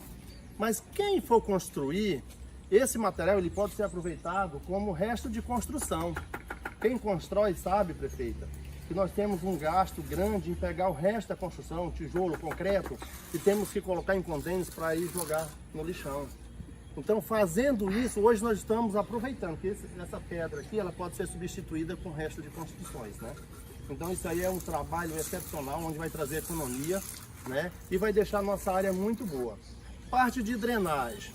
É um trabalho simples, Antônio, mas um trabalho muito com resultado positivo, né? Nós já tivemos aqui, né? Fizemos as trincheiras, né? Onde já tivemos a prova, porque choveu muito esses dias e já absorveu a água. E a gente nem terminou, porque não colocamos as plantas ainda. Verdade. Né? Então, assim, eu estou muito feliz em ter vocês aqui, prefeita. Obrigado. Parabéns pela receber essa equipe maravilhosa aqui. E é um aprendizado muito grande. Cris, a nossa mentora, Cris, parabéns, você é o cabeça daqui, a gente sabe dizer que você puxou, incentivou a gente, né? E aqui eu quero agradecer aqui a essa equipe dessa mentoria que é maravilhosa. Nós temos também o nosso irmão aqui da Cata Tudo, que nos apoiou desde o primeiro momento, prefeito, não arredou o pé daqui, entendeu? Quero agradecer, obrigado. Bom, o que é muito legal, né, do processo todo que está acontecendo, né, é que a gente tem 3 caminhos, né? A gente tem o empoderamento das pessoas para resolver. As soluções, elas são baseadas na natureza. Então, o que a gente está fazendo aqui nada mais é de completar o ciclo natural do que acontecia. Então, aqui na região de Roraima, que vem a chuva, são 2 metros de chuva, isso drena e vai completar o ciclo da água. A gente está potencializando o serviço ecossistêmico com a drenagem e a gente está fazendo um tratamento aqui do esgoto, né? Que a gente não tem contaminação nenhuma, porque o lençol é muito aflorado aqui, né? Então, o gol maior é que deixar que isso fique pronto, com conhecimento de todo mundo e possa ser replicado pelas comunidades locais. E a gente tem aqui representantes de outros municípios, onde eles vão estar, Antônio, replicando nos seus municípios, né? E a gente está muito feliz em situações como essa de alagamento, poder estar sendo resolvido em pequenas ações que vocês nos mostraram. E a gente está muito grato em ter vocês aqui. Nós agradecemos e bem, a ideia é a gente ampliar isso, né, para outros municípios do estado de Roraima e também a nível nacional, né, e também dialogar isso com a legislação urbanística dos municípios. Então agradecemos esse momento que a gente teve no seminário e nos despedimos aqui com votos de sucesso para o evento. E aqui a gente continua na prefeitura, onde em outro ponto há alagação, né? E aqui a gente está, junto com a mentoria, trazendo solução para esse problema que é um problema antigo. Aqui foi feito, né, um sistema de drenagem que é pouco conhecido aqui em Roraima, mas pouco não, né, Antônio? Nem conhecemos ainda. É uma trincheira, onde nós fizemos uma vala com 1 metro de largura, 4 metros de comprimento, com 1 metro de fundura. Ela tem um sistema de drenagem, a gente colocou pedra, aí usamos um sistema de filtração, colocamos a brita em cima. Aqui aonde a gente vai colocar umas plantas, onde vai observar a água, né? Ele vai captar a água para retirar daqui. Então isso aqui é um problema, prefeito, que nós tínhamos há muito tempo. E choveu muito ontem. E a gente pode ver, olha, né, que a água direcionou e foi toda infiltrada aqui.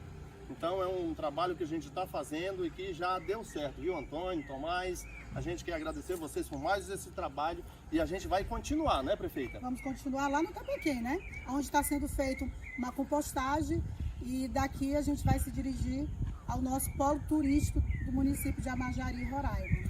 O que é legal de pontuar aqui é que falta a parte estética ainda, né? Vão ser plantas tropicais da região que vão ser colocadas aqui e falta direcionar a água. Porque essa solução, ela é orgânica, né? Você vai vendo devagar aonde precisa e vai fazendo. Agora que eles estão empoderados a fazer, se por acaso não resolver tudo, eles vão fazer mais um pontinho e resolver o problema. O objetivo nosso é esse. E o mais importante dizer é que essa oficina prática de implementação, ela se enquadra num contexto, né, de mentoria de soluções baseadas na natureza para o biodesign de espaços públicos e infraestruturas verdes. E além de Amajari, beneficiou também outros biomas. Então a experiência veio lá de Anápolis, do bioma Cerrado, mas a gente também selecionou o bioma Caatinga, Sobral, né? Temos o bioma Mata Atlântica ali no Agreste com Arapiraca, temos também o bioma Pampa com São Nicolau, e temos aqui, né, prefeito, o Lavrado e o bioma Amazônia lá no Tepequém. Então essa ideia de adaptação e conceitualização do bioma também é fundamental. E são ações pequenas que a gente está fazendo aqui, que vai fazer a diferença na vida dessas pessoas. E a gente acredita muito. E eu estou muito feliz. Eu estou com 11 meses de gestão e estar recebendo essa mentoria no nosso município é de grande validade. A gente já está olhando com outros olhos o que a gente poderia ter feito. E aqui só vocês, para nos abrir esses olhos e dizer que a gente pode, com pouca coisa, fazer muito. A gente aqui continua novamente, estamos na frente da prefeitura, onde esse trabalho está sendo concluído. Como vocês podem ver, o nosso município ele tem muitos problemas, mas também ele tem soluções. Bom, gente, é importante lembrar que não terminou, tá? É um jardim de chuva, se olhar ali a água está empoçada e aqui ele está pela metade ainda falta a parte de cima e as plantas. Mas dá para ver, ó, pela marca da terra, que a água inteirinha drenou, né, durante essa noite, que teve uma chuva muito forte, né? E a gente tem aqui, continua aí, fala.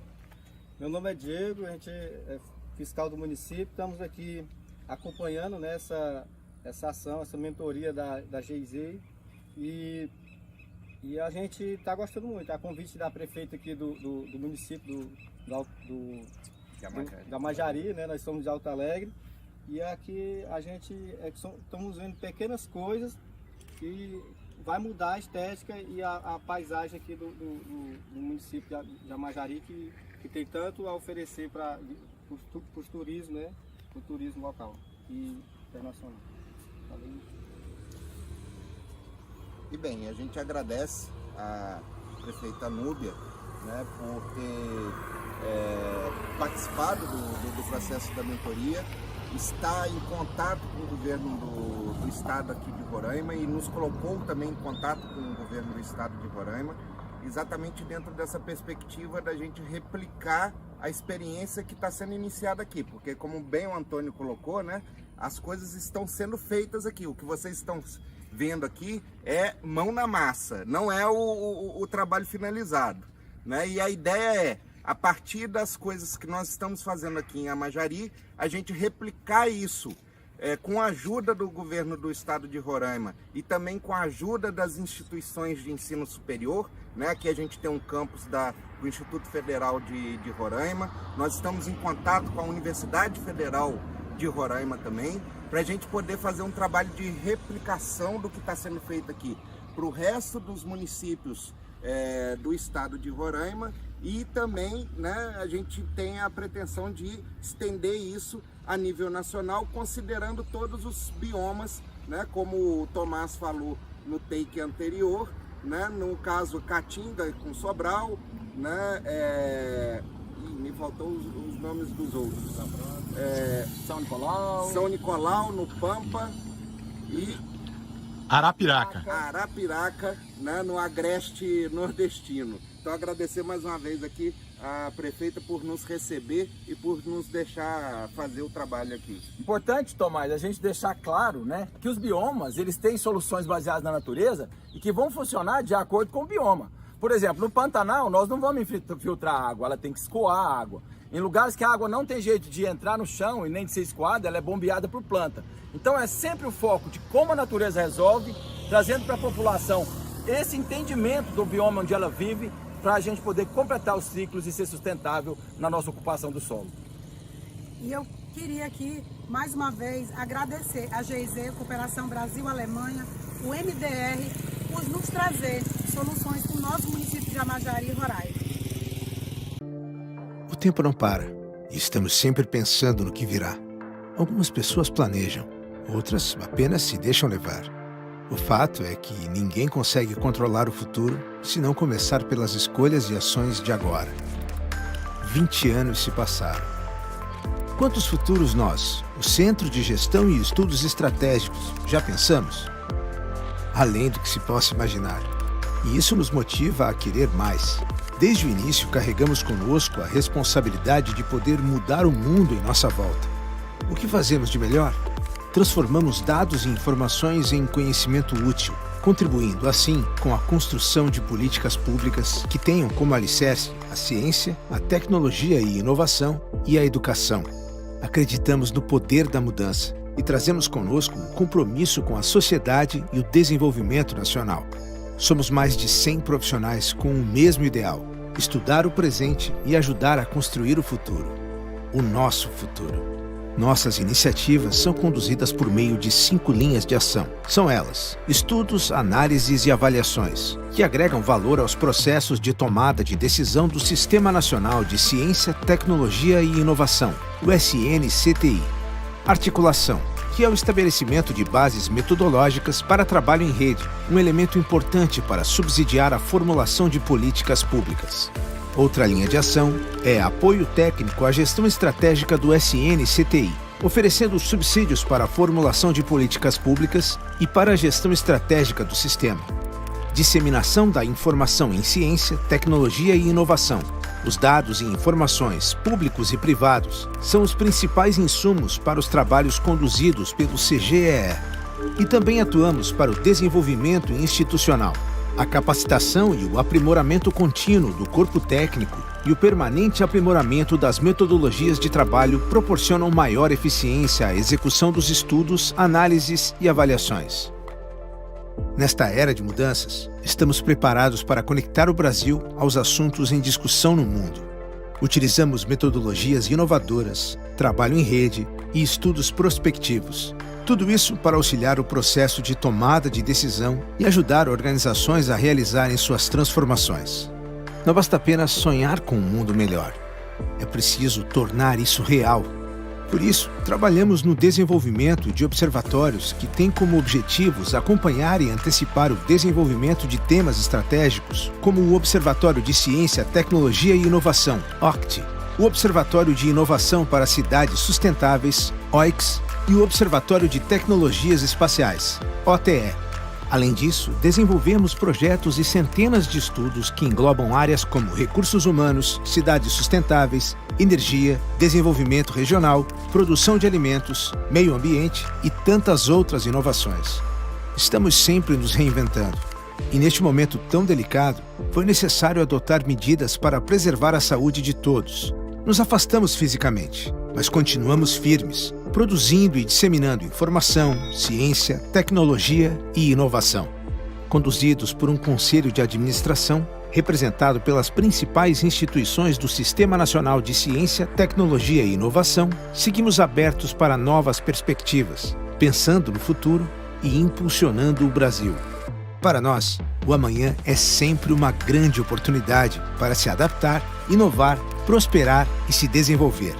E quando ouvir falar em informação, ciência e tecnologia, lembre-se que trabalhamos sempre por você. Que o futuro nos receba de braços abertos e com um sorriso no rosto, pois já estamos cuidando dele. CGEE 20 anos, onde o futuro está presente.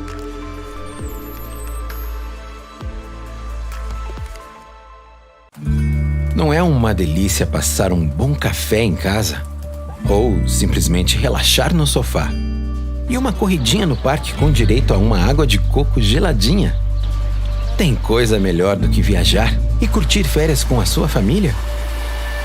Você deve ter reparado que a natureza está presente na sua vida em vários desses momentos, assim como a Fundação Grupo Boticário. Contribuímos com a descoberta de novas espécies da fauna e flora brasileira. Geramos conteúdo sobre a natureza que alcança milhões de pessoas. Investimos em soluções inovadoras para conservar a natureza, trazendo benefícios para os negócios e para as pessoas. E proteger a natureza nativa é essencial para a manutenção da vida no planeta, seja na terra ou no mar. natureza está em toda parte. E onde tem natureza, tem Fundação Grupo Boticário. A natureza é cheia de detalhes. E só quem olha de perto entende como ela funciona. Nela tudo está conectado. Cada pequeno elemento faz parte de um grande ciclo. A cidade também é feita de ciclos.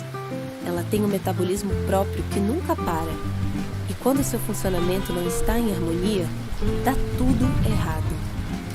É preciso muito estudo e visão para transformar a vida urbana. E foi exatamente por isso que criamos o Observatório de Inovação para Cidades Sustentáveis, o OICS. Nosso trabalho é conectar especialistas, empreendedores e gestores públicos. Ou seja, somos uma ponte entre os que criam soluções e os que as transformam em realidade. Dessa forma, apoiamos a construção de políticas públicas com base em evidência. E para que todos possam contribuir, desenvolvemos uma plataforma que captura e dissemina soluções urbanas inovadoras em diversos temas, como, por exemplo, soluções baseadas na natureza ou saneamento. Mas nosso trabalho não para por aí. Sabemos que cada lugar é único. Por isso, mapeamos os diferentes tipos de cidades e criamos um sistema de informações geográficas com indicadores de mobilidade, temperatura, uso da terra e muitos outros. Assim, oferecemos soluções mais compatíveis com as diferentes realidades do nosso país. Pensar em cidades sustentáveis é projetar um futuro com mais qualidade de vida para todos. OICS, acelerando a sustentabilidade urbana.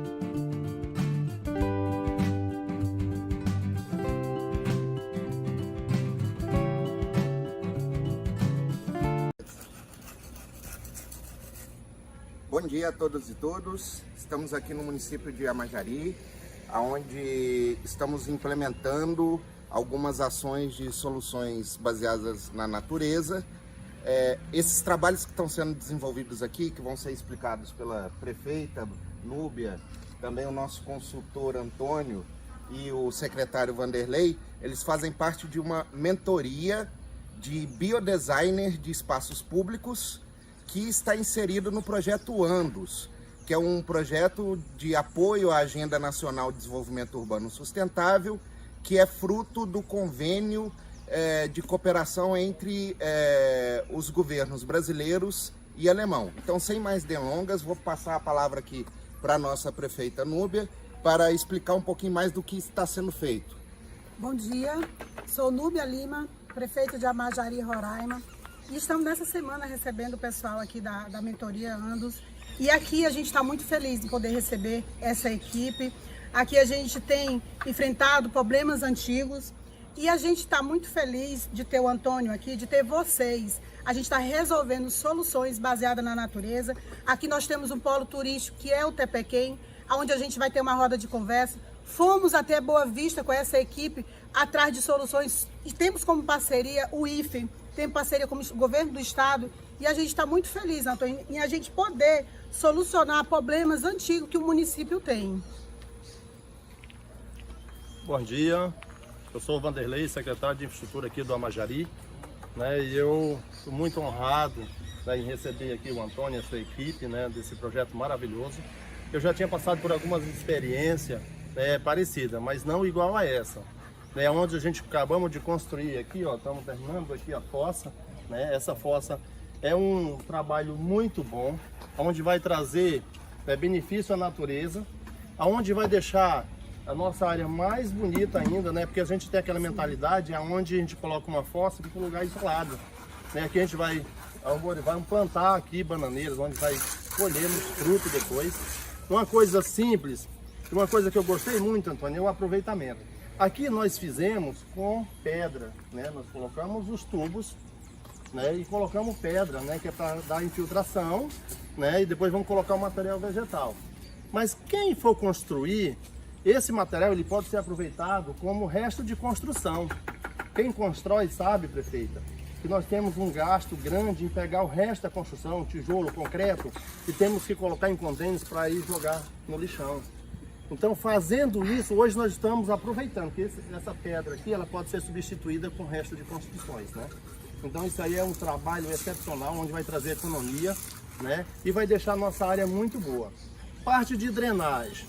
É um trabalho simples, Antônio, mas um trabalho muito com resultado positivo, né? Onde nós já tivemos aqui, né? Fizemos as trincheiras, né? Onde já tivemos a prova, porque choveu muito esses dias e já absorveu a água. E a gente nem terminou, porque não colocamos as plantas ainda. Verdade. Né? Então, assim, eu estou muito feliz em ter vocês aqui, prefeita. Obrigado. Parabéns pela receber essa equipe maravilhosa aqui. E é um aprendizado muito grande. Cris, a nossa mentora. Cris, parabéns. Você é o cabeça daqui. A gente sabe dizer que você puxou, incentivou a gente. E aqui eu quero agradecer aqui a essa equipe dessa mentoria que é maravilhosa. Nós temos também o nosso irmão aqui da Cata Tudo, que nos apoiou desde o primeiro momento, prefeito, não arredou o pé daqui, entendeu? Eu quero agradecer, obrigado. Bom, o que é muito legal, né, do processo todo que está acontecendo, né, é que a gente tem 3 caminhos, né? A gente tem o empoderamento das pessoas para resolver. As soluções, elas são baseadas na natureza. Então, o que a gente está fazendo aqui nada mais é de completar o ciclo natural do que acontecia. Então, aqui na região de Roraima, que vem a chuva, são 2 metros de chuva, isso drena e vai completar o ciclo da água. A gente está potencializando o serviço ecossistêmico com a drenagem e a gente está fazendo um tratamento aqui do esgoto, né? Que a gente não tem contaminação nenhuma, porque o lençol é muito aflorado aqui, né? Então, o gol maior é que deixar que isso fique pronto, com conhecimento de todo mundo e possa ser replicado pelas comunidades locais. E a gente tem aqui representantes de outros municípios, onde eles vão estar, Antônio, replicando nos seus municípios, né? E a gente está muito feliz em situações como essa de alagamento, poder estar sendo resolvido em pequenas ações que vocês nos mostraram. E a gente está muito grato em ter vocês aqui. Obrigado. Nós agradecemos e, bem, a ideia é a gente ampliar isso, né, para outros municípios do estado de Roraima e também a nível nacional, né, e também dialogar isso com a legislação urbanística dos municípios. Então agradecemos esse momento que a gente teve no seminário e nos despedimos aqui com votos de sucesso para o evento. E aqui a gente continua na prefeitura, onde em outro ponto a alagação, né? E aqui a gente está, junto com a mentoria, trazendo solução para esse problema que é um problema antigo. Aqui foi feito, né, um sistema de drenagem que é pouco conhecido aqui em Roraima, mas pouco não, né, Antônio? Nem conhecemos ainda. É uma trincheira, onde nós fizemos uma vala com 1 metro de largura, 4 metros de comprimento, com 1 metro de fundura. Ela tem um sistema de drenagem, a gente colocou pedra, aí usamos um sistema de filtração, colocamos a brita em cima. Aqui aonde a gente vai colocar umas plantas, onde vai observar a água, né? Ele vai captar a água para retirar daqui. Então isso aqui é um problema, prefeito, que nós tínhamos há muito tempo. E choveu muito ontem. E a gente pode ver, olha, né, que a água direcionou e foi toda infiltrada aqui. Então é um trabalho que a gente está fazendo e que já deu certo, viu, Antônio, Tomás? A gente quer agradecer vocês por mais esse trabalho e a gente vai continuar, né, prefeita? Vamos continuar lá no Tapequém, né? Onde está sendo feita uma compostagem e daqui a gente vai se dirigir ao nosso polo turístico do município de Amajari, Roraima. O que é legal de pontuar aqui é que falta a parte estética ainda, né? Vão ser plantas tropicais da região que vão ser colocadas aqui e falta direcionar a água, porque essa solução ela é orgânica, né? Você vai vendo devagar aonde precisa e vai fazendo. Agora que eles estão empoderados a fazer, se por acaso não resolver tudo, eles vão fazer mais um pontinho e resolver o problema. O objetivo nosso é esse. E o mais importante dizer é que essa oficina prática de implementação, ela se enquadra num contexto, né, de mentoria de soluções baseadas na natureza para o biodesign de espaços públicos e infraestruturas verdes. E além de Amajari, beneficiou também outros biomas. Então a experiência veio lá de Anápolis, do bioma Cerrado, mas a gente também selecionou o bioma Caatinga, Sobral, né? Temos o bioma Mata Atlântica ali no Agreste com Arapiraca, temos também o bioma Pampa com São Nicolau e temos aqui, né, prefeito, o Lavrado. Sim. E o bioma Amazônia lá no Tepequém. Então essa ideia de adaptação e conceitualização do bioma também é fundamental. E são ações pequenas que a gente está fazendo aqui, que vai fazer a diferença na vida dessas pessoas. E a gente acredita muito. E eu estou muito feliz. Eu estou com 11 meses de gestão e estar recebendo essa mentoria no nosso município é de grande validade. A gente já está olhando com outros olhos o que a gente poderia ter feito. E aqui só vocês, para nos abrir esses olhos e dizer que a gente pode, com pouca coisa, fazer muito.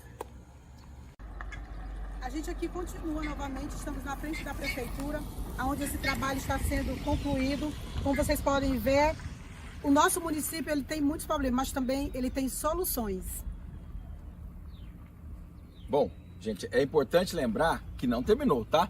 É um jardim de chuva, se olhar ali a água está empoçada e aqui ele está pela metade ainda falta a parte de cima e as plantas. Mas dá para ver, ó, pela marca da terra, que a água inteirinha drenou, né, durante essa noite, que teve uma chuva muito forte, né? E a gente tem aqui, continua aí, fala. Meu nome é Diego, a gente é fiscal do município, estamos aqui acompanhando, né, essa ação, essa mentoria da GIZ e a gente está gostando muito. A convite da prefeita aqui do município da Amajari, né, nós somos de Alto Alegre e aqui a gente estamos vendo pequenas coisas que vai mudar a estética e a paisagem aqui do município de Amajari, que tem tanto a oferecer para os turismo, né, o turismo local e internacional. Valeu. E bem, a gente agradece a prefeita Núbia, né, por ter participado do processo da mentoria, está em contato com o governo do estado aqui de Roraima e nos colocou também em contato com o governo do estado de Roraima, exatamente dentro dessa perspectiva da gente replicar a experiência que está sendo iniciada aqui, porque como bem o Antônio colocou, né, as coisas estão sendo feitas aqui. O que vocês estão vendo aqui é mão na massa, não é o trabalho finalizado, né? E a ideia é, a partir das coisas que nós estamos fazendo aqui em Amajari, a gente replicar isso com a ajuda do governo do estado de Roraima e também com a ajuda das instituições de ensino superior, né? Aqui a gente tem um campus do Instituto Federal de Roraima, nós estamos em contato com a Universidade Federal de Roraima também, para a gente poder fazer um trabalho de replicação do que está sendo feito aqui para o resto dos municípios do estado de Roraima e também, né, a gente tem a pretensão de estender isso a nível nacional, considerando todos os biomas, né, como o Tomás falou no take anterior, né, no caso Caatinga com Sobral, né, me faltou os nomes dos outros. São Nicolau, no Pampa e Arapiraca, né, no agreste nordestino. Então agradecer mais uma vez aqui a prefeita por nos receber e por nos deixar fazer o trabalho aqui. Importante, Tomás, a gente deixar claro, né, que os biomas, eles têm soluções baseadas na natureza e que vão funcionar de acordo com o bioma. Por exemplo, no Pantanal, nós não vamos filtrar a água, ela tem que escoar a água. Em lugares que a água não tem jeito de entrar no chão e nem de ser escoada, ela é bombeada por planta. Então é sempre o foco de como a natureza resolve, trazendo para a população esse entendimento do bioma onde ela vive, para a gente poder completar os ciclos e ser sustentável na nossa ocupação do solo. E eu queria aqui, mais uma vez, agradecer a GIZ, Cooperação Brasil-Alemanha, o MDR, por nos trazer soluções para o nosso município de Amajari e Roraima. O tempo não para e estamos sempre pensando no que virá. Algumas pessoas planejam, outras apenas se deixam levar. O fato é que ninguém consegue controlar o futuro se não começar pelas escolhas e ações de agora. 20 anos se passaram. Quantos futuros nós, o Centro de Gestão e Estudos Estratégicos, já pensamos? Além do que se possa imaginar. E isso nos motiva a querer mais. Desde o início, carregamos conosco a responsabilidade de poder mudar o mundo em nossa volta. O que fazemos de melhor? Transformamos dados e informações em conhecimento útil, contribuindo assim com a construção de políticas públicas que tenham como alicerce a ciência, a tecnologia e inovação e a educação. Acreditamos no poder da mudança e trazemos conosco um compromisso com a sociedade e o desenvolvimento nacional. Somos mais de 100 profissionais com o mesmo ideal, estudar o presente e ajudar a construir o futuro. O nosso futuro. Nossas iniciativas são conduzidas por meio de 5 linhas de ação. São elas: estudos, análises e avaliações, que agregam valor aos processos de tomada de decisão do Sistema Nacional de Ciência, Tecnologia e Inovação, o SNCTI.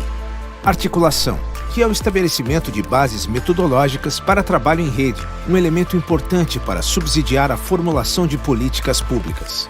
Outra linha de ação é apoio técnico à gestão estratégica do SNCTI, oferecendo subsídios para a formulação de políticas públicas e para a gestão estratégica do sistema. Disseminação da informação em ciência, tecnologia e inovação. Os dados e informações, públicos e privados, são os principais insumos para os trabalhos conduzidos pelo CGEE. E também atuamos para o desenvolvimento institucional, a capacitação e o aprimoramento contínuo do corpo técnico e o permanente aprimoramento das metodologias de trabalho proporcionam maior eficiência à execução dos estudos, análises e avaliações. Nesta era de mudanças, estamos preparados para conectar o Brasil aos assuntos em discussão no mundo. Utilizamos metodologias inovadoras, trabalho em rede e estudos prospectivos. Tudo isso para auxiliar o processo de tomada de decisão e ajudar organizações a realizarem suas transformações. Não basta apenas sonhar com um mundo melhor. É preciso tornar isso real. Por isso, trabalhamos no desenvolvimento de observatórios que têm como objetivos acompanhar e antecipar o desenvolvimento de temas estratégicos, como o Observatório de Ciência, Tecnologia e Inovação, OCTI, o Observatório de Inovação para Cidades Sustentáveis, OICS, e o Observatório de Tecnologias Espaciais, OTE. Além disso, desenvolvemos projetos e centenas de estudos que englobam áreas como recursos humanos, cidades sustentáveis, energia, desenvolvimento regional, produção de alimentos, meio ambiente e tantas outras inovações. Estamos sempre nos reinventando. E neste momento tão delicado, foi necessário adotar medidas para preservar a saúde de todos. Nos afastamos fisicamente, mas continuamos firmes, produzindo e disseminando informação, ciência, tecnologia e inovação. Conduzidos por um conselho de administração, representado pelas principais instituições do Sistema Nacional de Ciência, Tecnologia e Inovação, seguimos abertos para novas perspectivas, pensando no futuro e impulsionando o Brasil. Para nós, o amanhã é sempre uma grande oportunidade para se adaptar, inovar, prosperar e se desenvolver. E quando ouvir falar em informação, ciência e tecnologia, lembre-se que trabalhamos sempre por você. Que o futuro nos receba de braços abertos e com um sorriso no rosto, pois já estamos cuidando dele. CGEE 20 anos, onde o futuro está presente.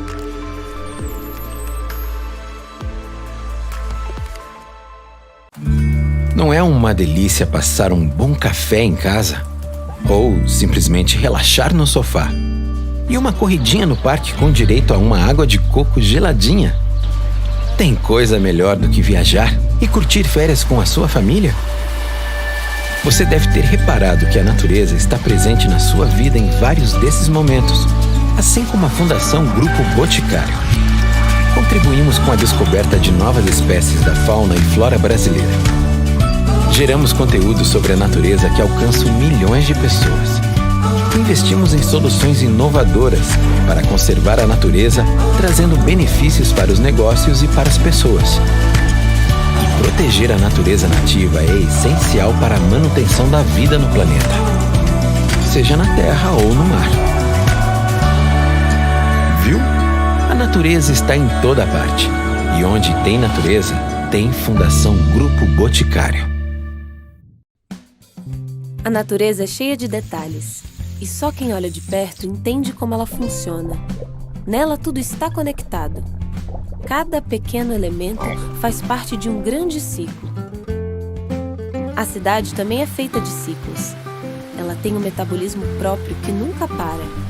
E quando seu funcionamento não está em harmonia, dá tudo errado. É preciso muito estudo e visão para transformar a vida urbana. E foi exatamente por isso que criamos o Observatório de Inovação para Cidades Sustentáveis, o OICS. Nosso trabalho é conectar especialistas, empreendedores e gestores públicos. Ou seja, somos uma ponte entre os que criam soluções e os que as transformam em realidade. Dessa forma, apoiamos a construção de políticas públicas com base em evidência. E para que todos possam contribuir, desenvolvemos uma plataforma que captura e dissemina soluções urbanas inovadoras em diversos temas, como, por exemplo, soluções baseadas na natureza ou saneamento. Mas nosso trabalho não para por aí. Sabemos que cada lugar é único. Por isso, mapeamos os diferentes tipos de cidades e criamos um sistema de informações geográficas com indicadores de mobilidade, temperatura, uso da terra e muitos outros. Assim, oferecemos soluções mais compatíveis com as diferentes realidades do nosso país. Pensar em cidades sustentáveis é projetar um futuro com mais qualidade de vida para todos. OICS, acelerando a sustentabilidade urbana.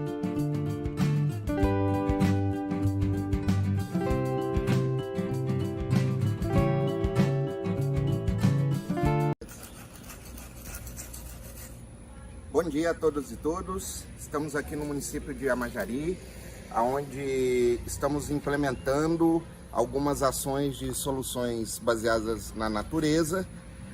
Esses trabalhos que estão sendo desenvolvidos aqui, que vão ser explicados pela prefeita Núbia, também o nosso consultor Antônio e o secretário Vanderlei, eles fazem parte de uma mentoria de biodesigner de espaços públicos que está inserido no projeto Andos, que é um projeto de apoio à Agenda Nacional de Desenvolvimento Urbano Sustentável, que é fruto do convênio de cooperação entre os governos brasileiros e alemão. Então, sem mais delongas, vou passar a palavra aqui para a nossa prefeita Núbia para explicar um pouquinho mais do que está sendo feito. Bom dia, sou Núbia Lima, prefeita de Amajari, Roraima, e estamos nessa semana recebendo o pessoal aqui da mentoria Andos, e aqui a gente está muito feliz de poder receber essa equipe.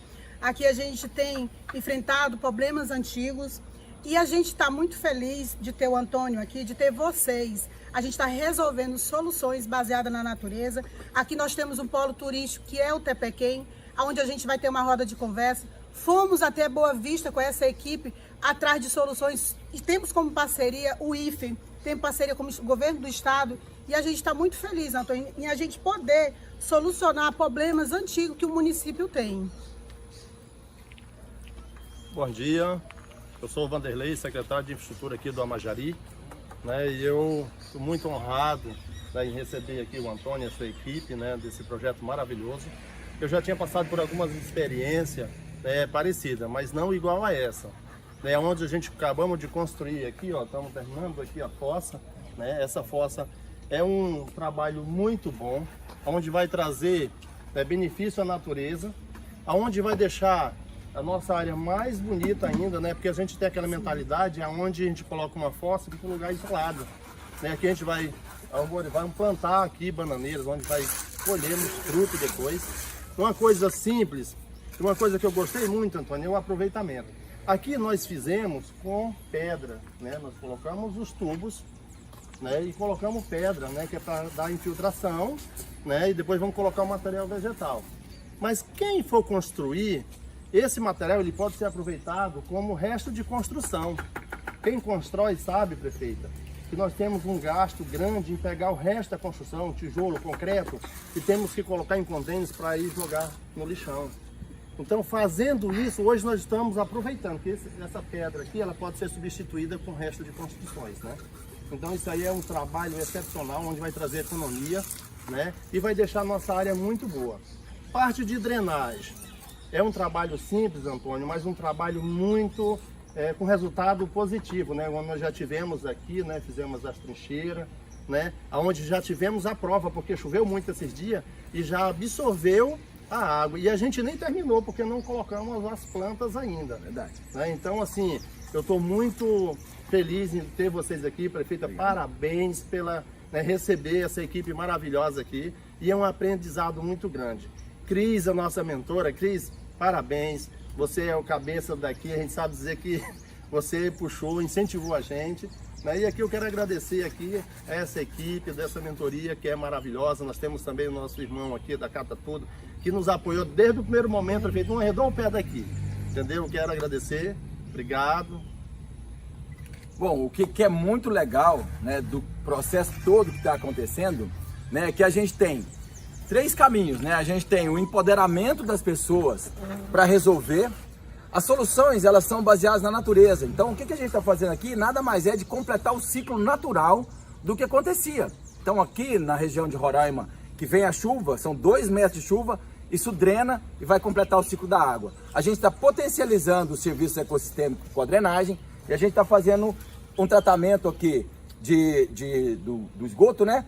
Que a gente não tem contaminação nenhuma, porque o lençol é muito aflorado aqui, né? Então, o gol maior é que deixar que isso fique pronto, com conhecimento de todo mundo e possa ser replicado pelas comunidades locais. E a gente tem aqui representantes de outros municípios, onde eles vão estar, Antônio, replicando nos seus municípios, né? E a gente está muito feliz em situações como essa de alagamento, poder estar sendo resolvido em pequenas ações que vocês nos mostraram. E a gente está muito grato em ter vocês aqui. Obrigado.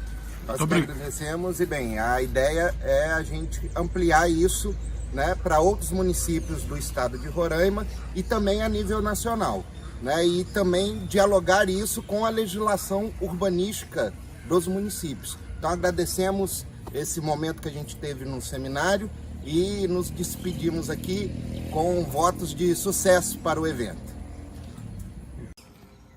E aqui a gente continua na prefeitura, onde em outro ponto há alagação, né? E aqui a gente está, junto com a mentoria, trazendo solução para esse problema, que é um problema antigo. Aqui foi feito, né, um sistema de drenagem que é pouco conhecido aqui em Roraima, mas pouco não, né, Antônio? Nem conhecemos ainda. Né? É uma trincheira, onde nós fizemos uma vala com 1 metro de largura, 4 metros de comprimento, com 1 metro de fundura. Ela tem um sistema de drenagem, a gente colocou pedra, aí usamos um sistema de filtração, colocamos a brita em cima. Aqui aonde a gente vai colocar umas plantas, onde vai observar a água, né? Ele vai captar a água para retirar daqui. Então isso aqui é um problema, prefeito, que nós tínhamos há muito tempo. E choveu muito ontem. E a gente pode ver, olha, né, que a água direcionou e foi toda infiltrada aqui. Então é um trabalho que a gente está fazendo e que já deu certo, viu, Antônio, Tomás? A gente quer agradecer vocês por mais esse trabalho e a gente vai...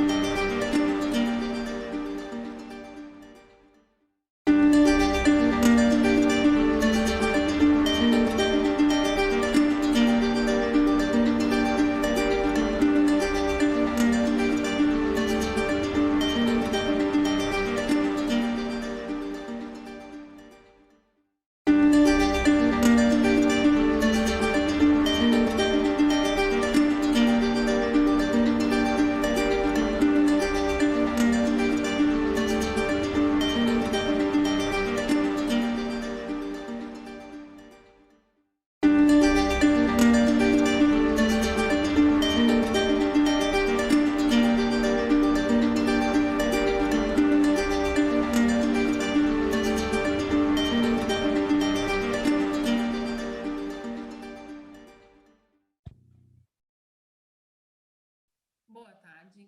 Sejam bem-vindas e Good bem-vindos afternoon. à Welcome oficina sobre to tecnologias our de workshop apoio ao on planejamento urbano support integrado. technology Bem, to esta integrated oficina urban tem planning. o objetivo de promover, This workshop divulgar e aims to promote, facilitar o acesso e o uso das facilitate ferramentas de the apoio ao use and access planejamento urbano to tools disponíveis na plataforma do for urban planning Observatório de available Inovação on the das Cidades platform Sustentáveis, o on ABIS. innovation for Gostaríamos de informar que este evento sustainable será cities wise. gravado para This fins event is educativos going e to be científicos.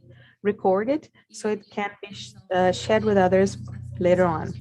And it will end at 3 p.m. In case you have questions for our guests, please, we request you to send your questions to the email made available on the chat window, and your questions will be answered at the end of the event. Today, we have Marco Lobo, the leader of the Observatory for Innovation for Sustainable Cities with CGE, Monique Pinheiro, a geographer and statistics professional and advisor to the CGE, and Unicesar Sipa, data scientist and technical advisor to the CGE, Claudio Weber, consultant on territorial management with the company Geoeconomica. To begin our workshop, we invite Michael Lobo, the leader of the Observatory for Sustainable Cities with CGEE. Michael, you have the floor. Hello, Elaine. Good afternoon. Thank you.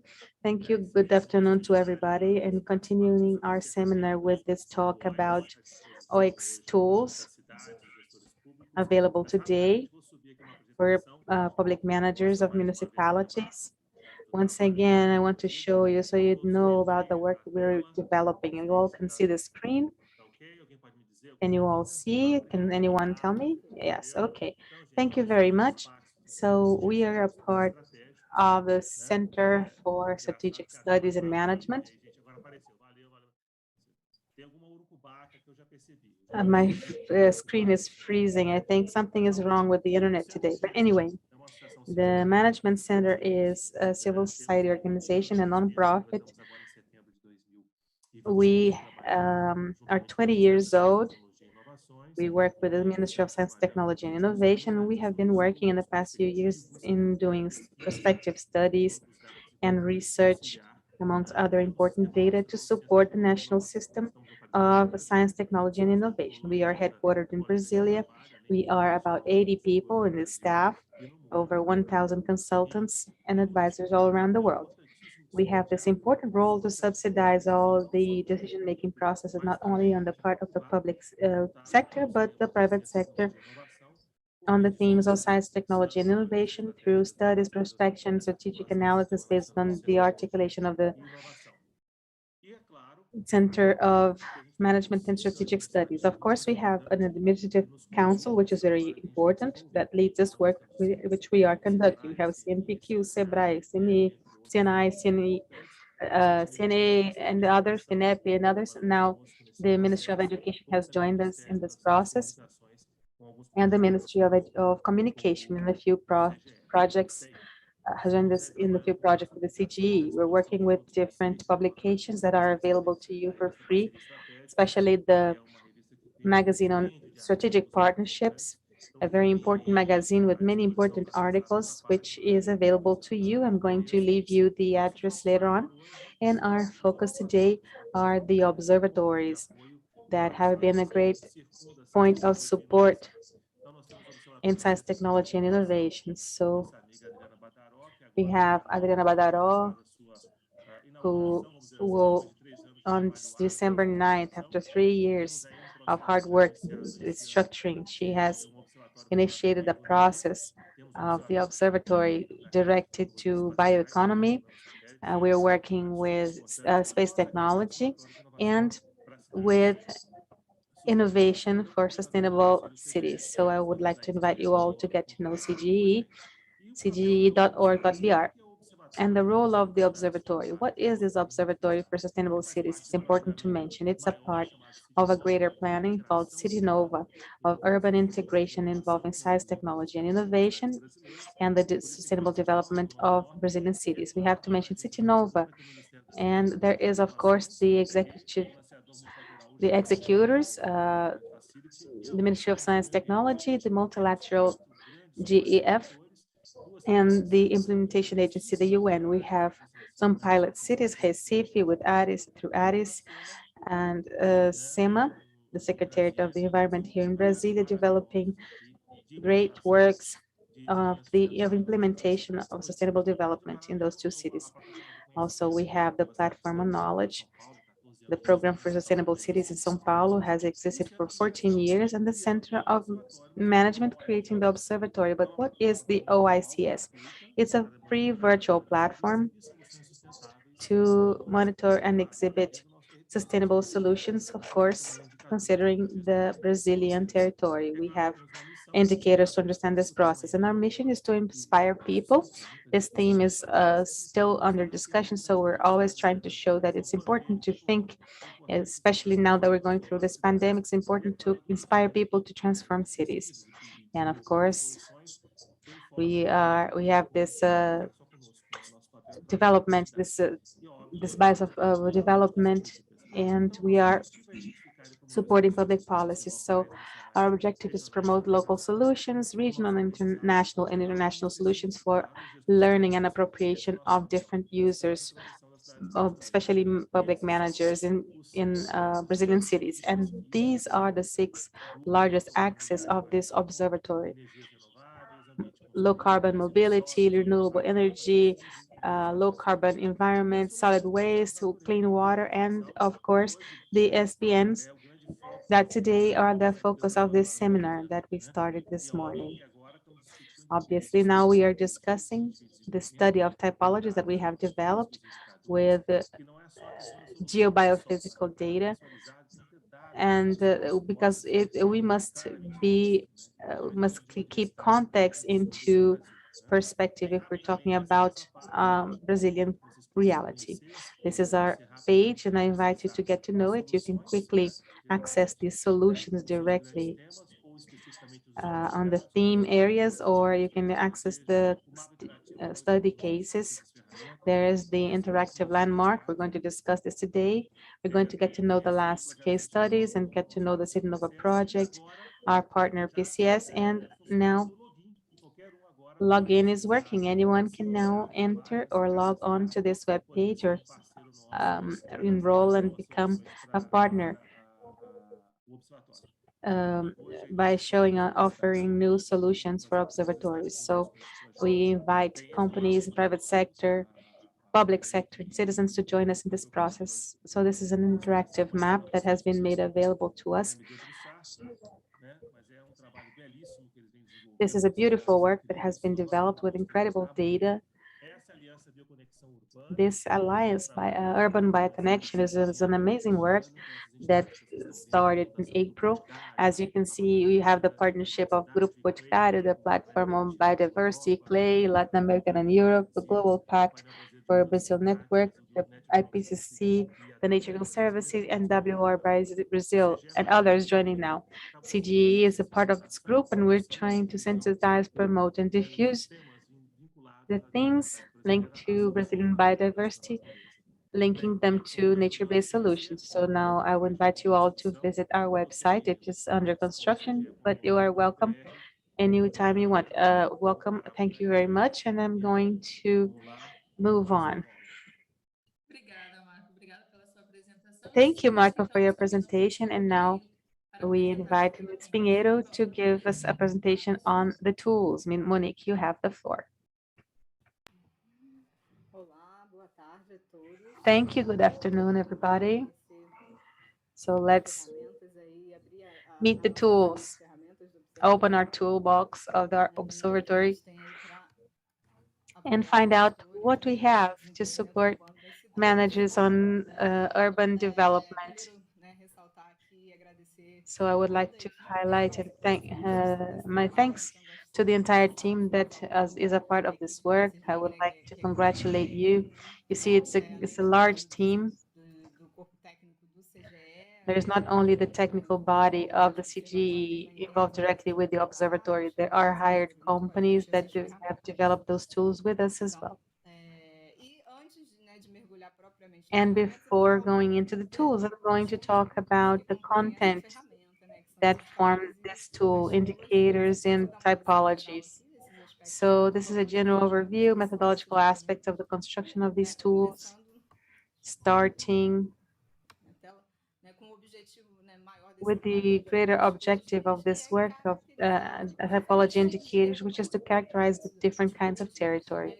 That's why I call it typology, using indicators and geographical data to support managers in urban planning to find the most adequate solutions for their territories.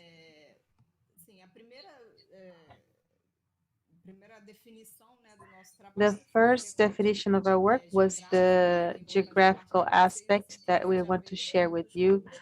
This is in the scope of the project. This area was defined. It is a set of municipalities characterized by being a metropolis and metropolitan area, which brings you the idea that the borders are not political administrative, they are systemic. So the challenges of a municipality may be the same challenges in the next municipality, and solutions may be the same as well.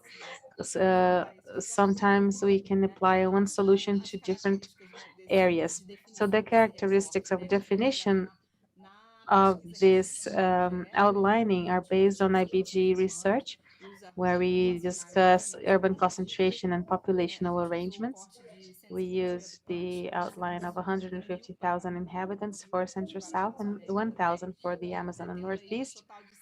And we have 149 cities and regions with 190 municipalities representing around 70% of the urban population, 60% of the Brazilian population, and 75% of the GDP.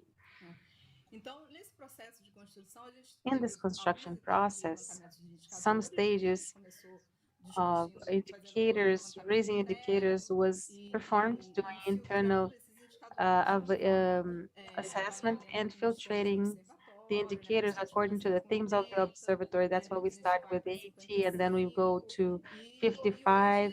And today there are around 60 indicators because we're always updating our database, and we included gender indicators and indicators regarding more current top points such as vaccination and the hospital time use, etc.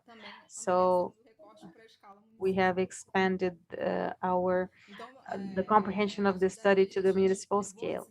So from then on, we have taken those indicators to workshops and to our partners such as municipalities, ministry, municipal managers, and the consultants of the project, team consultants. So we carried out this discussion regarding the selected indicators. And I want to show you that for this theme, STN specifically, we discussed this theme a lot because we recognize, we know, along with these experts that were involved in this workshop, we understood the need for those indicators at the local level to monitor better impacts of the solutions implemented and so on. And as we are working nationally, we had to use some indicators that are available that enable us to build this technology, this methodology of the observatory of typologies and so on, this comparability between territories. We did an outlining of this theme more dedicated to environmental resilience because we know the need for reaching indicators locally. So we tried to work in a national scale with the data we had available, because we don't only do validation through the workshops, we also work with this criteria of validation, qualification of indicators aligned with the theme, territorial scope and reliability, whether the information is feasibility of the data, accessibility to the data, and replicability of the data so that we can continue updating our database always. And based on the selection, we did some treatment of the indicators such as outlines, standardization, and just here in standardization, we brought you this information. It was standardized through this method where we found values varying between 0 and 1. You will see this in the map. variations between 0 and 1 to allow comparability. And you see, this is one of the, you can see the most favorable scenarios and the most critical scenarios. For some indicators, the results are negative, and we needed to invert them to keep comparability using this minus X function. For example, rates of in-hospital stays due to cardiorespiratory diseases. And with all these indicators calculated and fed into our database, we moved on to the second stage, which is the processing of summary measures, which is the index and cluster analysis. They are synthesis of the indicators that allow us to do, in this case of the theme index, that we have one for each theme, to make it available, to make available a representation of the level of risk the cities are at. And in this case, we enter the average of the indicators. In the analysis of grouping, we sought to unite these with greater similarity based on the proposed indicators. And in this case, the variables entered were the indicators themselves. So all of this, I have this in more detail. I'm not going into a lot of detail regarding method because we have all of this on our website. We have a document that discusses this in detail, all of this that I have shown you quickly. So if you look at this page, you will find this document within the map of typologies. So we have our web page, and when you look at this page, the map of typologies, what the typologies are, you'll find the instructions, which is where you can download the document I just showed you. There's Bradesco 1, which are the solutions, and a guide to assist in navigation in this map. Now I'm going to navigate and show you the map's qualities, but there is a guide to the map that can also help you. So going back to the presentation.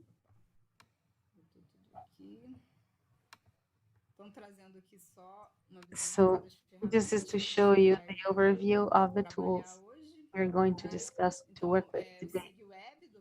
SIGWeb with the observatory, and this is our system of geographical information, which brings you the typology and geographical data. We also have solutions that are integrated here, and we do joint territorial analysis.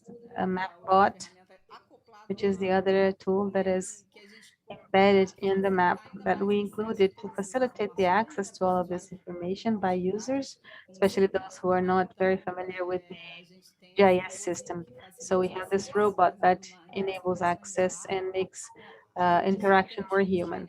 Also, we have the theme panels that are also presented today to explore those indicators in more detail, to do comparisons and study different forms of representation, and the territorial UPA, where, the territorial magnifying glass, where you can see the details of each operation. Here we see the map, our SIGWeb for solutions, research on solution. We are integrating all this information, geographical data to analyze territorial problems and solutions. All of those tools that I showed you are based on free softwares. They have free code, open codes, and they're available on the kits. So let me give you a practical example on how to use this map.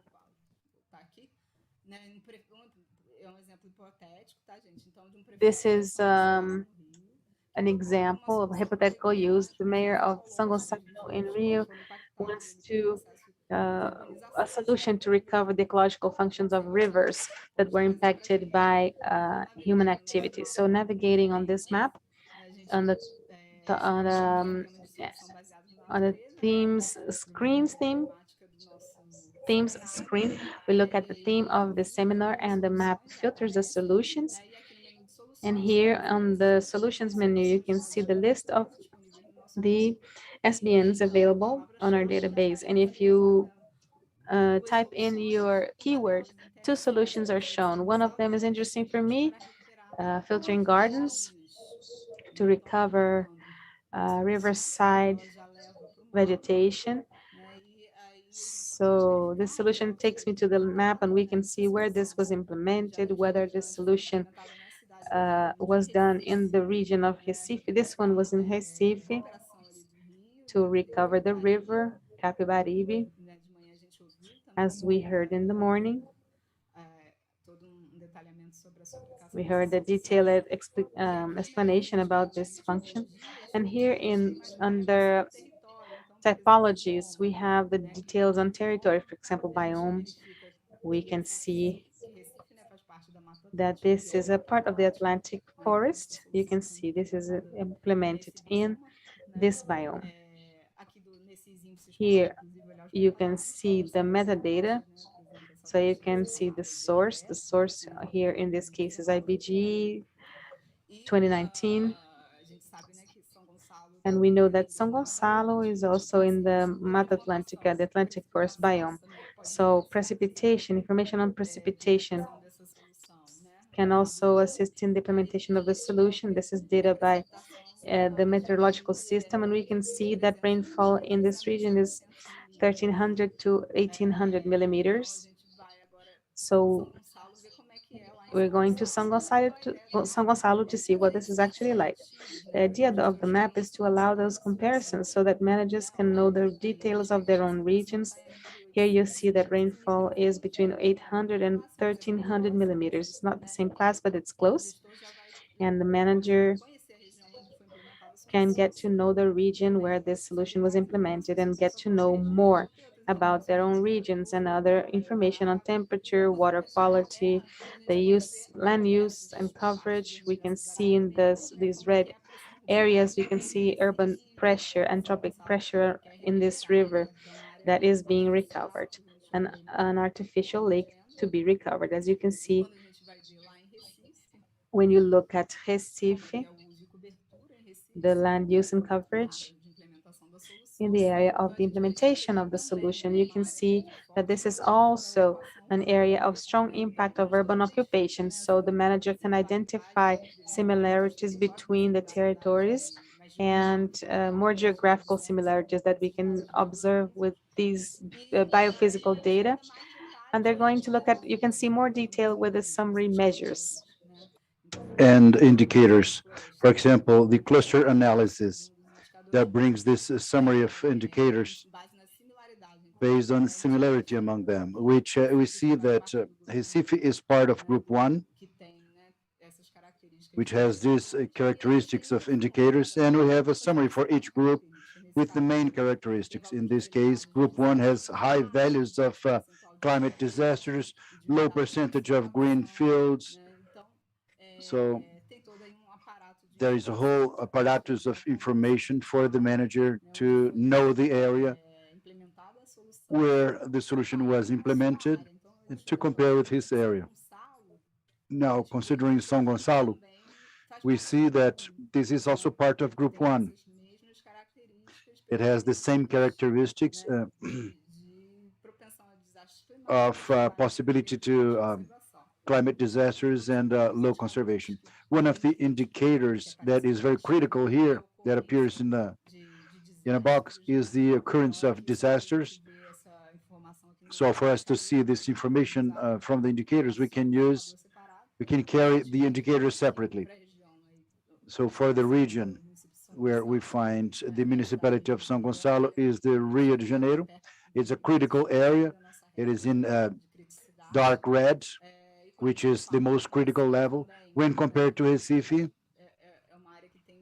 it is an area that has a more critical indicator for this topic of a disaster occurrence.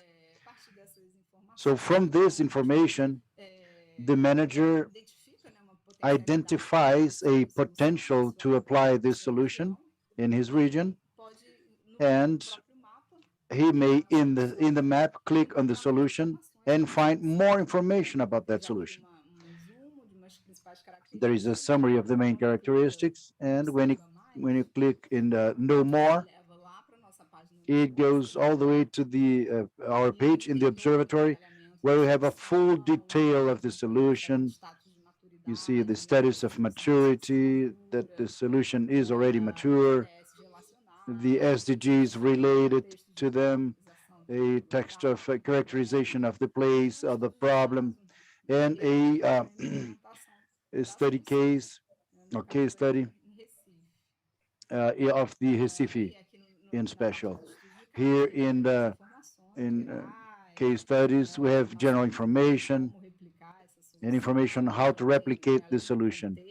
So besides context and more information about methodology, implementation, the actors involved, and the success factors to inspire other managers and users to replicate the solution, besides of the references and links as well. Now, going back to our presentation and continuing, I will follow with the Mapbot very quickly, which this tool integrates the information of solutions and study case studies, and the municipalities face similar challenges considering socioeconomic, environmental, and territorial information, bringing as a result a ranking of the solutions for case studies. This is alpha, this tool. So we have an alpha version of this tool, and it is already available for you to use and give us some feedback. I think Elaine has probably posted our email, so you can send us any question or doubts or comments. So this Mapbot has this function of humanizing the interaction with the user from a natural language and based in the free software. So let's go to an applied example right here.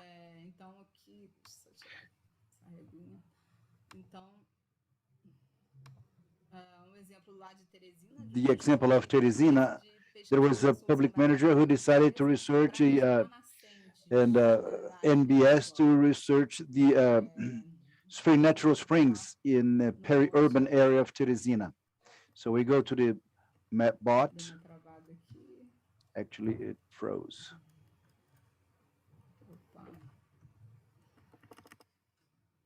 Travou aqui a apresentação, gente. Deixa eu só dar uma saída aqui e voltar. Opa. Deixa eu ver aqui se agora foi. Foi. Então vamos ver aqui a navegação no bot. So we see here navigation on the bot. And then we start here with a layer of the bioma. And we type here in our bot the name of the municipality. In this case, it's Teresina. And we check, we see that it has a critical value for this index in the summary of the BNS indicators with rate of growth in urban areas is just very critical. And we see it is in the Cerrado bioma in a transition with Caatinga.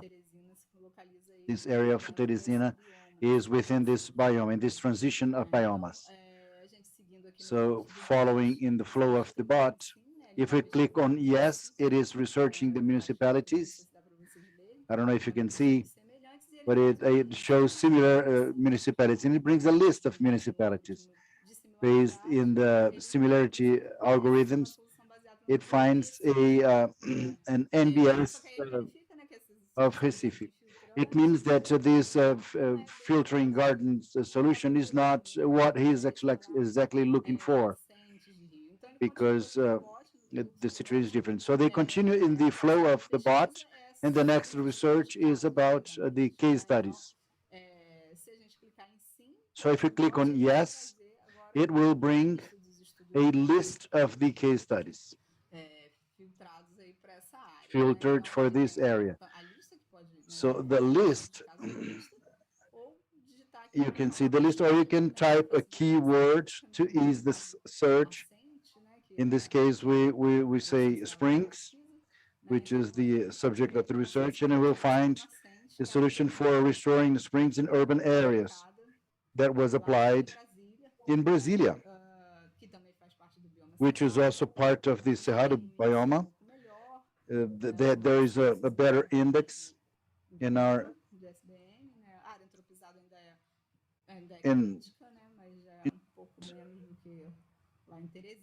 this is less critical than in Teresina. So the manager can actually navigate through the solution to find more details. The same way they can go into know more and know these solutions of restoration of peri-urban area, which are also mature. We have several SDGs related. And the application in Serrinha do Paranoá, which was the case study applied in Brasilia, which is a partner of our project, being one of the pilots of this project. So there's a whole contextualization and other information on how to replicate, methodology, actors involved, the same structure, success factors that I showed in the previous case. Well, these are our tools related to the map to do this research on solutions that is very well detailed.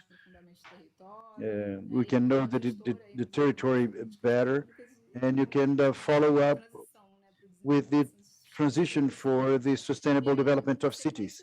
And after that, we're going to go deeper into the indicators. We'll bring this possibility of detailing the indicators within the panels. So I finish here my part, and I pass the floor back to Yuri.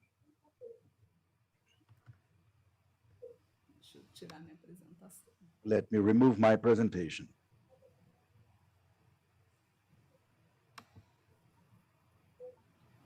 Bem, obrigado, Monique. Okay, thank you, Monique. Good afternoon, everyone.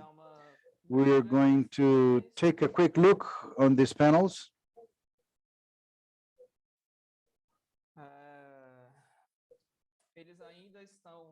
They are still in the final stages of development. They will be probably available for everyone in the beginning of next year. So sure, I will make a brief presentation, and this feedback that you can give us will be very useful for us in this construction. So for sure, we would like very much to receive whatever feedback about these panels. Well, starting and going quickly here, we have one panel, which is, it is a general overview. So this panel is on the level of city and region. That's the one that Monique was presenting. Here we'll have the cities and regions, the location on the map, our indicators by topic, and here down below, we have the metadata. So during this whole presentation, all tables are exportable to CSV format in case you want to have it in your equipment to work locally, to check sources, topic, year, everything exportable. They will have filtering tools. For example, here I can filter indicators that we are presenting for 2018. I can filter a specific topic, or I can filter a specific indicator. Everything is filterable, and everything is exportable. Now, going forward, we have a second panel on a level of city and region, which is the panel for us to analyze specifically one city or region. Now, giving a simple explanation, city regions will tend to be the largest metropolitan areas of Brazil. Here, for example, we have the city region of Curitiba. So it will give us information about the city region. Here we have the list of their indicators, also filterable, also exportable. We can organize a few indicators of region city, which are available in a standardized way. So they will vary between 0 and 1. 0 are always the most critical values or situations that we identified as most critical. 1 are those which are we had identified as favorable. And then we have the per capita value of values of fundings granted by FINEP, indicators that are considered favorable. And here we would have, for example, occurrence of disasters related to a climatic event in between 2009 and 2019. This is the indicator of the NBSs. This is the most critical, also in Curitiba. Everything filterable, okay? We can, for example, select only the indicators that were classified as bad. So they show up here in the map. We see the design of Curitiba. And here we have some addings. We have the values of the thematic indexes. The values, all the areas have, all the topics have their values. For Curitiba, we see that the values trend to be next to 1 or close to 1, indicating more favorable situations, which is what we observe here in this other summary, which is the number of indicators per situation. So we have 21 indicators of good, 12 favorable, 9 regular, indicating these indicators as more favorable. In case we want to look at any other region, let's see, Parauapebas. The map leads us to Parauapebas. This is design of Parauapebas. Of course, we can put it further just to see where Parauapebas is in the map of Brazil. And here we have basically the same information. Here are the values of the indicators already calculated. Down below, we have the values of the indexes, Parauapebas, trend to situations that are a little bit towards critical. The indicators here, NBS, begin on 0.52, and then we go down below with 22 indicators identified in critical situations, and 12 as being bad. This is our panel to look at one city region specific per month. Of course, we can revert the rationale. We can look at one indicator for all city regions at once. So, for example, the initial indicator we have is this, percentage of area of conservation unit. Here we have a few basic information about this indicator. Here on the map, we have the values. So let's bring it closer to Brasilia. The value for this indicator is 0.63, which in a general context, we're considering as good, according to our methodology. Here, once again, we have the values of the indicators. Here, they're going to, the indicator will appear for all cities in the region. So once again, we can order to see where the situation is more critical. For example, Abaetetuba, Alagoinhas, Americana, Arapiraca. And we can order the opposite to see where it is most favorable. Rio Claro, Manaus, Ubatuba, Bauru. And again, you can filter it. And once again, we can export everything. So all the files are, the data are exportable. This is for the specific city region. Down below, we have a few more aggregations. Here we're adding the number of city regions per situation of the indicator. So for this indicator in private, we noticed many situations in which the methodology considered to be critical. So we have 64 critical and 15 considered bad. So it is an indicator that we need to understand as more critical. In this chart, on the right, we have a frequency of these values. For example, we have 30 city regions with 0 value, and in the other point, we have 4 with value 1. So we have the frequency of the values per city region. Let's do another analysis. Here we have our indicators. We can see, for example, percentage of the urban population serviced with the garbage collection. These are the information of the indicator, once again, with the source in our topic, and here the values. So for this specific case, we see that the situations tend to be more favorable. So in the city regions, we're having, a good part of them are having a favorable collection that can be considered as favorable of garbage in the urban perimeter, with the number of city regions in between critical and bad more reduced. Now, for example, if we look at the recycling, here we have the indicator, which is the percentage of the recycling process. Source is also the same. We see an inversion of these dynamics. We start seeing situations that could be considered more as critical or bad, or they were considered by our methodology, right? There is a major concentration on this side and down below here. This is the type of analysis that is interesting to do in this panel. Now, going ahead, we have now a small change. Here, for the next 2 panels, we'll have brute data or gross data. These are not standardized yet. And these data are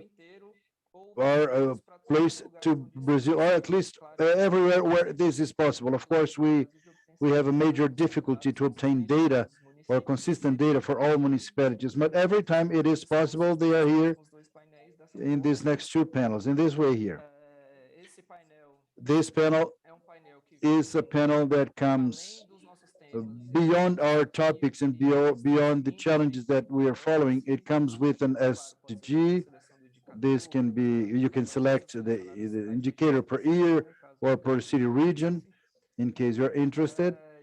And here we have also information on biome, topography, climate, or hydrographic region, and some panels that we built. Here on the map, we have a visual representation of what we are considering at each time. It is open to the SDG Health and Well-being, and we're considering every municipality in Brazil. Let's take, for example, our theme, the SPNs, NBS.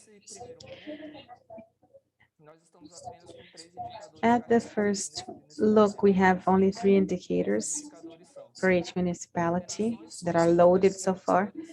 They are in hospital stays due to cardiorespiratory diseases. And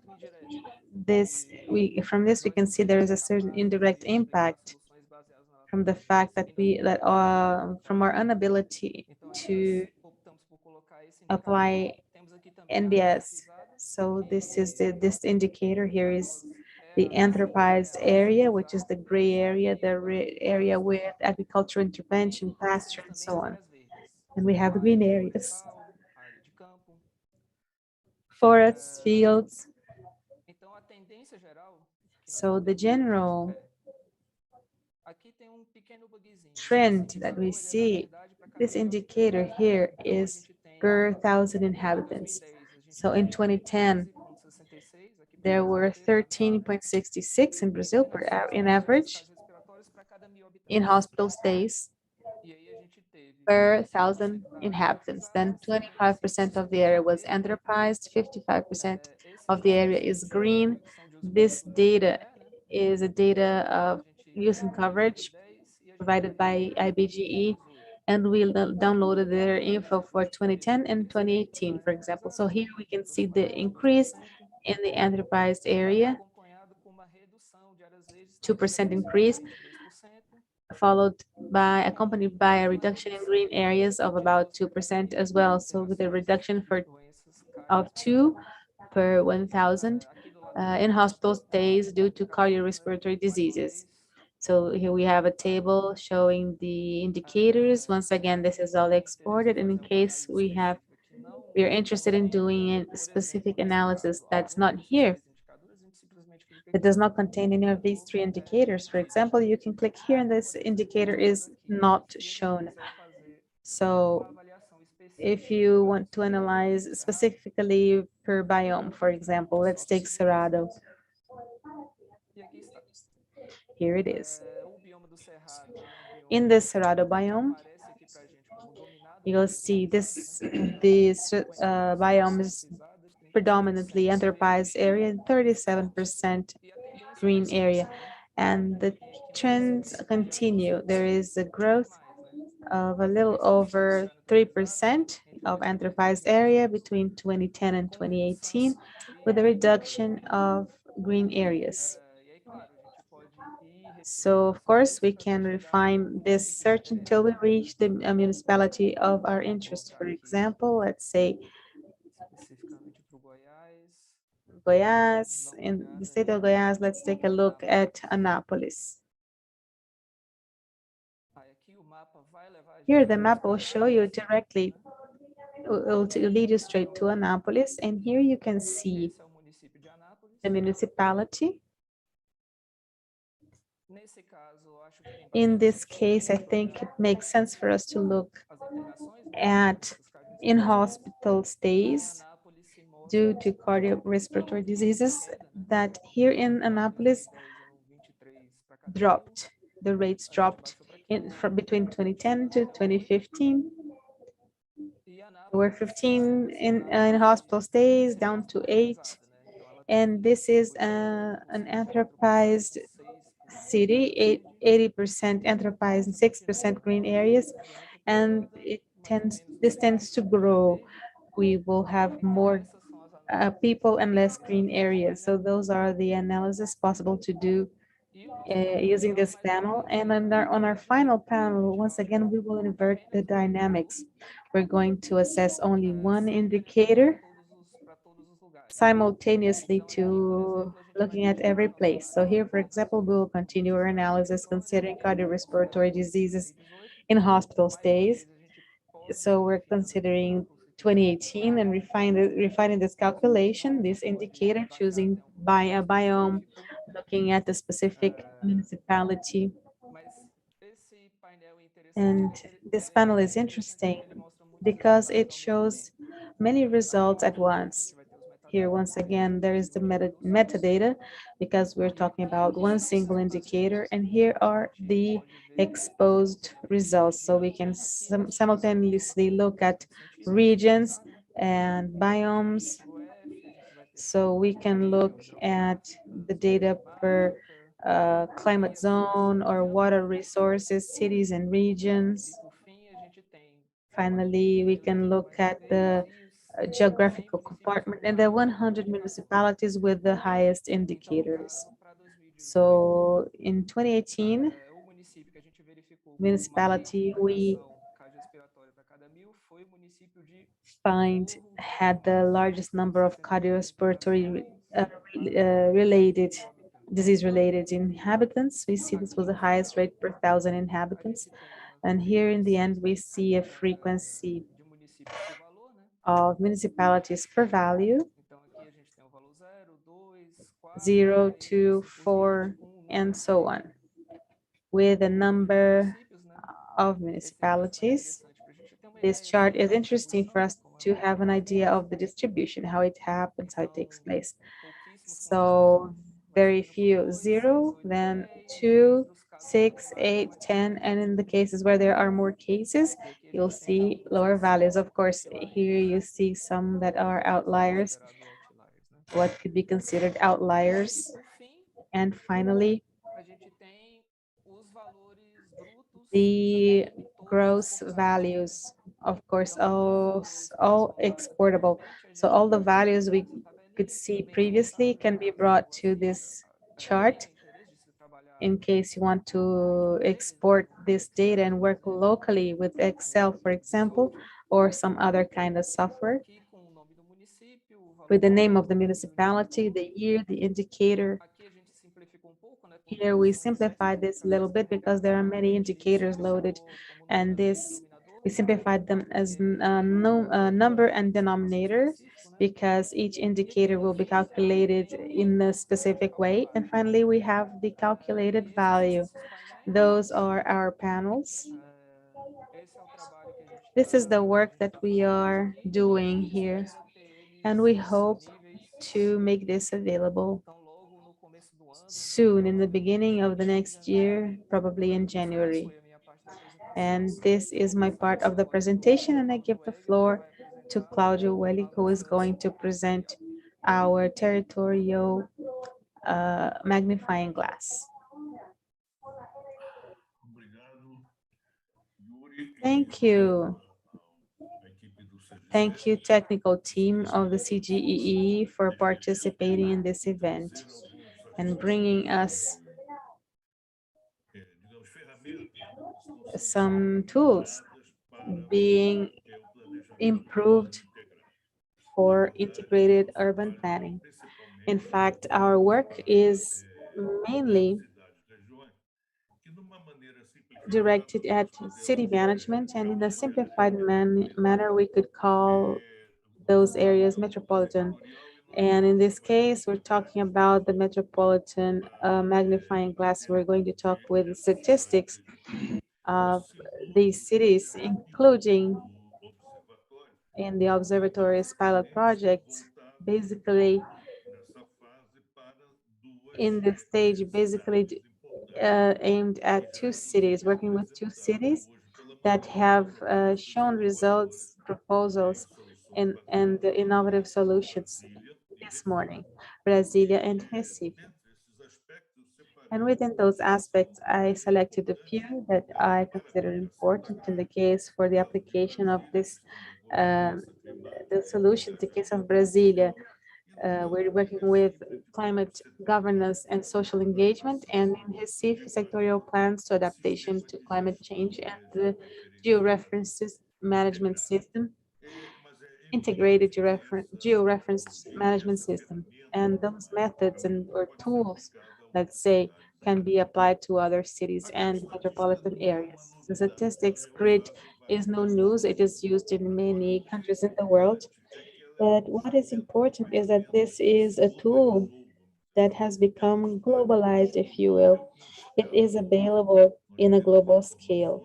So we have information that is relatively well detailed. And this is because of the European Commission's joint research that has made available on the internet a substantial amount of data in a global scale. In Brazil, the construction of the grid was done by IBGE with data from the 2010 census. And we will see that on this grid, we can see population by gender and data on the surroundings and so on.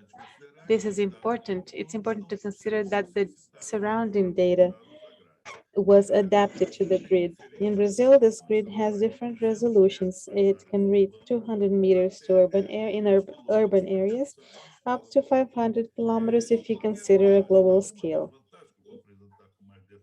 Some of the advantages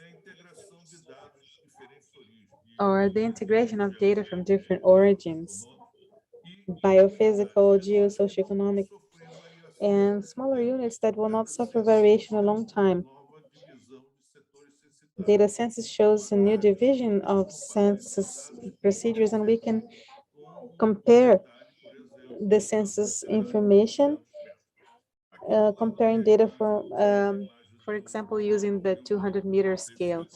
So here we have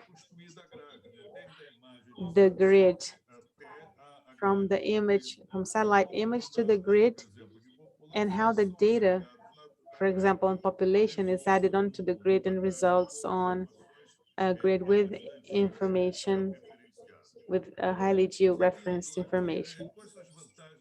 What are the advantages here? What are the advantages we can list quickly? Temporal space stability, it serves for a longer period of time. Geobiophysical and socioeconomic data's integration, hierarchy and flexibility, simple identification, a cell is simply identified, and it can be used for modeling, for projections, and analysis of territorial dynamics in urban areas, which is a theme that we will discuss. In Brazil, thanks to IBGE, the mentor of the proposal, we can see diverse initiatives using this grid. Brazil one per one, which shows us demographic census per sector in the surroundings per square, 1 kilometer per 1 kilometer. The data from the Geoenvironmental Database, VDIA, that shows us all the available data on a statistics grid, monitoring and coverage and use of land. Since 2018, this has been using the statistics grid to show changes. And more importantly, as we are nearing the execution of the demographic census of 2022, this tool will be used and made available on this structure. So this is important.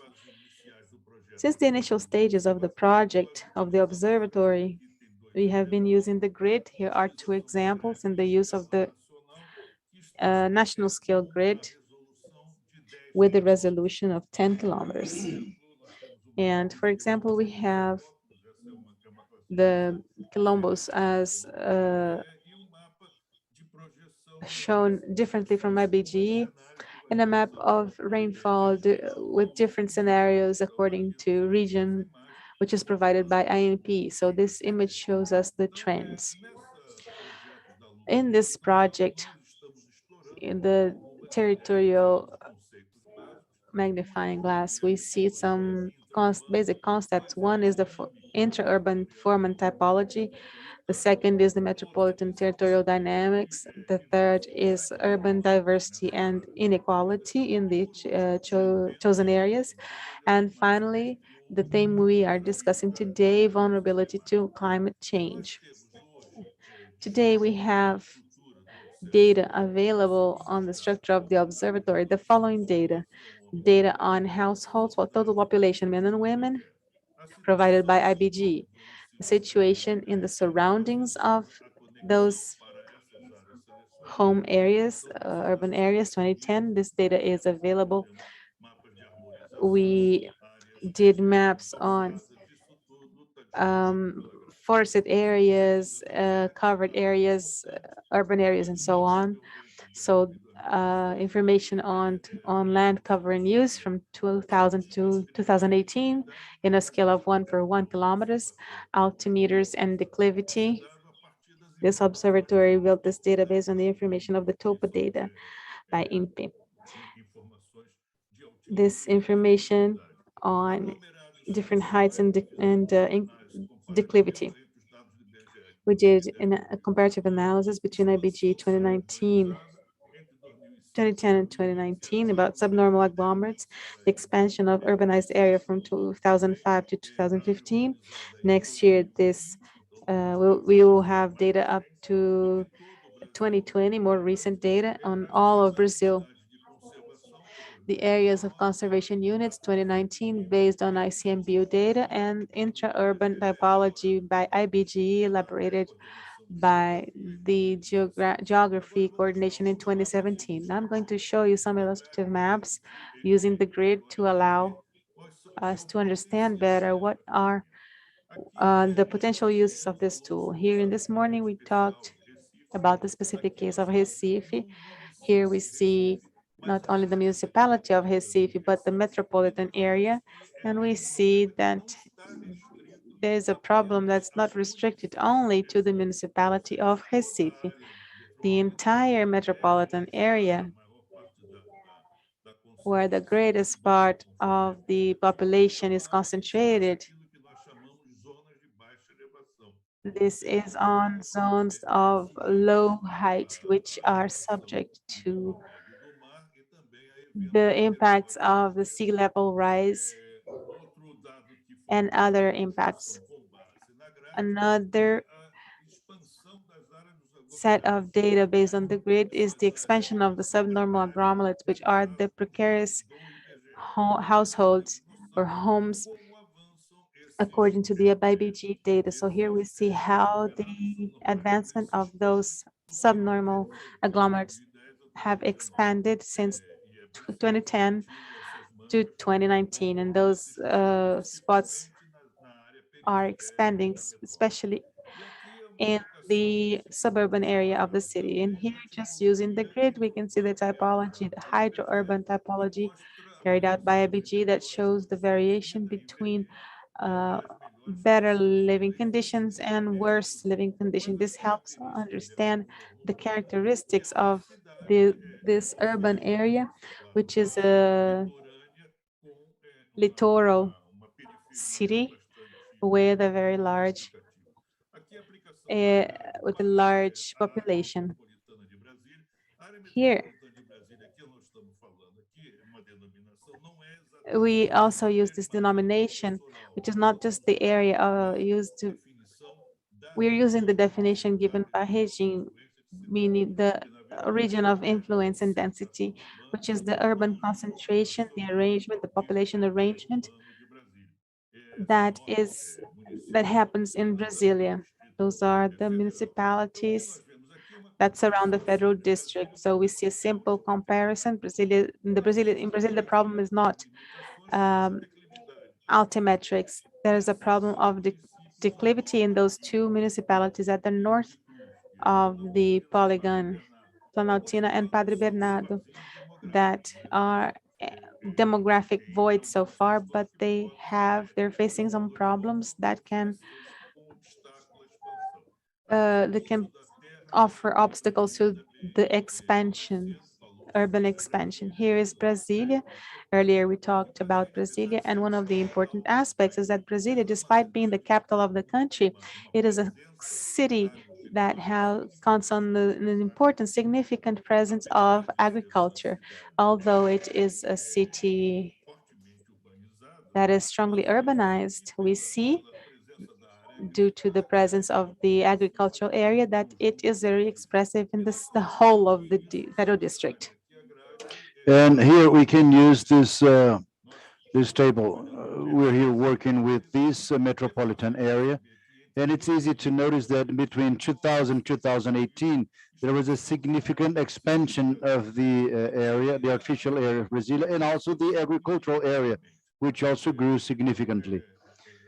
So it is relevant to observe this. And with this table, we can look within the municipalities that compose this metropolitan area. So we see that good part of this expansion happened in the city of Brasilia, in the federal district, even though there are several other cases which present significant expansion, such as Lusiânia. And to end, we showed here, Brasilia has, as a metropolitan area, it has with a radial distribution, where obviously the better life conditions are here in the pilot plan, which is the main area, economic area and social area of Brasilia. And in the periphery, we see that we have the worst life conditions. This information is the information that is radial, which follows the main lines of communication. Well, thank you very much. I now pass the floor back to Elaine. I hope I was clear in my demonstration of the tool. Thank you very much. All right. Thank you very much, Claudio. Thank you very much, everyone. Yuri, Monique, Marcus, who are with us. And right now, we close this workshop. We thank everyone for your presentations. And we reiterate that those who wish to send a question to the team of WAPS, please write down the email, status.sustainable www.cg.org.br. And thus, we close our workshop, wishing you a good afternoon. Thank you very much.